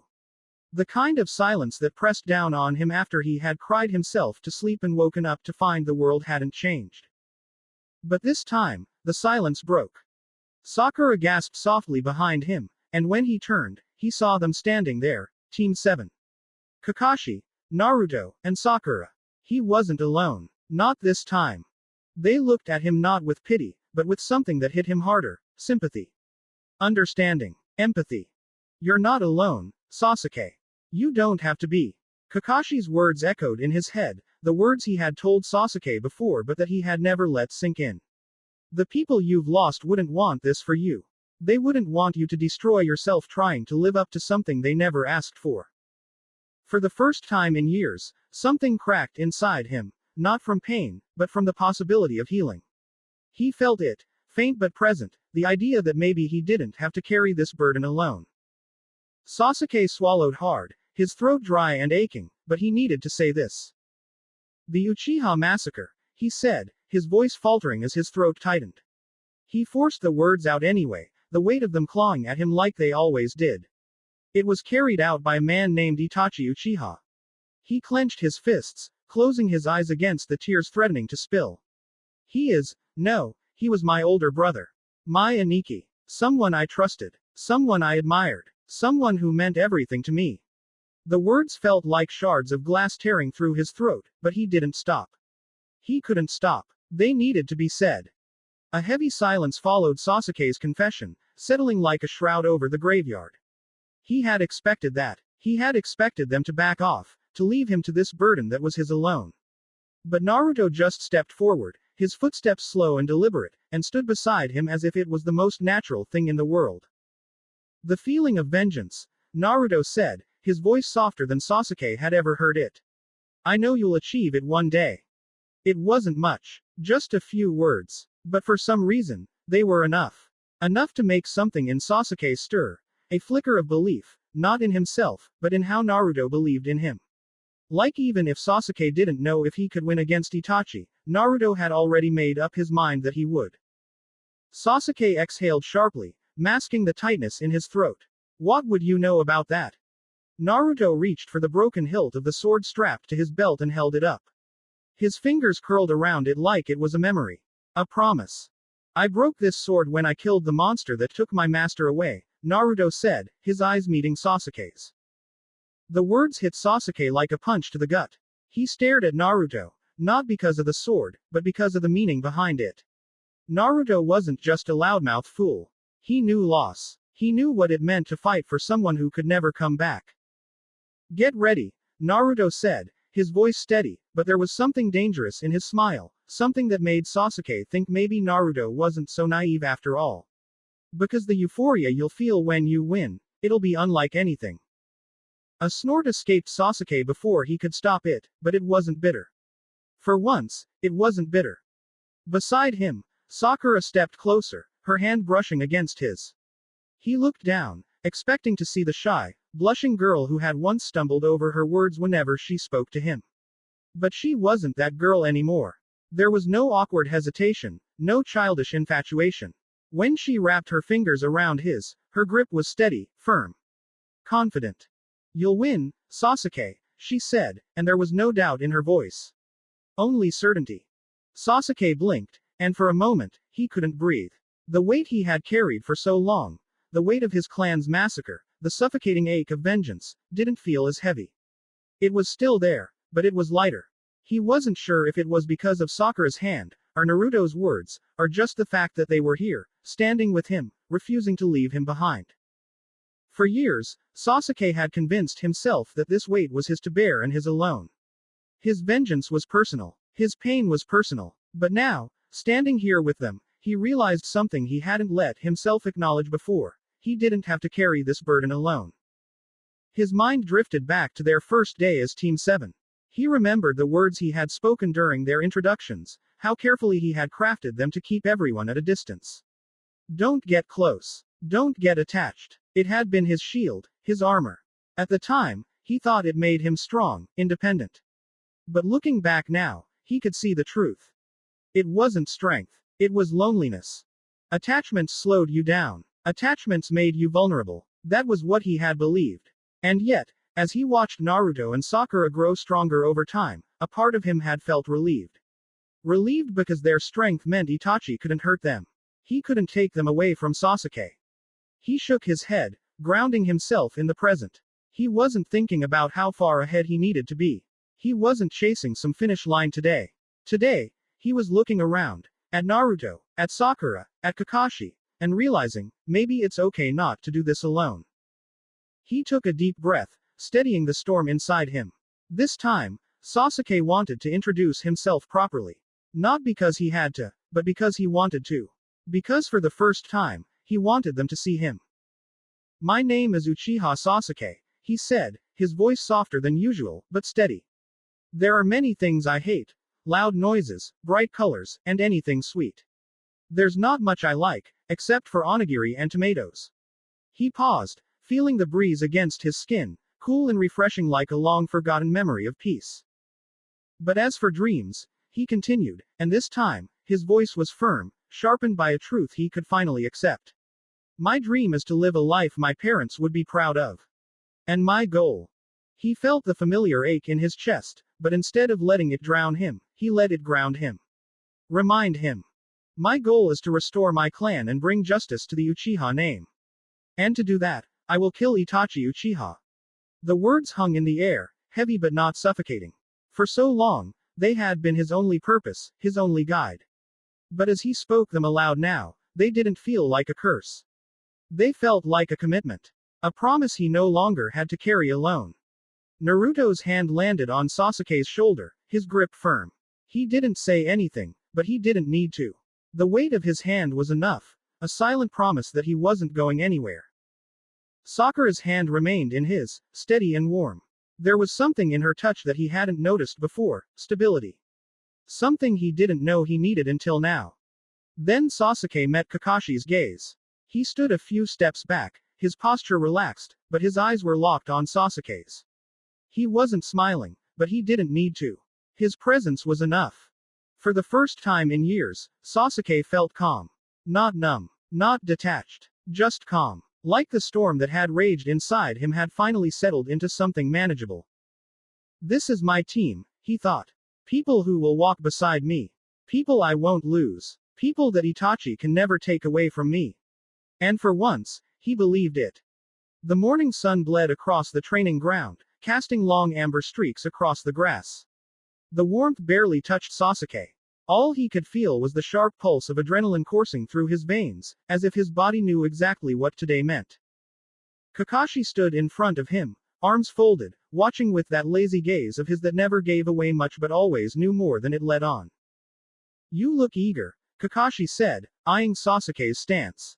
I've had a lot of time to think about this. Did you decide on a path, then? I don't need to decide. With the Sharingan, I can take multiple paths at once, Sasuke said confidently. Of course you can. So, what's first? Ninjutsu. Reasons. Sasuke shook his head. I just rested my body. Jumping straight back into anything else would be reckless. A pause. Kakashi studied him, and for once, Sasuke didn't mind the scrutiny. Smart choice, the white-haired man finally said. But even prodigies don't get shortcuts. He pulled out a small, thin sheet of paper from his pouch. You know what this is. Sasuke didn't hesitate as he took the chakra paper from him. He focused, letting his chakra flow through it. The result was immediate. The center crumpled tightly, while the edges flickered and burned briefly before curling in on themselves. He watched as the ash fell to the ground, scattering in the wind. Dual natures, Kakashi said, his voice holding a note of approval. Rare. The Uchiha specialize in fire jutsu, Sasuke said automatically, his mind already turning over the possibilities. That's true, Kakashi replied, but your primary affinity is lightning. How can you tell? The crumpling came first, and it was stronger than the burn, Kakashi explained, pointing to the remnants. Lightning is dominant. Fire is your secondary nature. So I should focus on lightning chakra first. Exactly, the older man said. It'll come naturally to you, and once you've mastered it, you can refine your control over fire. If it gets me closer to mastering the Eye of Insight. Copy ninja. Kakashi gave a soft laugh. Always aiming high, huh? There was no need for Sasuke to answer that. Funny thing is, my natural affinity is lightning too. I developed a jutsu once that let me cut through a lightning bolt. You're serious? Very. Kakashi took out a pair of kunai and twirled one between his fingers. I might even teach you someday. Sasuke didn't rise to the bait. I'm not interested in promises. Just tell me what I need to do. Kakashi's eye curved slightly. Good. That's exactly what I wanted to hear. So, here's your first exercise. He handed Sasuke the kunai. What's the plan? Think of how electricity flows. It needs a positive and negative charge to move, right? Kakashi explained. A circuit. Exactly. Imagine one kunai as the positive charge and the other as the negative. Your goal is to channel your chakra through both and create a steady current between them. Steady how? Hold the kunai about the width of my thumb apart. If you can keep the current steady at that distance, you'll gradually increase the gap over time. The further apart the kunai, the stronger your control will need to be. So this is a control exercise, Sasuke said, piecing it together. Control and precision, Kakashi confirmed. If the current wavers, you will get shocked, and the exercise will fail. Sasuke turned the kunai over in his hands, feeling their weight. What happens once I master this? Kakashi stood and crossed his arms. Once you've mastered it, we can move on to a jutsu. But don't rush it. Even the brightest sparks need time to ignite. Sasuke smirked faintly. I'll master it faster than you think. Kakashi chuckled again, clearly amused. I look forward to seeing it. Now, focus. Visualize the flow of chakra, steady and unbroken. One current, one circuit. An hour later, Naruto arrived at the training ground with Sakura following closely behind. They came to an abrupt stop, their eyes widening at the unexpected sight before them. No way, Naruto muttered under his breath, blinking rapidly. This has to be a genjutsu, Sakura murmured, forming a hand seal. Kai. She waited for the illusion to break, but nothing changed. That's mean, Kakashi drawled from behind his book, not even glancing up. What's with the shock? You're early, Naruto pointed at him, still wide-eyed. That's enough of a miracle to make history, Datbeo. Well, Kakashi replied lazily, Sasuke's been working on refining his lightning chakra nature. Figured I'd supervise. Naruto and Sakura turned their attention to Sasuke, who was crouched a few feet away. His brows were furrowed in intense concentration, his expression locked somewhere between focus and frustration. Sparks of lightning flickered around a kunai in his hand, crackling inconsistently before fizzling out. Wait, Naruto said. So Sasuke's lightning, and I'm wind. What about you, Sakura? No clue. Kakashi reached into his pouch and handed her a strip of chakra paper. Here, channel your chakra and see. The paper immediately darkened and grew damp before crumbling into pieces. Sensei, what does that mean?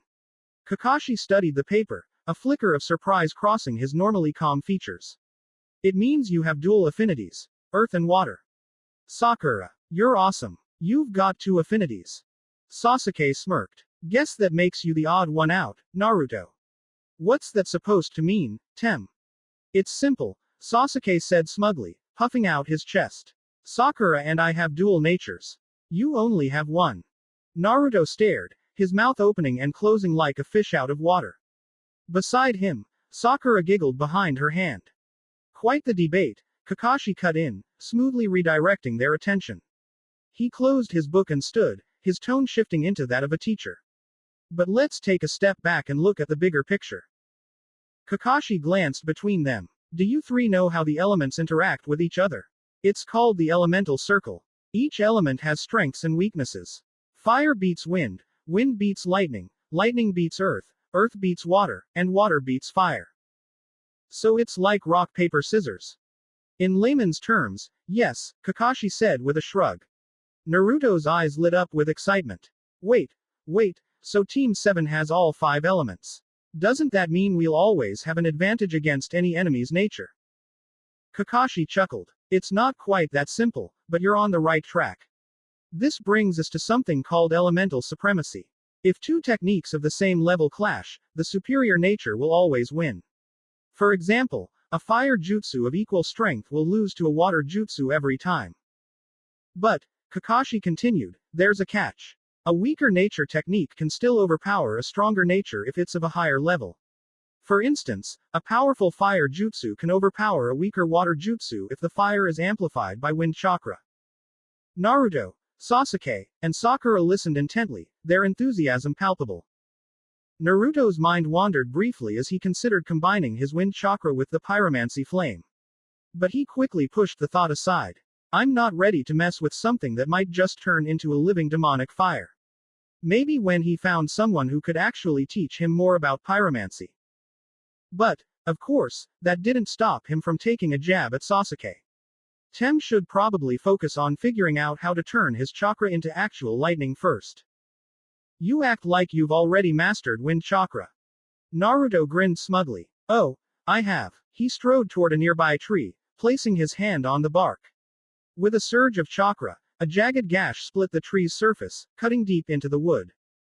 Kakashi raised an eyebrow, clearly impressed. Looks like Asuma's been helping you with wind manipulation exercises. Yup, Naruto said. If I want to master the vacuum blade, I need to get this down first. He turned to Sasuke, the grin still plastered across his face. Don't sweat it, Tem. This is advanced stuff, only for powerful shinobi like me. Sasuke raised an eyebrow but didn't say anything. His attention shifted back to the kunai in his hands as faint crackles of lightning began to dance between them, forming a weak but steady current that flickered like static electricity. He smirked, casting a smug glance toward Naruto. The blonde scowled, already opening his mouth for a comeback, but before he could get a word in, Sakura stepped forward with a confident grin, holding up two kunai. What are you doing now? Aren't we showing off what we've learned? Sakura said, raising her kunai proudly. The handles were intricately etched with tiny seals that shimmered faintly under the sunlight. What's that? Sasuke activated his Sharingan, studying the seals. Fuinjutsu. They store chakra. Exactly. Sakura beamed. I've been working on these to create barriers during battle. All I have to do is fill them with chakra, and they can power field barriers or traps. Sasuke inspected the kunai more closely. They're still half empty. Sakura's smile dimmed slightly, a hint of embarrassment creeping in. I know. It's just hard, okay. I don't have as much chakra as you two. Naruto tilted his head thoughtfully. Wait, do you have to fill them with your chakra? Or can someone else do it? I don't know. Yes, someone else can, Kakashi cut in. In the war, barrier specialists often relied on their teammates to donate chakra to the seals. It's a team-based system. Naruto's face lit up with an idea. Oh, let me try. Without waiting for permission, he snatched the kunai from Sakura's hand and pressed his palm against the seal. He pushed his chakra into it, and the kunai immediately flared with brilliant white energy, the glow pulsing like a heartbeat. Sakura's jaw dropped. You filled it that quickly. Naruto shrugged. Yeah, that didn't even take much. I waste more chakra than that just keeping my shadow clones up. If you ever need me to fill something up, just say the word. Sakura's surprise quickly turned into a mischievous smirk as she reached into a pouch tied to her hip. Without saying anything, she dumped at least a dozen kunai onto the ground at Naruto's feet, the seals on each of them faintly glowing. Well, she teased, let's see just how generous you are. Why'd I always open my big mouth? Because you're an idiot, Sasuke quipped, earning a sharp glare from Naruto. Oh yeah, well, you're helping fill them too, Tem. Naruto punctuated his statement by punching a nearby tree, creating a clean hole through the trunk. Sasuke and Sakura sweat dropped. Kakashi chuckled behind his book. Teamwork, huh, looks like I won't have to teach that lesson today. Naruto turned back toward the tree and tried to pull his hand free. Guys. He tugged harder, gritting his teeth. A little help here. Didn't you just say you were a powerful ninja, Dobi? Sakura giggled. Don't blast wind chakra to get yourself out, Kakashi advised casually. You'll just make it worse. Help me. Naruto groaned, struggling to free himself as his teammates doubled over in laughter. A-rank jutsu, wind style, vacuum blade, was infamous among wind users for its complexity. The technique worked on the principle of coating a weapon with a sheath of wind chakra, extending the weapon's range and drastically enhancing its cutting power due to the nature of wind itself. The problem, though, was the very same reason it was so powerful, wind's ability to cut indiscriminately. Wind chakra didn't harmonize well with standard weapons. Unlike lightning chakra, which could be absorbed and evenly conducted through a blade, wind chakra clung stubbornly to the surface of the metal. This external sheath amplified the weapon's ability to pierce and slice, but it also created uneven vibrations across the surface, causing microscopic fractures. Without precise control, the weapon would eventually crack, splinter, or, worse, explode under the pressure. Maintaining the technique required creating a stable vacuum layer between the weapon and the wind sheath, an almost impossible task for most shinobi. Even slight miscalculations could destabilize the flow, leading to catastrophic failure. For many, it took years of practice to master. But Naruto Uzumaki wasn't exactly the patient type. In fact, his training method could only be described as chaotic insanity. Asuma stood with his arms crossed, watching the hundreds of Naruto shadow clones spread across the training ground, each clutching a Zweihander. They channeled wind chakra into their lungs, breathing it out across the length of the massive blades, attempting to form the vacuum sheath. Poof! One clone exploded into smoke as its blade fractured and the wind chakra tore through it. Then another. Poof! Poof! Poof! Clone after clone failed, the Zweihanders cracking or outright shattering before they could stabilize the technique. Naruto didn't miss a beat. Shadow clone jutsu. Another wave of clones appeared, immediately picking up where the others had left off. Asuma opened his mouth to say something, then closed it, shaking his head in disbelief. You know, I never thought I'd see someone try to master vacuum blade by brute force. Naruto grinned, wiping the sweat from his forehead as he glanced at Asuma. Well, having the fox helps with the chakra. Shadow clones make it way easier to test stuff without wasting time. Nearby, resting on a cloth, was a shimmering chakra metal ingot. Item. Chakra metal ingot. Description. Chakra metal for weapon creation, said to come from the bowels of the iron sandworms. These ingots are smithing materials of the highest degree, and weapons forged from them symbolize the wielder's ability to thrive in a world where shinobi rarely grow old. Naruto crouched beside it, tracing its surface thoughtfully. Still can't believe the old man gave this to me. Asuma adjusted the cigarette between his lips. You did Konoha a pretty big service, Naruto. Shisui Uchiha's body was important. If someone like Orochimaru had gotten their hands on it, they could have learned all sorts of Uchiha and village secrets. You did us a favor by ensuring it stayed protected. Naruto hummed. So, what should I do with this thing? Asuma shrugged. Make a weapon. Naruto pointed to the massive Zweihander resting nearby. Think I can add it to this? Nope, Asuma said immediately. You can't mix chakra metal with regular metal. They don't bond properly. If you try, you'll just end up with a weak weapon. Naruto sighed. Guess I'm not making a chakra metal Zweihander anytime soon. What? Giving up on vacuum blade already? Naruto's eyes narrowed. Hell no. He formed another batch of clones, their Zweihanders already sparking with unstable wind chakra. It's just this stupid vacuum that won't form. Asuma chuckled. You're thinking about it too rigidly. It's not about holding the wind in place, it's about flow. He tapped one of his trench knives against his palm. You need to create swirls in the wind chakra. Those swirls will naturally pull away the surrounding air and form the vacuum. Swirls. Watch carefully. Asuma used the vacuum blade technique on his trench knife. The edge shimmered faintly, but as he shifted the angle, Naruto could see it, the swirling motion of the wind chakra flowing like a spiral around the blade. The air around it seemed to bend, creating a faint distortion in the light. Asuma took a step forward, slashing cleanly through a nearby boulder. The cut was so precise that the top half slid off silently before crashing to the ground. Whoa. Naruto grinned, rolling his shoulders. Alright, swirls it is. Let's get this down. He turned to his clones, throwing his arms up like a conductor before an orchestra. You heard the bearded chain smoker. We're swirling this chakra until we can cut through anything. Were those adjectives necessary? Naruto smirked. Well, they are true. Brat. Naruto just chuckled before hesitating. Noticing the shift in mood, Asuma frowned. Something wrong. Naruto kicked at the dirt. Well, now that I've pretty much figured out vacuum blade, I guess I won't need to bug you for training anymore. Not necessarily. You can still swing by. Ask for training tips, hang out, maybe annoy Shikamaru a bit. Team 10 and I wouldn't mind your company. Wait, really? Yeah, kid, Asuma said with a chuckle. You're alright. Naruto's grin nearly split his face as he lunged forward, hugging Asuma with way too much enthusiasm. Alright, ease up, Asuma wheezed, patting the boy's back. You're stronger than you think. Naruto pulled back, rubbing his nose with his sleeve. Then, his eyes lit up with a new idea. Hey, can I make a request? Depends. What is it? Can I smoke a cigarette? There was a beat of silence. Why? I dunno. The old man never let me anywhere near his smoking pipe, so now I'm kinda curious. What's the big deal? What's so great about it? Quote. Maybe because you're a child.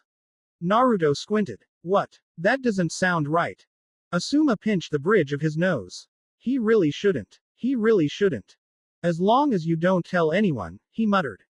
Naruto's face lit up. You are the coolest, Asuma. With a smirk, Asuma reached into his pouch, pulled out a cigarette, and handed it to Naruto along with his lighter. Alright, kid, here's how. Before he could finish, Naruto flicked the lighter on, lit the cigarette, and took the biggest inhale possible. Then immediately regretted every decision that led him to this moment. His entire throat felt like it was on fire. His lungs rejected the smoke like an allergic reaction, and he hacked, bent over, coughing so violently that his clones flinched in secondhand suffering before disappearing in puffs of smoke. What the hell? Naruto wheezed, dropping the cigarette like it was a cursed object. How do you enjoy that shit? It tastes like burning trash. Asuma, completely unfazed, took a long, slow drag from his own cigarette before exhaling the smoke lazily.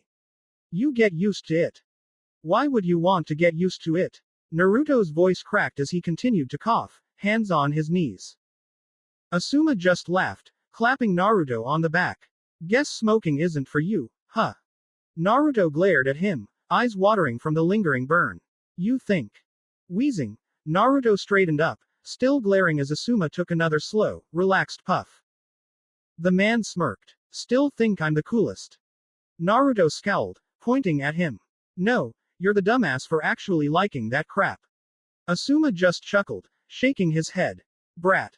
Naruto sat cross-legged in the middle of his cluttered living room, the scroll spread out carefully in front of him on the worn wooden floor. The faint smell of instant ramen lingered in the air, and a pile of dirty laundry loomed like a mountain in one corner. Perched atop it like a king surveying his domain was the crystal lizard. The creature basked in a stray beam of sunlight, completely oblivious to the excitement radiating from Naruto. I still can't believe it, Naruto muttered, staring at the glowing text hovering over the scroll in his inventory. He tapped the description again for good measure, rereading it for the 20th time. Item. Fist of the Flickering Peregrine. Type. Scroll. Description. A taijutsu-style scroll created by Shisui Uchiha. Rooted in the principles of the Shunshin no Jutsu, this technique draws inspiration from the swift dive of the peregrine falcon and the legacy of the fourth Hokage. Shisui's ambition to merge raw speed with precise combat gave birth to this style, a reflection of his dream to become a warrior as fleeting as the wind. Naruto's grin stretched wide across his face, excitement bubbling over. This is insane. Shisui's taijutsu style. And now it's mine. Hey. He rubbed the back of his head, a familiar cocky glint in his eyes. I'm gonna master this for sure. And when I do, that oversized, flea-ridden, cow-headed Taurus demon is toast. Datbayo. Carefully, almost reverently, Naruto reached out and unraveled the scroll on the floor. The inked words within weren't just instructions, they were personal notes, written with the precision of someone who had poured their heart and soul into this technique. As Naruto read, his grin faltered slightly, replaced with wide-eyed awe. Excerpt from Shisui Uchiha's notes. The common misconception with the Shunshin no Jutsu is that its speed can be directly applied to combat. This is wrong. At high speeds, the body succumbs to tunnel vision, rendering precision impossible. While you could theoretically use Shunshin to become a spear and ram into your enemy, no one does this. Why? Air resistance. Without protection, the human body tears itself apart at such speeds. At best, you'll ruin your clothes. At worst, you'll burn yourself alive. This problem led me to study the Raikage's lightning cloak. The lightning cloak is both a shield and a spear, enabling the Raikage to move at incredible speeds by eliminating drag. It functions like an arrow piercing the air rather than fighting against it. But I lack lightning chakra. My answer came from nature. The peregrine falcon. The peregrine falcon is the fastest creature alive, diving at over 200 miles per hour. Its secret lies in its streamlined body and how it manipulates airflow. By folding its wings and tilting its feathers, it minimizes drag and glides effortlessly through the air. Inspired by the Raikage and the falcon, I developed this taijutsu style. Using wind chakra, I create a cloak around my body that eliminates air resistance entirely. The chakra flows like air over feathers, creating a perfect aerodynamic form. This technique isn't just about speed, it's about control. Speed is the blade, but control is the hilt. Without it, you'll cut yourself before you ever reach your target. Naruto let out a low whistle as he sat back, the words sinking in. So it's not just taijutsu, he murmured to himself, staring at the intricate diagrams etched into the scroll. It's ninjutsu and taijutsu. A wind chakra cloak. His grin returned, even wider than before. That's perfect for me. He turned toward the mountain of dirty clothes in the corner. Did you hear that, Mr. Lizard? Naruto shouted. Your boss is about to become a legend. The lizard blinked once, startled, before quickly burrowing deeper into the laundry pile.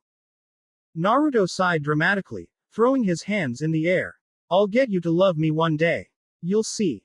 Excerpt from Shisui Uchiha's notes. The Raikage's lightning cloak, an extraordinary technique, both in concept and execution. The principle behind it is deceptively simple. By infusing his body with lightning chakra, the Raikage enhances his nervous system, drastically increasing reaction speed and muscle response. The natural conductivity of lightning allows the chakra to spread evenly, reinforcing his body without tearing it apart. Wind, however, does not work that way. Wind is wild, volatile, an element that does not embrace, it cuts. It does not conduct through the body, it rages against it. A wind cloak, if applied like the lightning cloak, would result in catastrophic self-inflicted wounds. The body, caught within its own storm, would be shredded from within. I have concluded that a stabilizing medium is required. A framework to direct and contain the chakra without allowing it to erode the user. An interesting workaround, however, would be to weave chakra metal into a mesh, a flexible reinforcement that could serve as an exoskeleton, containing and stabilizing the wind cloak's effect. Theoretically sound. Practically uncertain. I will require extensive testing and an exceptional blacksmith to bring this concept to life. The challenge now is not in the technique itself, but in whether or not I will find the time to see it through. If only there was another of my element who could carry this burden forward. Naruto frowned as he reread the passage for the fourth time, rubbing his head in confusion. Wait a second. Does this mean I can wear wind chakra like a coat? He looked down at himself, then at the chakra metal ingot he had obtained. His brain started working overtime. So I just need to get this stuff woven into my armor, and boom, the next Shunshin no Naruto is here. The realization hit him like a thrown brick. Oh, duh. With a flicker, he vanished from his spot, reappearing inside Higarashi's weapon shop. Naruto landed right in the middle of a transaction, startling a couple of Chunin as they completed their purchase. Mr. Higurashi, ever unfazed, merely raised an eyebrow. If you're not buying, get out, the blacksmith said dryly. Or I'll start charging you for standing on my beautifully waxed floors. The Chunin blinked, then looked down, hesitating. The floor was, in fact, not waxed. It was covered in faint boot prints, a little dusty from the day's work. But Mr. Higurashi's deadpan expression must have been enough because they quickly muttered a goodbye and made their exit. Naruto exhaled. Thanks, old man. For what? Naruto hesitated. They were staring at me like I was the fox. A beat of silence. Then, Mr. Higurashi scoffed. Nope. Just admiring my fine floor. Naruto glanced down at the mess beneath his feet. Then back up at the smirking blacksmith. Or, Higurashi continued with a teasing glint, maybe they were just jealous of how ridiculously handsome you are. Girls love a little whisker action, don't they? I bet Tenten agrees. Naruto blinked, caught off guard. Sure. Tenten is currently out on a mission. Yeah, I know. Naruto placed the scroll and ingot on the counter. I need this made. Higurashi's eyes flickered over the designs, whistling lowly. Fancy stuff. He picked up the ingot, turning it over in his hands. You sure you wanna waste perfectly good chakra metal on this? Naruto frowned. Waste? What do you mean? The blacksmith gave him a pointed look. What do you think your armor is made of? Metal. Some new kind of chakra metal, Higurashi said flatly. I don't know what kind of ore this is, but your armor's already built to channel chakra without breaking apart under wind release. You don't need to mess around with wire mesh or reinforcement, just use what you've already got. Naruto stared at his gauntlet, then experimentally pulsed wind chakra into it. The result was immediate. Smooth, controlled, seamless. His chakra flowed through the elite knight armor like it belonged there. Wow, Oscar really left me with something else, huh? Naruto glanced at the Zweihander, still buzzing from his training. At least the big hunk of metal couldn't channel wind chakra, meaning his new jutsu wasn't totally useless. But hey, if his armor could get him to Shisui's level, that was a win. Thanks for everything, Mr. Higurashi, Naruto said, grabbing his stuff and heading for the door. The old blacksmith clicked his tongue, watching him go. Didn't even get to tell him how conveniently wife material Tenten's gotten with her cooking skills. Kid's hopeless. Back at his apartment, Naruto, fueled by both inspiration and an excessive amount of ramen, decided it was the perfect time to start training the fist of the flickering peregrine. Slurping up the last of his noodles, he set the scroll aside and clapped his hands together. Alright, let's do this. With a quick hand sign, he summoned 2 shadow clones. You two, clear some space. We're about to make some questionable training decisions. On it, boss. One clone chirped, shoving the coffee table to the side. Try not to break anything this time. Naruto ignored the comment as he focused on the scroll. The first step seemed simple enough. Create a cloak of chakra around your body. Then manipulate the wind chakra to flow around your form, reducing resistance like an aerodynamic bird. I can totally do this, Naruto said. No problem. He closed his eyes, gathering chakra and letting it spread across his entire body. A shimmering layer of energy coated him, pulsing faintly. So far, so good. Then, with a deep breath, he began converting it to wind chakra. Boom. The wind chakra detonated outward like an uncontrolled storm, shaking the walls and sending Naruto sprawling onto his back. The pile of laundry in the corner exploded into the air, socks and shirts flinging themselves across the room like they had something to prove. Naruto sat up, coughing as a cloud of dust settled around him. What the? He froze at the sound of wheezing laughter. Turning, he spotted his 2 shadow clones rolling on the floor, clutching their sides as they laughed like maniacs. What are you two laughing at? Look at Mr. Lizard. Naruto turned to where the laundry heap had been, now scattered across the room. Right in the middle of it all, perched atop a sock, was the crystal lizard. Except it wasn't perched. It was flailing. The little creature had landed upside down, its tiny legs kicking in frantic circles like a wind-up toy gone wrong. Naruto blinked. The clones howled even louder, one of them slapping the floor as tears streamed down his face. He looks like he's doing aerobics. Someone get him a little sweatband. Naruto ignored the two idiots, technically his clones, who were laughing in the corner, their amusement only fueling his focus. His attention was fixed on the crystal lizard lying on its back, its tiny legs flailing helplessly. The little creature's beady eyes locked onto him, a mix of fear and desperation, with a pathetic attempt at intimidation as it hissed softly. Scary, Naruto muttered sarcastically, crouching down and motioning for the lizard to calm down. Instead, the creature hissed louder, baring its tiny teeth, but Naruto didn't care. Carefully, he nudged it back onto its feet with two fingers, letting it stabilize itself. The lizard, clearly on edge, was about to scurry back toward the safety of the laundry pile when Naruto quickly grabbed its tail, lifting it off the ground.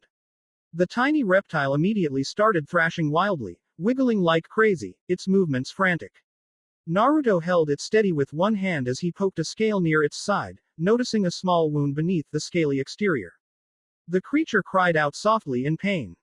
Hey, relax. I'm trying to help you, idiot, Naruto muttered, frowning. Oi, you two morons. He barked at his clones. Bring me some water and that weird healing ointment Iruka-sensei gave us. The clones snapped to attention, their earlier laughter fading as they jumped into action. Moments later, they held the lizard down on the table while Naruto got to work. He cleaned the wound first, gently wiping away the dirt and grime that had gathered on the rough edges of the scales. The lizard hissed and squirmed but didn't fight as much as before. Naruto then took the small tin of ointment, scooping some onto his fingers and applying it carefully. The healing ointment fizzled as it reacted with the wound, releasing a faint, minty aroma and creating a gentle foam that quickly dissolved into the injured area. The scales around the wound seemed to knit together, the jagged edges smoothing out as the injury began to close. The lizard gradually stopped thrashing, its body relaxing under Naruto's careful hands. There, Naruto said, setting the creature back down on the floor. The lizard hesitated for a moment before bolting toward the laundry pile, only to stop abruptly. Its safe haven was gone. Naruto grinned sheepishly. Oh yeah, forgot about that. My bad. He grabbed a handful of clothes and began tossing them back into a makeshift pile. All right, there you go. Back to your little kingdom. But the lizard didn't move. It just sat there, staring at him. What? You want to thank me? Or, are you hungry? Naruto asked, scratching his head. He rummaged through his kitchen for a moment before returning with a small piece of raw meat, placing it down near the lizard. The crystal lizard eyed the meat cautiously before scurrying over to bite into it. Naruto watched as the creature gnawed at the morsel, its little jaws working furiously. Then, to his surprise, the lizard stopped halfway through and slowly approached him, dropping the half-eaten meat near his hand as if offering to share it. Naruto blinked in surprise. Thanks, he said, a grin spreading across his face as he reached out to pet the lizard, but it immediately darted back a few feet, staring at him from a safe distance. Naruto laughed softly, picking up the leftover meat. Progress. I'll take it, he said, shaking his head. The lizard watched him closely as he pretended to eat the meat, sliding it out of view with a sleight of hand trick. Naruto raised it to his mouth and then slipped it into his sleeve, making it look like he took a big bite. So good, he said, loudly smacking his lips. There was no way he was actually going to eat that. The lizard tilted its head, its beady eyes narrowing in suspicion, but it didn't seem to protest. Naruto stood and turned to his clones. All right, you two, keep an eye on the little guy. Kakashi-sensei should be showing up any minute now. One of the clones crossed his arms, a thoughtful look on his face. Hey, we should name it Ramen, the other clone suggested immediately. No, Naruto shot back. Noodle. No. Well, I'll think of something, Naruto said, waving them off as he grabbed his jacket. He gave the crystal lizard one last glance before heading toward the door. Be nice to it. I'm the boss here, not you idiots. As Naruto left, the lizard watched him go, its small head tilted slightly, before scurrying back to its newly rebuilt laundry pile. Naruto flickered into the training ground, skidding to a halt just in time to hear Sakura's annoyed yell. You're late. Both of you. She shouted, glaring at both Kakashi and Naruto. The two rubbed the backs of their heads sheepishly, clearly caught off guard. I was late because I was trying to save a woman from a giant talking bear, Kakashi said nonchalantly, his usual deadpan delivery making the absurd claim sound oddly plausible. The bear demanded I defeat him in poetry before he'd let her go. Did you win? Naruto asked earnestly, his eyes wide with curiosity. Considering the bizarre things he'd seen in Lordran, this story didn't sound far-fetched to him. He's lying, Sakura said, her disbelief palpable. Shame on you, Kakashi-sensei, Naruto scolded, though he leaned closer and whispered, so, did you win? Of course I did. Sakura groaned in exasperation before turning her glare toward Naruto. And what's your excuse? Naruto hesitated for a moment. He didn't want to mention the crystal lizard, not yet. Maybe when the little guy was friendlier, he'd show it off, proving that only he was worthy of its trust. For now, he needed a distraction. I was training to use Shisui-san's taijutsu, he said proudly, puffing out his chest. You know, the one that got him the name Shunshin no Shisui. That caught everyone off guard, but they immediately translated his words to mean that he was trying to recreate Shisui's taijutsu style. How do you know about this? Kakashi asked, narrowing his visible eye slightly. Oh, Iruka-sensei told me, Naruto said smoothly, his grin widening. Imagine this. Shunshin no Naruto. He practically shook with excitement at the thought. Kakashi paused, his mind racing. Sakura turned her gaze toward Sasuke, her curiosity shifting. Shisui's funeral had been just yesterday. What did Sasuke think about all of this? Sasuke gave a small nod. I hope you're able to recreate it. The unexpected encouragement surprised everyone. Thanks for the support, Tem, Naruto said, grinning wide. If you need help, just ask, Sasuke replied evenly. Actually, I've taken a major step toward it. Seeing the way everyone was staring at him, he lifted his gauntlet and pulsed wind chakra through it. Shisui-san used a wind cloak to reduce air resistance, something about bird aerodynamics. I'm gonna do that and combine it with Shunshin. Sakura and Sasuke just stared, trying to process the sudden info dump. Kakashi, for his part, somehow found his voice. My, Naruto, he said, almost choking on his own words, it seems like you're serious about becoming the next Shunshin no Shisui. Even as he spoke, Kakashi's mind was spinning. Because one simple, terrifying realization had just hit him like a runaway bull when he tapped a finger against the boy's armor, sending a trace of chakra into it, only to watch in stunned silence as it flowed through the metal effortlessly, without a hint of resistance. Naruto's armor, his ridiculously heavy armor, was made of chakra metal. Not just a little bit. Not just some reinforcement. No. The entire thing was chakra metal. Kakashi suddenly felt like he needed to sit down. Because that meant someone had thrown an ungodly amount of money at this kid. Who in their right mind had that kind of wealth? Who could just casually afford to coat an entire suit of armor in one of the rarest materials in the world? And more importantly, who the hell was Oscar? Kakashi squeezed his temples. First, he finds out Oscar is dead.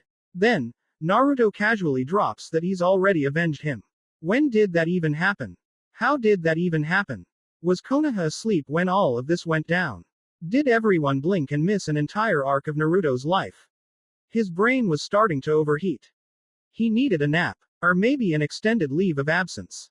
Preferably somewhere far, far away, where Naruto wasn't casually dropping life-altering revelations that made zero damn sense and gave him an existential crisis every single time he spoke. Oblivious to Kakashi's slow descent into madness, Naruto just grinned. Shunshin no Naruto, he corrected proudly. Don't forget it. Fair enough. Good luck, then, Kakashi said, feeling the sudden urge to just knock himself out. Thanks. I'm off to see Team 10. Gonna ask Asuma-sensei if he can help me with Shisui's taijutsu. Naruto said, already preparing to leave. Ino's going to be there, Sakura teased, a sly grin spreading across her face. Yeah, I know, Sakura. Sakura wiggled her eyebrows suggestively, clearly trying to get a rise out of him. Weirdo, Naruto muttered before body flickering out of sight. What was that about? Sasuke asked, raising an eyebrow as he observed Sakura's flushed face. Sakura squealed, her voice high-pitched with excitement. I think Ino has a crush on Naruto. Oh, Kakashi said, leaning closer like a gossiping auntie. Do tell. Sakura eagerly launched into her theories while Kakashi nodded along with faux interest. Meanwhile, Sasuke ignored them both, picking up a few leaves from the ground. He focused on his own training, already channeling chakra into the leaves to generate a small current. Sasuke-kun, Kakashi called, glancing over, what do you think about this? Was Sasuke's only response, his focus unbroken. Sakura paused, watching him closely. Sasuke's indifferent response struck a chord. How could he remain so detached when one of his biggest fans was now gone? Ino's words echoed in Sakura's mind. Do you like Sasuke, or do you like the idea of him? She thought she had an answer now. At first, she had liked the idea of Sasuke, the mysterious prodigy, the perfect hero. But over time, she had come to see the real him. His burdens, his pain, his dreams. She no longer saw him as someone to protect her or save her. Now, she wanted to stand beside him, shoulder to shoulder. That was what her love had grown into, a quiet strength to match his. Her resolve hardened as she watched him continue his training, his focus unwavering. She would stand by his side, no matter what. That was her promise to herself. Naruto jolted awake to the faint sound of scratching. Blinking blearily, he sat up, his senses sharpening in the quiet of the night. A quick glance at the clock told him it was 2 in the morning. With a furrowed brow, he turned his head toward the source of the noise. His tired eyes landed on the small figure at the balcony window, its little claws tapping lightly against the glass. A familiar, shimmering blue form. The crystal lizard. Naruto groggily rubbed his face before whispering, Dude, what are you even doing? The tiny creature froze at his voice, its bright eyes flickering toward him, caught in the act. Naruto noticed how the moonlight outside seemed to bend toward the large, gleaming crystal on its back, absorbing into it like a gentle tide pulling away from shore. He paused, watching the way the little thing shifted restlessly, glancing between him and the outside. You wanna go out? The words were barely out of his mouth before he was already moving. He slipped out of bed, careful not to startle the lizard, and padded over to the window. At his approach, the creature flinched, its tiny body tensing as if ready to scurry away. But instead of grabbing it, Naruto simply unlocked the window and pushed it open, letting the cool night air spill into the room. Go on, then. He gestured toward the open space. For a moment, the crystal lizard hesitated. Then, with quick, skittering movements, it scrambled onto the balcony, its tiny form bathed in moonlight. Naruto leaned against the doorframe, watching.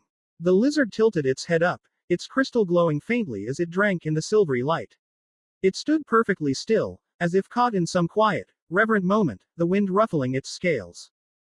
There was something serene about it. Naruto smiled, but as he stepped out, the cold air immediately bit into his skin. A glance down told him that the crystal lizard wasn't handling it much better, its small body trembled slightly under the night's chill. Naruto didn't think twice. He lifted his hand and let a small, controlled pulse of warmth bloom from his palm, the faint glow of a pyromancy flame flickering to life. Almost instantly, the air around them softened, the bite of the cold easing into something gentler. The crystal lizard turned back toward him, its bright eyes reflecting the fire's glow. Naruto chuckled. Better. The lizard didn't answer, obviously, but it didn't run either. Instead, it just stared at him, then at the flame, then back at him again. Naruto yawned, grabbing his blanket from inside and wrapping it around himself, sinking into its warmth. His eyelids grew heavy, sleep trying to drag him back under. But then, a small nudge against his side. Naruto cracked an eye open and found the crystal lizard had shuffled closer, staring up at him expectantly. You wanna enjoy the heat too? Naruto asked, raising his arm slightly. The little creature wasted no time. It carefully scurried under the blanket, nestling against the warmth of the pyromancy flame. Naruto grinned at the sight. Feeling a little bold, he reached out and lightly scratched under the lizard's chin. It chirped. A tiny, high-pitched sound, somewhere between a squeak and a trill, like a little bell ringing through the night. Naruto chuckled. You like that, huh? The lizard responded by pressing into his hand, clearly enjoying the attention. A name. He should name it. Naruto paused, thinking. Something ramen related. Nah. Something in the back of his mind told him no, that wasn't right. And then, in the quiet, he finally had an epiphany. You know, he murmured, his voice soft, there was a dream I had once. The crystal lizard stilled, listening. To travel through Lordran with my master, Naruto continued. He was supposed to teach me things. We were supposed to explore together. I wanted to take him to Ichiraku, let him try ramen, bet he'd have liked miso. We'd sit together, talk about anything and everything, and... His voice wavered. But he swallowed it down, blinking hard before rubbing his sleeve across his eyes. When he lowered it, the crystal lizard was still staring at him. Naruto took a breath. Would you do me the honor of taking his name? He asked, stretching his hand out. Of traveling through Lordran with me. For a long moment, the lizard didn't move. Then, slowly, it stepped forward, pausing just long enough to press its nose lightly against his outstretched hand. Naruto felt something tighten in his chest. He grinned, wide and a little wobbly, but real. All right, Oscar, he whispered. The crystal lizard chirped again, curling closer to his warmth. Naruto wrapped the blanket a little tighter around them, leaning back against the balcony door, the exhaustion finally pulling him down. And as his eyes slipped shut, he had no idea that this moment, the quiet beginning of a boy and his lizard, would someday become legend. That one day, the gods themselves would tremble at the sight of the two dragons of Lordran. But for now, they were just a boy and his tiny companion, resting under the moonlight. The Hokage's office was quiet, save for the faint rustling of paper as Hiruzen Sarutobi read through Kakashi's report. The old man's brow furrowed as his eyes drifted over the latest findings. Scorch release. Hiruzen muttered the words under his breath, the concept alone making him feel a familiar sense of unease. Kakashi, standing at attention before the desk, gave a nonchalant shrug. Just a theory. Courtesy of Sasuke Uchiha. It was a flimsy idea at best. Naruto's chakra nature had already been confirmed, but Kakashi had long since learned to account for the impossible, especially when something like the Kyuubi could be involved. Hiruzen hummed, continuing through the rest of the report. And then, he paused. Naruto's armor, made entirely of chakra metal. Hiruzen's fingers tightened slightly on the parchment, his chest growing inexplicably tight. The entire armor. His first thought was sheer disbelief, but the implication settled in quickly. The amount of chakra metal required. Even the daimyo himself would wince at its worth. Where? Hiruzen's mind raced. Where in the world did Naruto acquire enough chakra metal to forge an entire suit of armor? A part of him, the leader of Konoha, the protector of its future, felt the whisper of an opportunity. If only Konoha knew how to replicate it. The thought came unbidden, and with it, an old memory, Asuma's voice, blunt and laced with quiet disappointment. Are you doing this for Konoha? Hiruzen's lips thinned. Let's say you figure out Naruto's mysteries.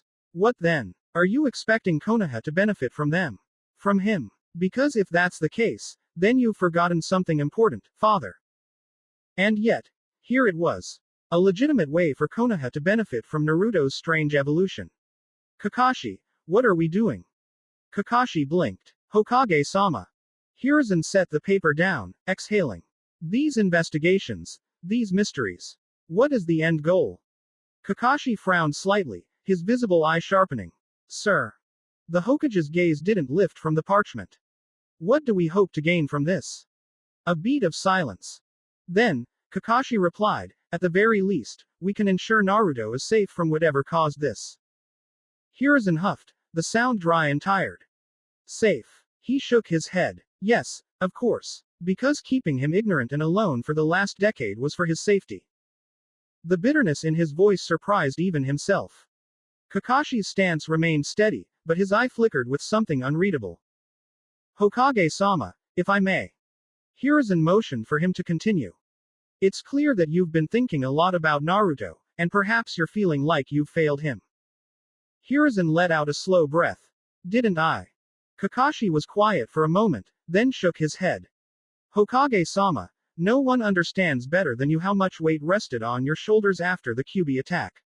You lost your wife that night. You had to oversee the reconstruction of Konoha, handle the growing number of war orphans, and manage rising political tensions with the threat of another shinobi war looming overhead. Then there was the Uchiha clan's unrest, the fractured alliances with other nations, the council's interference, Danzo's schemes, the ANBU's internal conflicts. He sighed. Sir, I know you didn't do what was best for Naruto, but you tried, while the world felt like it was crumbling under your feet. The words hung between them, settling into the office like an unspoken truth. Hiruzen's fingers drifted over his desk, brushing against the edges of the report. Wise words, Kakashi. His voice was quiet. But I gave everything I had to Konoha, and yet, it feels as though I failed the people who truly mattered. Kakashi's gaze softened, his eye distant. Can I join you in that sentiment? The way he said it spoke of understanding. They were both too late to realize who truly mattered. A beat of silence passed between them. Lord Third, Kakashi said. Teaching Team 7 has taught me something valuable. Oh, and what lesson is that? Kakashi's eye curved slightly, though it wasn't quite a smile. That people can change, despite their past. Hiruzen hummed, waiting for him to elaborate. Kakashi continued, I've watched Sakura go from a kunoichi who would have been a casualty in her first real battle to someone who works tirelessly to stand beside her teammates. I've seen Sasuke, despite everything, open up to Team 7, trusting them in ways I never thought he would. His tone softened. And I've watched Naruto's grief of Oscar heal. Guess being a teacher has been good for you.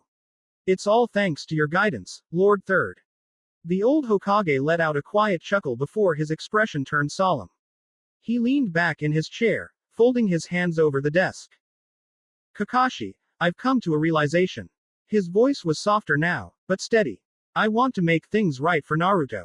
A second chance. Second chances come after proof of change, not before. Hiruzen nodded, his grip on his pipe tightening. Which is why I'm going to tell him about Minato and Kushina. The words hung heavy in the air. Kakashi's breath hitched just slightly, his fingers twitching at his side. You mean to tell him everything? Yes. Hiruzen exhaled. But not until I've dealt with Danzo first. The mere mention of that name sent a chill through the air. Kakashi frowned. You're taking direct action. Hiruzen's eyes sharpened. I am. He gave Kakashi a brief but thorough summary of his plan. When he finished, Kakashi was already calculating the risks. Do you want me to join the squad? If Danzo has a plan in place, you can assume he'll use it. I know the dangers, which is why I handpicked the team myself.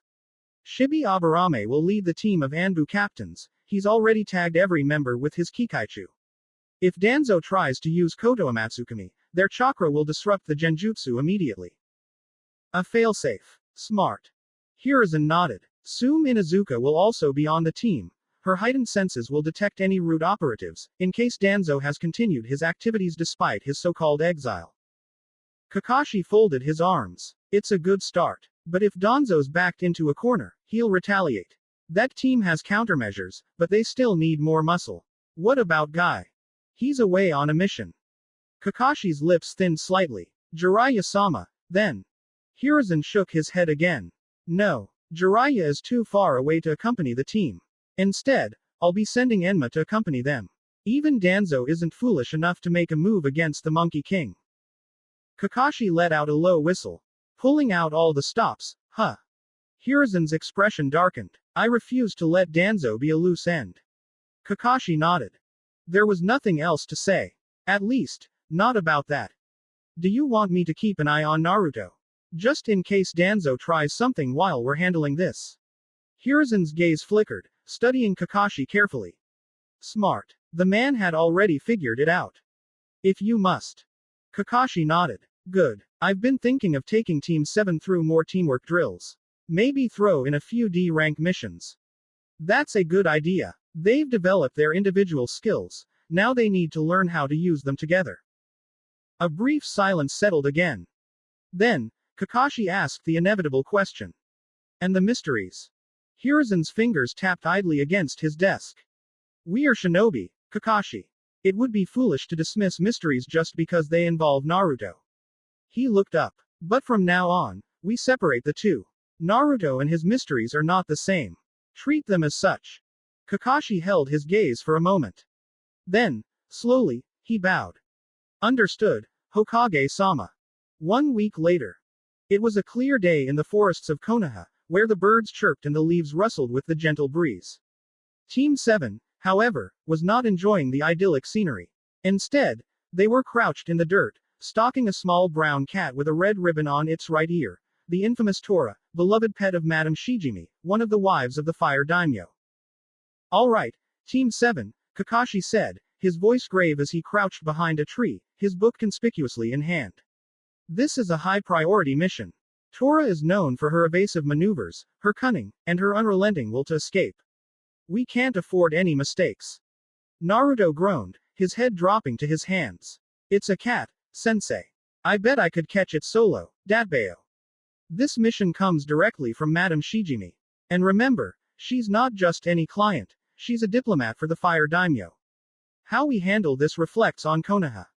And on you, Sakura added dryly, shooting Kakashi a sideways glance. Exactly, Kakashi replied, unfazed.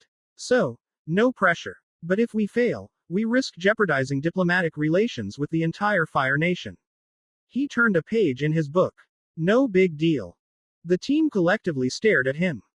Are we seriously pretending this isn't a waste of time? Sasuke asked flatly. I mean, Sakura chimed in, shouldn't someone talk to Madame Shijimi about how she's treating this cat? It keeps running away for a reason. It's not our job to question the client, Kakashi said. Our job is to retrieve Tora. Poor cat, Sakura muttered under her breath as they moved into position. The team scattered, each taking a planned route. Sasuke was the first to act, hurling kunai with ninja wires imbued with lightning chakra. They struck the trees around the fleeing Tora, cutting off her escape routes with precision. The cat hissed, its amber eyes darting wildly for an exit. It turned left. Naruto was there, standing with his arms crossed, a smug grin on his face. It turned right, and there Naruto was again, the same smirk on his face. No matter where Tora turned, Naruto was there. After images. Sasuke muttered. Naruto was fast enough now to make it seem like he was everywhere at once. You're seriously using Shisui's technique on a cat. I'm refining my skills, Tem, Naruto said, his grin widening as he flickered into another position. Besides, this cat is way tougher than it looks. Tora hissed and arched her back, trying to look intimidating, but Naruto wasn't fazed. Ninja art. Pyramidal barrier. Sakura shouted, slamming her hands together. The kunai Naruto had placed around the area suddenly glowed, creating a shimmering pyramidal barrier around the panicked cat. Tora scratched at the chakra barrier wall of her new prison, but it was no use. Target confirmed, Naruto said dramatically. It's Tora. Mission complete. Kakashi finally emerged from the trees, clapping slowly. Excellent work, Team 7.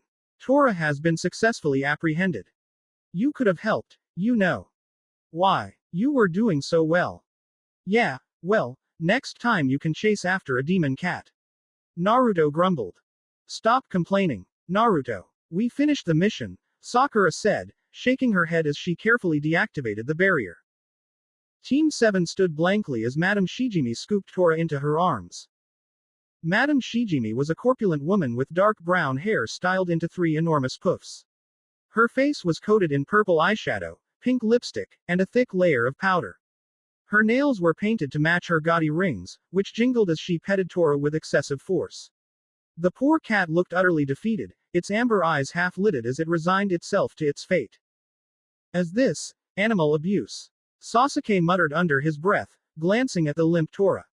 I think so, Sakura whispered back, frowning. No wonder the cat keeps running away. Naruto's thoughts drifted to his pet crystal lizard, now named Crystal Oscar. He suddenly felt a deep sense of pride knowing that he treated his little companion with respect and care. Glad I don't treat Oscar like that, he muttered to himself. As Madame Shijimi hugged Tora tighter, the cat let out a small, pitiful noise. Well done, Team 7. Madame Shijimi gushed, her rings glittering as she clasped her hands together. You've brought my precious Tora back to me. She's such a naughty little thing, always trying to run away. But now she's back where she belongs. Naruto winced as Tora's amber eyes locked onto his. For a moment, it was like the cat was begging for help. Quote. We're done here, right? Yes, Naruto, you're done for now, Hiruzen said with a faint smile, watching as an Anbu quietly escorted Madame Shijimi out of the office. I must congratulate Team 7, Hiruzen continued. You've successfully completed 12D rank missions. With this, you are now qualified for higher rank missions. Naruto's face lit up like a firework. Finally, no more chasing cats, Datbeo. He exclaimed, pumping a fist into the air. Sakura smiled, and even Sasuke's usual aloofness seemed to soften with mild interest. Hiruzen smiled at their enthusiasm and picked up a scroll from the pile on his desk. Your next mission will be a C rank escort. It's a step up from what you've been doing but well within your capabilities. Bring in the client. At the Hokage's signal, an Anbu stepped out of the room. Moments later, the door creaked open, and in walked an older man with a hunched posture, carrying a faint air of irritation. Team 7 took in the sight of their client, a gray-haired, bespectacled man with a large beard and dark eyes. He wore a sleeveless V-neck shirt tied with an obi, plain pants, and sandals. A towel hung loosely around his neck, and a pointed hat sat atop his head. Most strikingly, he was holding a beer bottle, which he sipped from like it was water. The man glanced at Team 7 and grimaced. Hokage-sama, he said, his voice gruff, while I appreciate the quick turnaround on my mission, are these wet behind the ears brats really going to protect me? Hey, who are you calling a brat, old man? Before Tazuna could retort, Hiruzen raised a hand. Tazuna-san, I assure you, these genin are more than capable of handling your simple escort mission. The word simple hung in the air like a knife. Tazuna froze mid-sip of his beer, his hand tightening slightly around the bottle. A bead of sweat rolled down his temple as his gaze flickered to the Hokage, then to the trio of genin standing before him. Simple, huh? Tazuna muttered, his voice strained. He let out an awkward chuckle, wiping his forehead with the towel draped around his neck as he quickly tried to change the subject. What kind of ninja wears armor like that? And why's a shorty like you lugging around a sword twice your size? Are you compensating for something? Naruto's grin stretched wide as he stepped forward, resting a hand on the hilt of his sword. Want me to show you what it can do? Tazuna took a nervous step back, sweat beginning to bead on his forehead. No, that's fine, kid, I was just kidding, he said with a nervous chuckle, lifting his beer bottle as if to toast. Tazuna-san, you'll find Naruto's capable of much more than jokes. Yeah, right, Tazuna muttered. Guess I'll just have to trust you all. Good choice, old man. Tazuna scowled, trying to regain his composure. I'll have you know I'm a man of great renown. He declared loudly, puffing out his chest. I'm Tazuna, the best bridge builder in the land of waves. And until I'm safely back in my country to finish my masterpiece, it's your job to protect me, even if it costs you your lives. Team 7 stared blankly at him, unmoved by his theatrics. The silence stretched awkwardly until Tazuna deflated slightly. Quote. I mean, thanks for your hard work in advance. Hiruzen clapped his hands once, bringing the room back to order. Team 7, your mission begins in 2 hours. Use the time to prepare. Tazuna, who looked like he was ready to bolt, muttered, go check out the village or something. There's a bar down the street that serves Earth Nation beer, Hiruzen added casually. Tazuna's eyes lit up despite himself. Is that right? He asked, feigning disinterest as he sipped his beer. As Tazuna adjusted his grip on the bottle, the top suddenly slid off with an unnervingly clean cut, the jagged edge catching the light. The severed piece fell to the ground with a soft clink, and a stream of beer immediately spilled out, splashing onto his hand and dripping onto the floor. The room went silent, all eyes snapping to Naruto, who stood smirking, his hand casually resting on his sword hilt. Tazuna gulped. Geez, kid, you're fast. Really fast. I'll take that as a compliment. Tazuna's nervousness was palpable now as he shuffled toward the door. Quote. Anyone want some booze? Sasuke and Sakura shook their heads immediately, while Kakashi smiled under his mask. I don't drink. Bring me one. I want to see what it tastes like. Tazuna nodded at Naruto with newfound respect. You've got guts, kid, he muttered before disappearing out the door. That guy is definitely a sad drunk old man. Absolutely, Sakura said with a sigh, while Sasuke grunted in agreement. Kakashi straightened, his lazy demeanor returning. Alright, Team 7, you're dismissed for now. Meet up at the northern gate in 2 hours, ready to go. Naruto perked up immediately. Ichiraku ramen. Sakura and Sasuke exchanged a glance before shrugging. He had trained relentlessly for over a week, honing his skills and pushing himself to his limits. Now, Naruto felt ready to return to Lordran and face the Taurus demon. This battle would be his measure, his proof that he could take on the dangers lurking not just in the unforgiving world of Lordran, but also in the shadows beyond Konoha. But before all that, ramen. The smell of steaming ramen filled the air as Naruto, Sakura, and Sasuke sat at the counter of Ichiraku ramen, bowls in front of them. Naruto was already halfway through his third bowl, his slurping sounds making Sakura twitch. Sasuke, meanwhile, sipped his tomato soup quietly, seemingly unfazed by the chaos around him. Okay, Sakura said, placing her chopsticks down and looking at the two boys seriously. We need to figure out what to bring on the mission. Sasuke, you got anything in mind? Sasuke shrugged, taking another sip of his soup. Kunai, shuriken, the basics. I'm bringing ramen cups. Ramen cups aren't survival gear, Naruto. Sakura snapped, glaring at him. Do you ever take this seriously? Hey, it's better than starving. Naruto shot back, and besides, you can't exactly rely on Sasuke's brooding to feed us. Sasuke raised an eyebrow but said nothing. Ayame stepped out from the back, drying her hands on a clean towel. What's all the commotion about? We're trying to figure out what to pack for a mission to the wave, Sakura said with an exasperated tone, side-eyeing Naruto. Although some of us, she trailed off pointedly, are less helpful than others. Hey, ramen cups are totally practical. What if we run out of food, huh? Sasuke sighed. If we're relying on ramen cups to survive, we're already doomed. Ayame chuckled, the banter clearly entertaining her. Sounds about right for you, Naruto. But since you're heading to the wave country, could you do me a little favor? What kind of favor, Nei-chan? Ayame tapped her chin thoughtfully. Trade from the wave has been ridiculously expensive lately. If you could bring me back some shellfish, shrimp, crab, maybe some clams, fresh, of course, I'd owe you one. Sakura raised an eyebrow. Why's trade so expensive from the wave? It's not that far from here. Ayame's cheerful expression dimmed slightly. It's because of the Gato Trading Company. They have a stranglehold on the economy there. No goods leave the wave without passing through Gato's hands first, and he charges a fortune in tariffs. Even essentials like food and medicine are marked up ridiculously. A lot of people there are struggling. Sasuke's eyes narrowed. You seem to know a lot about the wave. Ayame shrugged. Well, we get a lot of travelers here, and some of them are merchants. They talk. From what I've heard, the Gato Company isn't just a trading operation. They're basically running a mafia.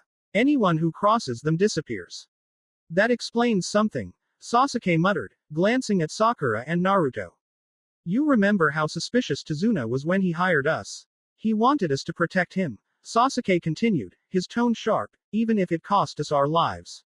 That's not something a regular client says unless they're desperate or hiding something. Desperate? Sakura echoed. If Gato's as bad as Ayame says, maybe Tazuna has a reason to be paranoid. But what's he trying to do that would make Gato target him? Naruto frowned. Does the wave country have a bridge? Tsuki stepped forward, wiping his hands on his apron. No, it doesn't. The wave country is separated from the mainland by a large body of water. All trade and travel are done by boat. Naruto's eyes widened. Wait, you don't think? If Tazuna is building a bridge between the wave and the Fire Nation, Sasuke interjected, he'd be cutting into Gato's profits. A bridge would let goods flow freely without needing Gato's ships. He'd lose control over trade, and his monopoly. And if that happens, Sakura added, her voice growing more certain, Gato would do everything he could to stop it. That includes taking Tazuna out. A heavy silence settled over the group as the implications sank in.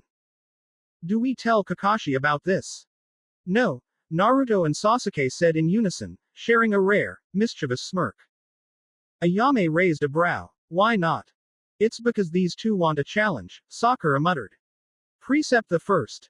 A knight's purpose is to serve, to protect those who cannot protect themselves, Naruto declared, his voice solemn, one hand raised as though he were making an oath.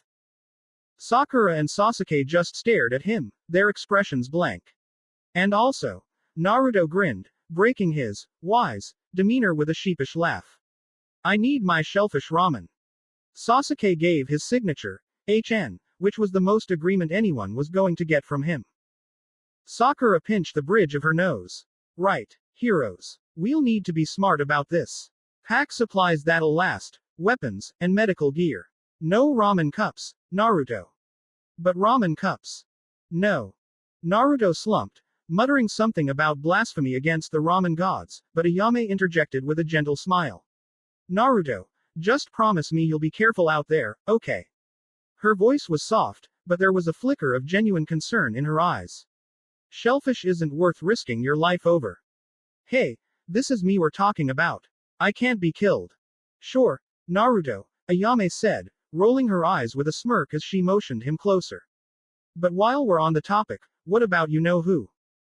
Naruto froze. I don't know. I thought you would take care of him. He whispered, glancing over at his teammates to make sure they weren't paying attention. They were absolutely paying attention. Naruto, Ayame hissed, grabbing his hands. He's your responsibility. But this might be a dangerous mission. Naruto whined, throwing a nervous look over his shoulder. Ayame tightened her grip on his hands. You can handle this, okay? Plus, maybe it's time you finally tell your team about the little guy.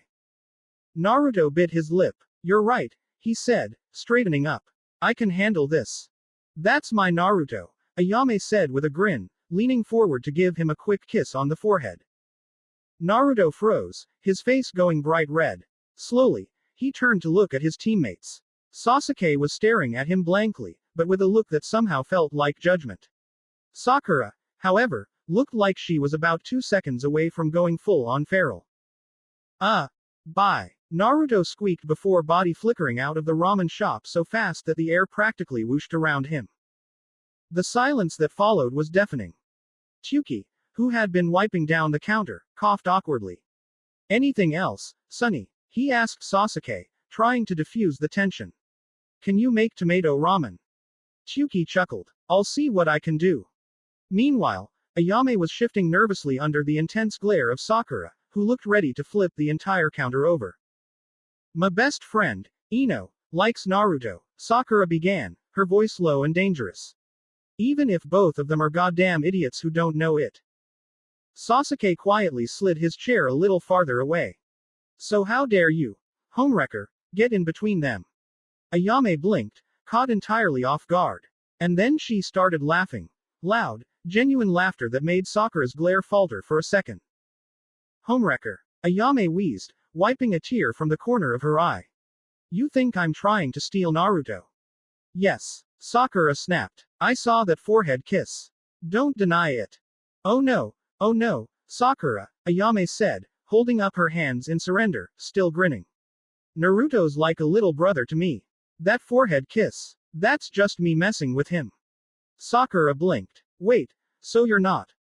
Nope, Ayame said, shaking her head firmly, trying to stifle a laugh. I mean, he's sweet, but absolutely not. Besides, she leaned casually on the counter, smirking. Ino and Naruto have been coming here almost every day for the past week. Sakura's jaw dropped so hard it was a miracle it didn't hit the floor. What? Naruto woke up in front of the bonfire, a grin spreading across his face like he'd just found the answer to life itself. I'm back, he muttered, the words barely audible over the crackling firelight. A second later, he bolted out of the room like a shot. I'm back, he announced loudly to the endless gray skies of Lordran. Lordran, of course, responded in its usual fashion, trying to kill him. A hollow perched on a ruined ledge above him lobbed a firebomb with deadly intent, while another hollow with a crossbow fired an arrow directly at his head. But Naruto didn't flinch. Instead, he smiled, and the faint shimmer of his wind cloak came to life around him. The cloak wasn't a jutsu, not really. It was the product of pure wind manipulation, a constant, invisible current of air swirling around him. The breeze subtly adjusted itself to every movement, optimizing the aerodynamics of his body. It was like wearing the wind itself. Light, invisible, and utterly lethal in how it amplified his speed. The arrow whistled through the air toward him, but before it could reach, Naruto vanished with a flicker of motion, a blur carried by Shunshin no Jutsu. In the blink of an eye, he reappeared in front of the hollow with the crossbow, his blade raised high. The momentum of his movement carried into a devastating downward slash, cleaving the hollow clean in two. The force of Naruto's strike didn't stop there. The sheer power behind it cleaved through the hollow and continued into the stone battlement beneath. The solid stone cracked and splintered under his blade, leaving a jagged fissure in its wake as dust and rubble scattered into the air. Naruto didn't even bother to admire the destruction. Instead, he casually leaned back, his feet sliding into a smooth moonwalk across the uneven stone, his movements effortlessly fluid despite the carnage around him. As the sound of hollow footsteps echoed from the stairwell, and without turning, Naruto whipped his leg backward in a powerful donkey kick that connected squarely with the hollow's chest. The hollow didn't stand a chance. It flew off the stairwell with a gurgled scream, limbs flailing, before disappearing into the void below. And they say I'm not graceful. Naruto stood at the edge of the stone bridge, pausing for a moment as his eyes swept over the scene ahead. The axe-wielding hollows loitered inside the room, their glowing eyes fixed on him, waiting. Same old routine, he muttered, cracking his neck. The entire run back to the tower had barely taken a minute, his body moving as if on autopilot. Every hollow in his path had been dispatched with ruthless efficiency.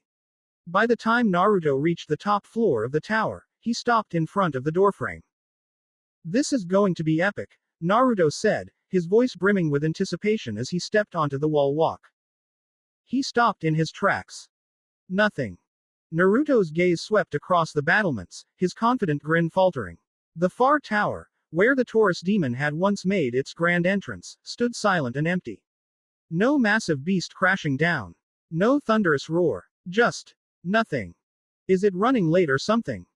He waited, his eyes fixed on the opposite tower, but all he got was the sound of the wind and the faint creak of the wooden beams beneath his feet. A minute passed, then two. Still nothing. Naruto unequipped his helmet and dragged a hand down his face. Seriously, I've been training all week for this rematch, and you're just not gonna show. How unprofessional. Naruto turned back toward his clones, who were busy finishing off the last of the crossbow-wielding hollows. One of them shrugged, dispersing into a puff of smoke with a resigned look. He walked to the edge of the wall and pulled out his binoculars, peering toward the opposite tower. Still nothing. With a deep sigh, he turned and muttered, "Fine. I'll just kill that dragon, I guess." He headed toward the far tower, his steps heavy with frustration. Reaching the opposite tower, Naruto entered the small room at its base. Old barrels and crates filled the space, their decayed wood stained and splintered. With a growl, Naruto began smashing everything in sight. Crates shattered under his strikes, and barrels splintered into pieces. It wasn't much, but it felt good to vent his frustration. The room quickly turned into a mess of broken wood and dust. Finally, only one crate remained. Naruto smashed it with a final swing, and froze. Amid the shattered remains of the crate was a corpse. Its shriveled, naked form was eerily still, its hollowed eyes staring upward. It wasn't fear that stopped Naruto, but curiosity. He crouched down, noticing the faint glow of a soul orb hovering above the body. Huh. He plucked the orb from the corpse, letting it absorb into him with a familiar warmth. Guess someone didn't make it out alive. Probably those weird undead hunts of the Way of White. Jerks. He shook his head and turned toward the hall connected to the tower, finding yet another set of barrels and crates to destroy. As he smashed his way through, he emerged onto a set of stairs that spiraled downward. At the base of the stairs, he found himself staring at a moss-covered archway. Beyond it was a heavy wooden door. Naruto tried the handle, but it didn't budge. Door is locked. He pulled out the residence key he'd bought from the merchant and tried again. Door is locked. Naruto stood at the edge of the stone bridge, his gaze locked on the five hollows shuffling on the other side. Their grotesque forms hovered over glowing corpses, their movements slow and deliberate. A bitter laugh escaped him as he brought out his binoculars for a closer look. Wow, Naruto muttered, lowering the binoculars. Guess hollows can set up traps now. Next thing you know, they'll start charging tolls. He cupped his hands around his mouth and shouted across the bridge. Oi! Idiots! You're supposed to hide to make the trap work. The hollows turned toward him at his outburst, two of them immediately breaking into awkward, shambling movements that could only loosely be described as walking. Naruto smirked, forming a single hand seal. Shadow Clone Jutsu. A clone materialized beside him, giving him a quick nod before sprinting down the bridge toward the hollows. It moved with purpose, weaving slightly to avoid the glowing corpses. For a moment, the bridge was silent except for the slap of sandals against weathered stone. Then, hell itself rained down. From above, the sky ignited in a cascade of searing flames. A torrent of fire engulfed the entire bridge, the intense heat warping the air and licking at the stone with ferocious hunger. The flames consumed everything in their path, including Naruto's clone, whose memories slammed into the original like a freight train. For a split second, Naruto felt it all, the agony of being burned alive, the suffocating heat, the searing pain. His breath hitched, and he instinctively grabbed his chest as the phantom pain subsided. When the flames finally receded, the bridge was unrecognizable. The hollows were nothing more than charred remains, the glowing corpses now blackened husks. Naruto's smirk vanished as he saw it. The dragon. It perched atop the tower on the far side of the bridge, its massive, red-scaled body radiating power. Its wings spread wide for balance, leathery membranes shimmering faintly in the sunlight. Sharp claws gripped the edge of the tower, and its long tail coiled and swayed with a dangerous rhythm. Its head was tilted downward, fixed on the bridge as if daring Naruto to cross. Naruto swallowed hard, his throat suddenly dry. Nope, he muttered, raising a hand in a half-hearted salute. You win this one, buddy. Turning on his heel, Naruto walked the other way. How do I approach this thing without getting burned to death?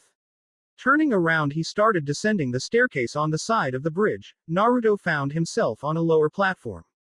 It jutted out over the cliff, giving him a breathtaking view of the mist-covered expanse below.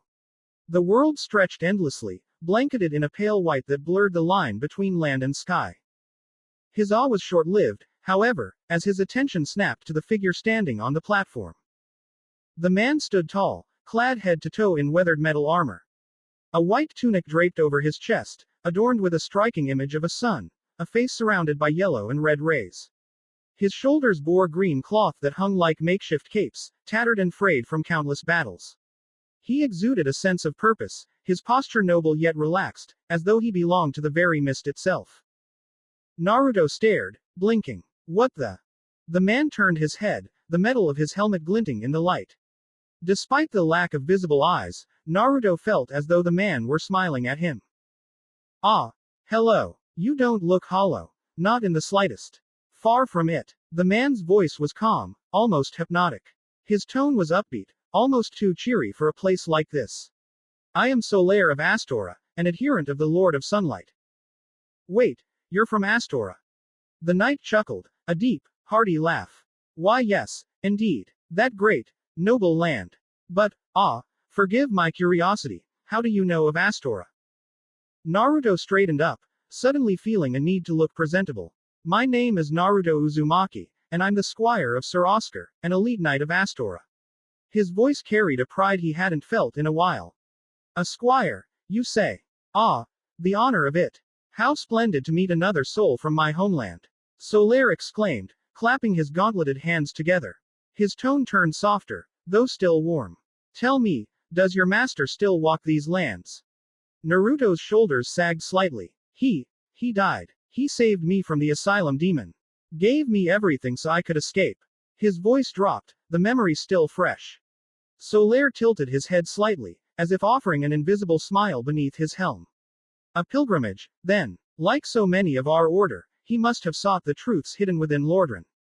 He paused, letting the words settle. And he gave his life for yours. Truly, he was a knight of great conviction. Be proud of that bond, young squire. Naruto nodded, though his throat felt tight. Thanks. I try to honor him.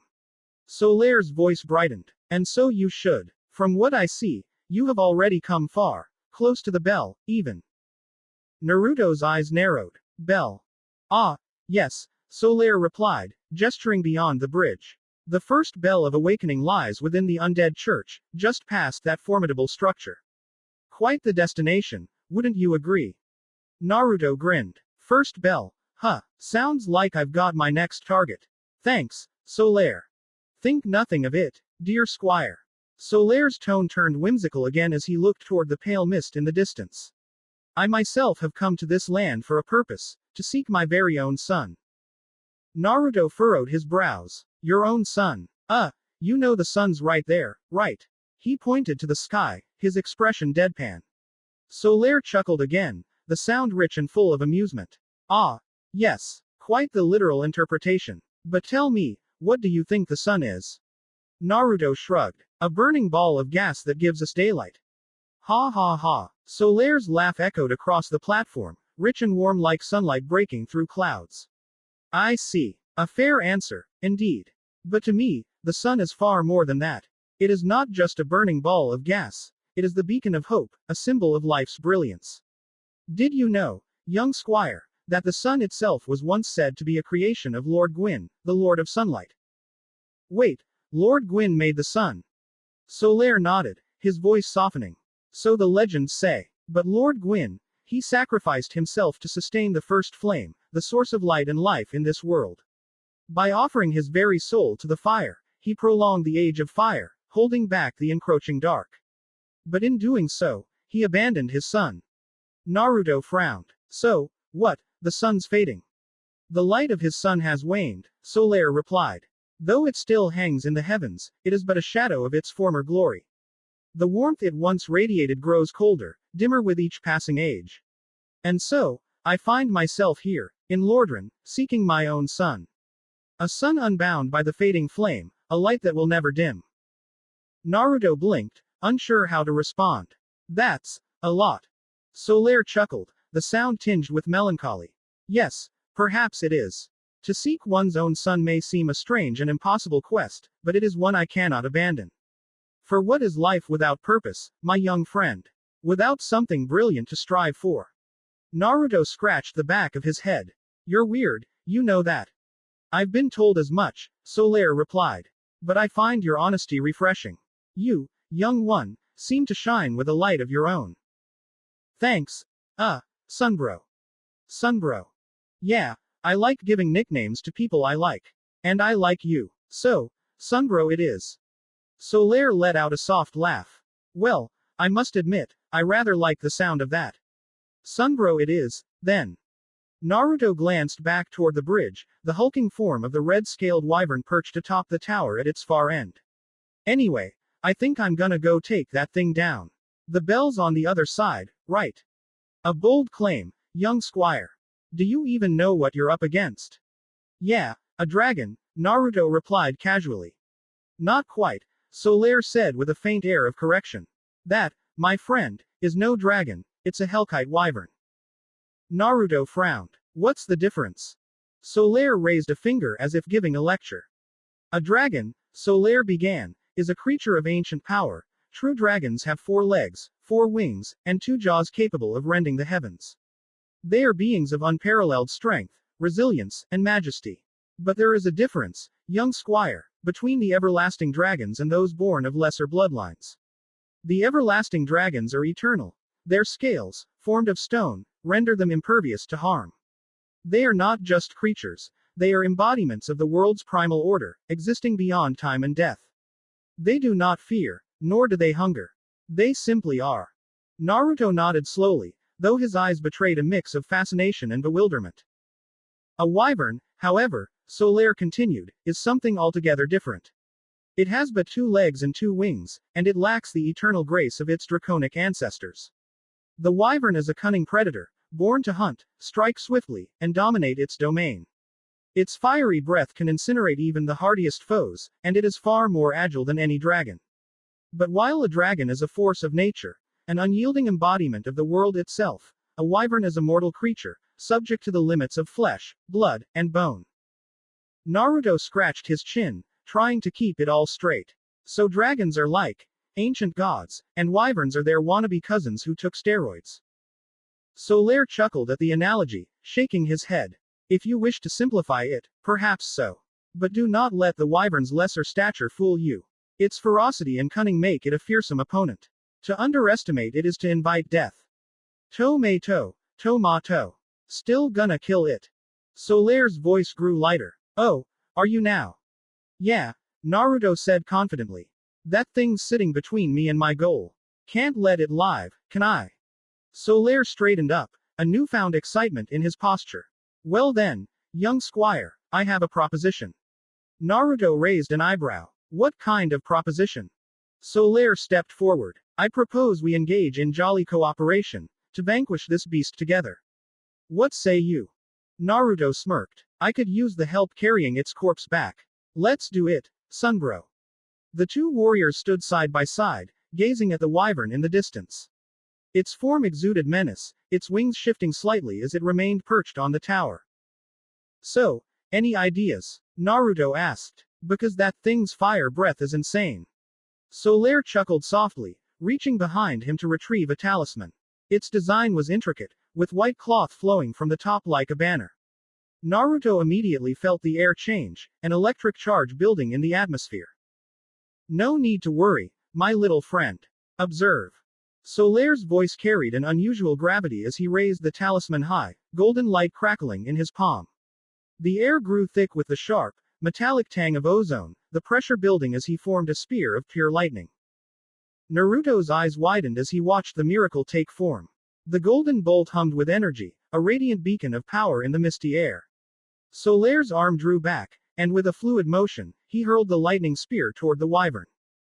The bolt tore through the air like a thunderclap, faster than Naruto could track. The impact was immediate, a flash of golden light, followed by an ear-splitting roar as the wyvern screamed in pain. Its massive body twisted, wings flaring as it leapt from the tower toward the bridge. Naruto grinned, his muscles tensing. Now that's my cue. Without hesitation, he activated the fist of the peregrine, his body enveloped in the invisible wind cloak as he surged forward with unparalleled speed. The bridge became a blur beneath his feet as his senses honed in on the wyvern. For a moment, his jaw almost dropped. Solaire was keeping up with him. Naruto's grin widened. Let's show this thing what jolly cooperation looks like, Sunbro. He leapt forward, ready to strike. Naruto couldn't believe it. He was fighting a dragon. Or, well, a wyvern, but honestly, who cared about the technicalities when something that big was actively trying to kill you? The Hellkite wyvern towered before him, its scales gleaming a fiery red as the sunlight danced across its massive form. Its eyes, yellow and predatory, locked onto Naruto. For a brief moment, he caught the slitted pupil narrowing, a flicker of cold intelligence. Let's see how smart you really are. Naruto raised the massive blade high over his shoulder, aiming for the wyvern's eye. He saw it clearly now, a yellow orb ringed with thin veins, full of malice and raw power. The blade came down, a perfect downward cut, but the wyvern reared its head up with startling speed. The sudden movement created a powerful gust of wind that blasted Naruto back a step. He skidded to a halt, boots scraping against the stone as he steadied himself. Fast. The wyvern's head snapped to the side like a striking snake, its jaws wide open and aiming for Naruto. Watch out! Solaire's voice rang out just as Naruto's body flickered away, reappearing several feet back. The wyvern's head collided with Solaire's shield, the sound of metal meeting flesh reverberating across the bridge. The knight dug his heels in, bracing against the sheer force of the blow. His shield trembled under the impact, but Solaire held firm, pushing back with the strength of a seasoned warrior. Naruto didn't let the impressive display slow him down. While the wyvern's head was occupied with Solaire, he flashed forward in a blur of motion, angling his Zweihander for a thrust at the creature's unguarded neck. But before he could connect, the wyvern's wings snapped open. The sudden movement was like a thunderclap, and the force of the flapping wings sent a blast of wind roaring across the bridge. Naruto staggered, planting his sword into the ground to keep from being thrown off balance. The Hellkite wyvern launched itself into the air, its massive body casting a shadow over the bridge. Its jaws opened wide, and Naruto's stomach dropped as he saw the telltale glow of fire building within its throat. Run! Solaire yelled, already moving. But Naruto didn't budge. Instead, there was a puff of smoke as 6 clones materialized around him in a semicircle. The wyvern unleashed a torrent of fire, a veritable waterfall of flames that cascaded down onto the bridge. The heat was immediate and suffocating, warping the air around them. Now, Naruto shouted. The clones clenched their talismans in unison, white energy crackling around their hands. A dome of compressed shockwaves erupted around them as the force miracles activated simultaneously. The barrier pushed outward, shielding them from the worst of the flames. Again and again, the clones repeated the miracle, each blast of force holding the fire at bay for a few precious seconds. Inside the dome, Naruto winced. 18 charges down. 3 left. Solaire glanced at him, impressed. Young squire, are you part of the Way of White Covenant? Naruto snorted, even as sweat dripped down his brow. Nope. Got tricked into joining them. But hey, free miracle, right? Solaire let out a booming laugh, the sound almost absurd given the situation. Indeed. A most fortunate deception, it seems. As the fire finally began to die down, the two warriors exchanged a look. This is our chance, Solaire said, gripping his talisman. A wyvern's guard drops after a prolonged attack. And remember, lightning is a dragon's weakness. Naruto smirked. Too bad I don't have a lightning chakra nature, huh? But I've got the next best thing. Reaching into his inventory, he pulled out some gold pine resin and applied it to his Zweihander. The blade crackled with electricity, arcs of golden lightning running along its length. A fine choice, young squire. Solaire held up his talisman, a glowing lightning spear forming in his hand. But I dare say mine is better. Wanna bet? Instead of replying, Solaire hurled the spear upward with a fluid motion. It shot through the air like a thunderbolt, slamming into the wyvern's chest. The creature roared, its massive body twisting in pain as it landed on the far side of the bridge with a thunderous crash. Naruto squinted, his eyes narrowing as he took in the wyvern's battered form. A jagged, nasty scar now stretched across its chest, blackish-gray blood oozing from the wound like tar. Naruto flickered forward, his sword poised for a strike. The wyvern reared back, its mouth opening to unleash another stream of fire. But before the flames could erupt, its wings flared out, creating a wall of searing heat. Naruto jumped back just in time, sweat pouring down his face inside his armor. Damn thing's got a lot of tricks. The Hellkite wyvern suddenly hovered, its massive wings keeping it aloft as it flew toward him. Its claws raked the air, its mouth glowing with fire once more. Naruto's mind raced. He had seconds to react. Just as the fire began to ignite, Naruto's body flickered to the side, launching himself off the bridge. In midair, he whipped a kunai with an explosive tag attached, hurling it directly into the wyvern's open mouth. The explosion was immediate, the force of it sending the wyvern reeling backward. Solaire seized the moment, his straight sword finding its mark as he drove it through the wyvern's eye. The creature thrashed violently, its massive body twisting and writhing as Solaire clung to his sword. Naruto's eyes widened as he saw it. The scar on the wyvern's chest was knitting itself back together. The black blood slowed, then stopped entirely. Gripping another kunai tightly, Naruto infused it with wind chakra, watching as the blade shimmered faintly with energy before hurling it into the stone of the bridge above. The blade embedded itself with a sharp thunk, quivering as the attached ninja wire unraveled, stretching taut as Naruto grabbed hold. The wire held fast, and for a moment, Naruto swung freely beneath the structure, the wind roaring in his ears. The world seemed to slow as he soared in a wide arc, until he realized that beneath the main bridge was another bridge. It wasn't as wide or as solid, but it stretched along the same path, its moss-covered stone shimmering faintly in the light. Naruto's sharp eyes picked out details as he swung downward. The platform below wasn't just a random ledge, it had thick stone pillars supporting the upper bridge, wrapped in moss and vines. To the side of the platform, partially hidden, was a stone doorway leading into darkness. Why was it here, beneath the bridge? The wyvern's roar snapped him back to reality. Quickly forming a hand seal, he summoned a shadow clone on the lower platform. Using the momentum of the swing, Naruto shot upward in a smooth arc, landing back on the far side of the bridge. The Hellkite's flames roared in the distance as he drew his Zweihander. Solaire, he yelled. It's healing. The knight didn't look back, his grip tightening on the sword lodged in the wyvern's eye. The wyvern thrashed wildly, dislodging Solaire from its side and launching him back onto the bridge with a heavy crash. Naruto's eyes darted toward the wyvern, which suddenly beat its massive wings and soared into the sky, fire licking at its maw. Did we scare it off? Naruto asked, a flicker of hope in his voice as the creature disappeared into the clouds. No, Solaire said grimly, his hand shielding his visor as he looked upward. It's coming back. And then they saw it. High above, the wyvern unleashed a torrent of flames, the fiery breath enveloping its entire form as it soared into the inferno. The blaze clung to its scales, transforming the creature into a blazing comet of destruction. As it plummeted through the air, its entire body wreathed in roaring fire, the wyvern became something beyond a mere predator. It was a living calamity, a force of annihilation hurtling toward the earth with relentless fury. The very sky seemed to burn in its wake, the heat and intensity searing through the atmosphere as it aimed to obliterate everything in its path. Solaire instinctively took a step toward the castle. We need to retreat. Naruto grabbed his arm. I have a better idea. Solaire hesitated, then nodded. What is the plan?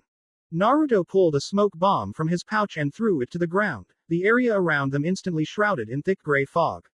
In the cover of the smoke, he created two shadow clones.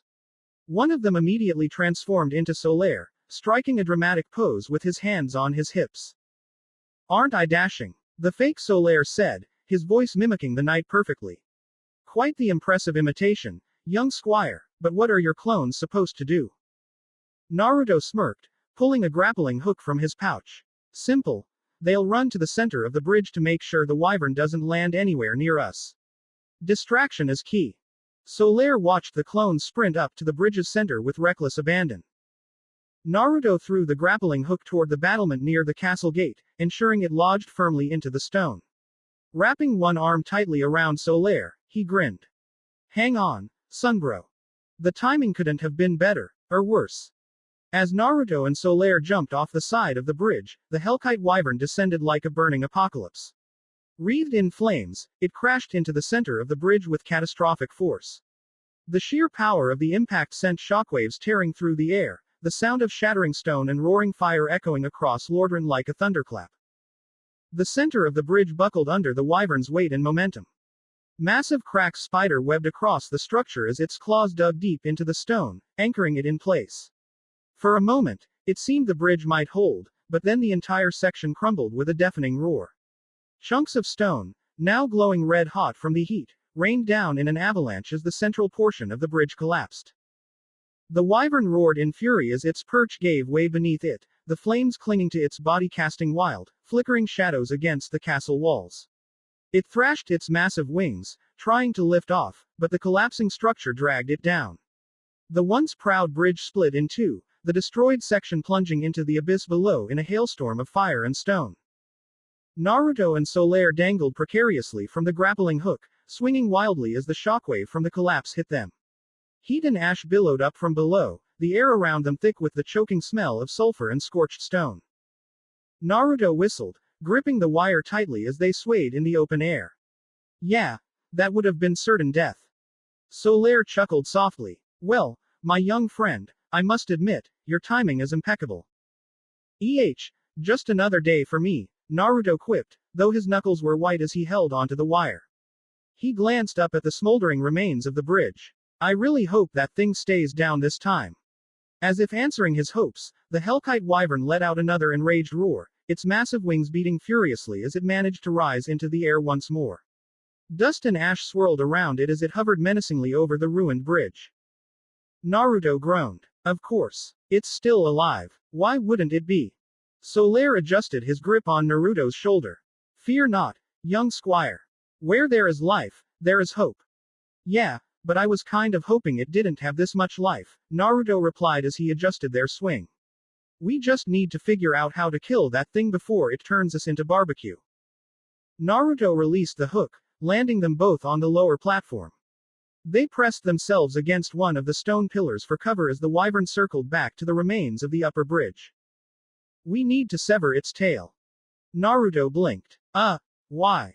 Solaire pointed up. Draconic beings like the wyvern have multiple hearts. One of these hearts is magical in nature, a trait inherited from their ancestors, the everlasting dragons. For true dragons, this magical heart is the source of their immortality, hidden beneath their invulnerable scales. Lesser draconic creatures, like this wyvern, also have a magical heart, though it serves a different purpose, it fuels their regenerative abilities.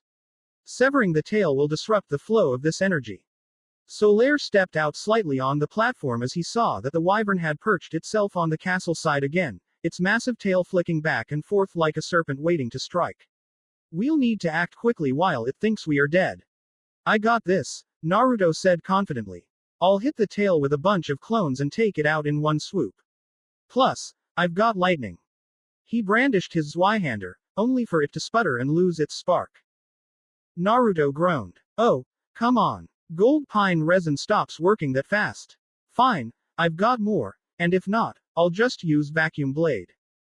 I have no idea what that means, but it sounds promising. Naruto grinned. Don't worry, Sunbro, I've got this. Solaire nodded, grabbing Naruto's ninja wire. And I'll attack when it's vulnerable. Naruto watched in amusement as Solaire swung back and forth with the wire, building momentum. The knight seemed to be enjoying himself, his armor clanking slightly as he moved. Man, this guy is way too jolly for a deathmatch, Naruto muttered under his breath before turning to scout the area. As he moved toward the edge of the platform, Naruto spotted a hollow hiding behind one of the pillars. Its empty eyes stared at him, blade trembling as it prepared to attack. Naruto didn't even hesitate. He kicked the hollow square in the chest, sending it plummeting off the platform with a fading shriek. Naruto channeled chakra into his feet, his body sticking effortlessly to the stone wall of the castle as he scaled it. His sharp blue eyes locked onto the wyvern's massive tail. It swayed back and forth like a battering ram, cutting through the air with a menacing whoosh that promised devastation to anything foolish enough to get too close. Naruto paused just far enough to avoid being struck and quickly formulated a plan. With a puff of smoke, two clones appeared beside him, each wielding Zweihanders imbued with wind chakra. The massive blades hummed ominously, the air around them swirling with a faint, almost razor-sharp distortion. Naruto reached into his inventory and pulled out some gold pine resin. Smearing the resin across his own Zweihander, he watched as arcs of golden lightning began crackling along the blade's surface. Two more clones materialized next to him, their weapons also sparking with electrified energy. In perfect unison, the clones surged forward with Naruto, their blades slicing through the air as they closed in on the target. Schlick. The sound of steel severing flesh echoed through the air as the wyvern's tail was severed completely, the sheer force of the combined attacks leaving nothing but a ragged, bloody stump. A fountain of blackened blood sprayed into the sky as the massive appendage crashed to the ground. The wyvern's reaction was instant. It let out an ear-piercing roar that shook the castle walls, the sound reverberating through Naruto's chest. But before the severed tail could fully fall below, something horrifying happened. The jagged end of the tail writhed violently, muscles and sinew peeling back like grotesque petals unfurling to reveal a mass of bloody, pulsating tendrils. They sprang to life, snapping out like vipers toward Naruto and his clones. The coiling appendages slithered through the air with terrifying precision, lashing out as if driven by a singular purpose. Their target was clear, the broken Astora straight sword strapped to Naruto's hip. What the hell? Naruto shouted, stumbling back as the tendrils closed in. They weren't just alive, they were hungry. He drew his blade, slashing wildly at the writhing mass, but the tendrils only recoiled for a moment before regenerating, growing back stronger and faster. His clones darted into action, their blades carving through the tendrils in synchronized strikes. Yet, it was like cutting through water. The writhing appendages simply regrouped, their focus never wavering from the Astora straight sword. One tendril finally broke through the defensive strikes, slamming into the broken blade with a sickening crack. The force sent Naruto staggering backward, his heart lurching as the sword was torn free from his hip. No! Naruto shouted, diving forward, reaching out in desperation. His master's blade, the last remnant of Sir Oscar, was pulled into the chaotic mass of the wyvern's severed tail.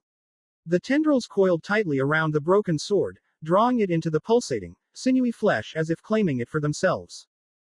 Naruto froze, his mind blanking. His clones froze too, their expressions mirroring his devastation. They could feel their heartbeats pounding in their ears. The Astora straight sword was gone. Just gone. And then, it happened. You have acquired the Drake sword. Naruto immediately took out the sword from his inventory. He held the drake's sword, its weight dense and commanding. The blade was wide and sharp, its surface textured like dragon scales, with faint ember-like veins pulsing along its length. The cross guard had twisted into curved draconic horns, giving it an ominous, predatory look. The hilt was thick, wrapped in scaled leather that felt foreign yet solid in his grip. Item: Drake Sword. Type: Magic. Description: This sword, one of the rare dragon weapons, is formed by combining a wyvern's heart with the Astor, a straight sword. Drakes are seen as undeveloped imitators of the dragons, but they are likely their distant kin. The sword is imbued with a mystical power waiting to be released.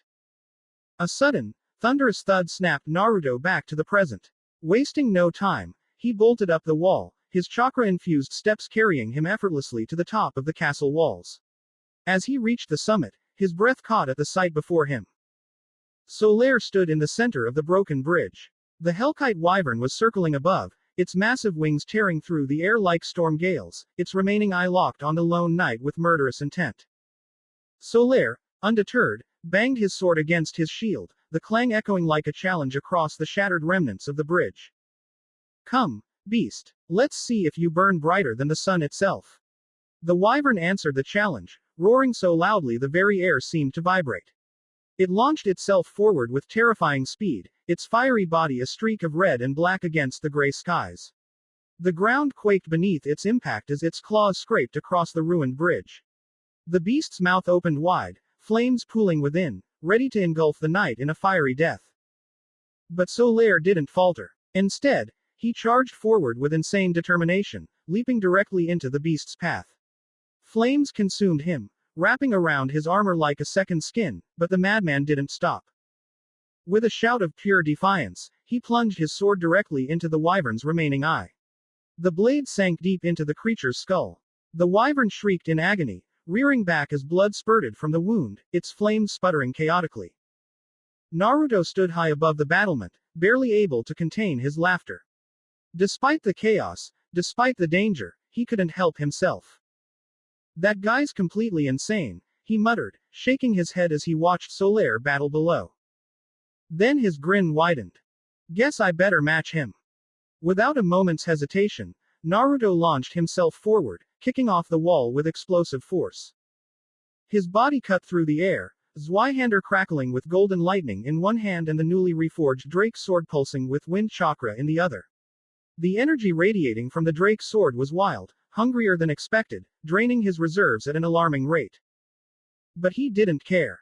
Naruto poured everything into it, forcing his wind chakra to spiral and condense until the weapon practically hummed with raw, destructive force. With a battle cry, he twisted his body midair, aiming for a devastating plunge attack. The world slowed. The wind howled around him, whipping into a frenzy under the Drake's sword's power. The lightning coursing through the Zweihander bathed the battlefield in flickering gold and silver light, casting jagged shadows over the ruins below. The wyvern reared back, its maw opening wide, the embers at the back of its throat blazing to life. But Naruto was already there.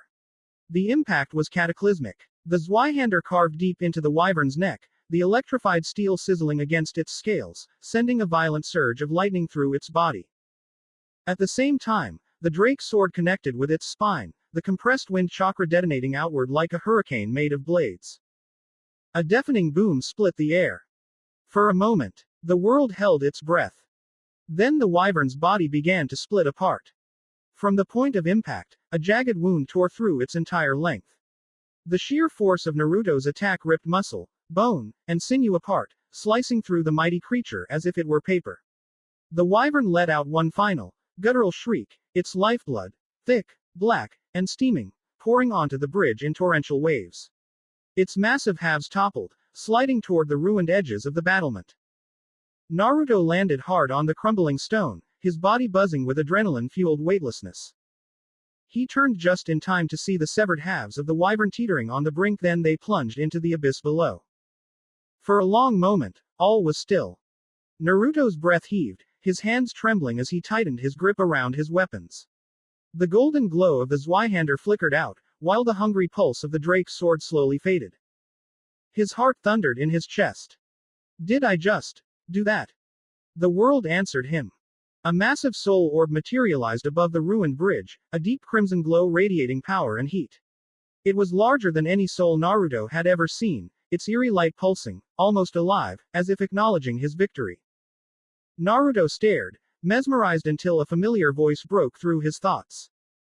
Impressive power. Naruto turned to see Solaire approaching, his armor dented, his cloak singed from battle, but his grin as bright as ever. I see you've managed to forge quite the monstrous weapon, Solaire added, nodding toward Naruto's blade. Naruto lifted the Drake's sword, studying its jagged, scaled surface. It felt different now, heavier, more than just a weapon. But his grip faltered slightly. Yeah. His voice was quiet. But it came at a cost. What do you mean? Naruto exhaled, his expression unreadable. This sword, it used to be my master's. He tightened his hold. Oscar's Astor, a straight sword. For a moment, Solaire said nothing. Ah, he murmured. But young squire, your master's sword hasn't been lost. What do you mean? Solaire gestured to the blade. It has simply been transformed. Transformed. The essence of the wyvern's heart has fused with your blade, amplifying its power. The Astora straight sword isn't gone. It has conquered the heart of the wyvern, bending it to your will. And now, that strength is yours to wield. So, it's still part of Oscar's sword. Just different. Precisely. Solaire clapped Naruto on the shoulder. Your master's legacy remains with you, stronger than ever. And, I dare say, Oscar would be proud to see his blade turned into something capable of slaying a wyvern. A small smile tugged at Naruto's lips. That thought, of Oscar's strength still guiding him, made his chest feel lighter. Thanks, man. That, actually makes me feel a lot better. Good. It should. Such power comes not from loss, but from perseverance. And if I may add, his grin widened, from a touch of madness. Yours, of course. Naruto barked out a laugh, shaking his head. Yeah, I get it. I'm a crazy idiot. He turned the blade over in his hands, still marveling at the change. But seriously, how did this even happen? A dragon, or wyvern, in this case, is bound by its essence. Their very nature resists death, Solaire explained. Their hearts act as the core of their existence. Even in defeat, a draconic heart will seek to preserve itself. So, you're saying the wyvern's heart latched onto Oscar's sword because it didn't want to die? Exactly. Solaire nodded. Draconic beings cling to life as fiercely as they fight to defend it. Their willpower is unmatched. And now, that unyielding spirit resides in your hands. Naruto's grin sharpened. So basically, Oscar's sword tamed a dragon's heart and made it its, servant. A fitting way to put it, my friend. But yes, that is the nature of Lordran. Even in death, something can be reforged, given a new purpose. Naruto smirked. You're really good at this whole, wise mentor, thing, you know that. It is a skill I've honed in my travels, Solaire said proudly. Now, speaking of rewards, I believe you have earned that soul. You sure? He asked. I mean, I couldn't have done this without you. You stabbed that thing in the eye. Pretty sure you're the MVP here. Solaire simply shook his head, lifting a hand in refusal. No, young squire. The soul is yours. His voice was firm, leaving no room for argument. You were the one who severed the wyvern's tail. You wielded the final blow with both courage and cunning. This triumph is yours, not mine. Naruto shifted awkwardly. Man, you make it sound like I'm some kinda hero or something. Solaire's expression softened. Perhaps you are. Naruto blinked. Solaire stepped forward, his voice steady but warm. Bravery comes in many forms, my friend. And today, yours shone brighter than the fiercest flames. He glanced at the floating soul, then back at Naruto. His grin returned, a touch of mischief in his eyes. And besides, I don't need a soul to remind me of this day. I have something far greater. He clapped Naruto on the shoulder, the memory of fighting alongside a warrior like you. Naruto felt a warmth spread through his chest, not from the soul, but from those words. He rubbed his nose, looking away. Thanks, Sunbro. You're not so bad yourself. Solaire gasped in mock offense. Not so bad, I'll have you know, young squire, I am exceedingly good. Naruto laughed, shaking his head before turning back to the soul orb. Its light pulsed again, almost as if it were calling to him.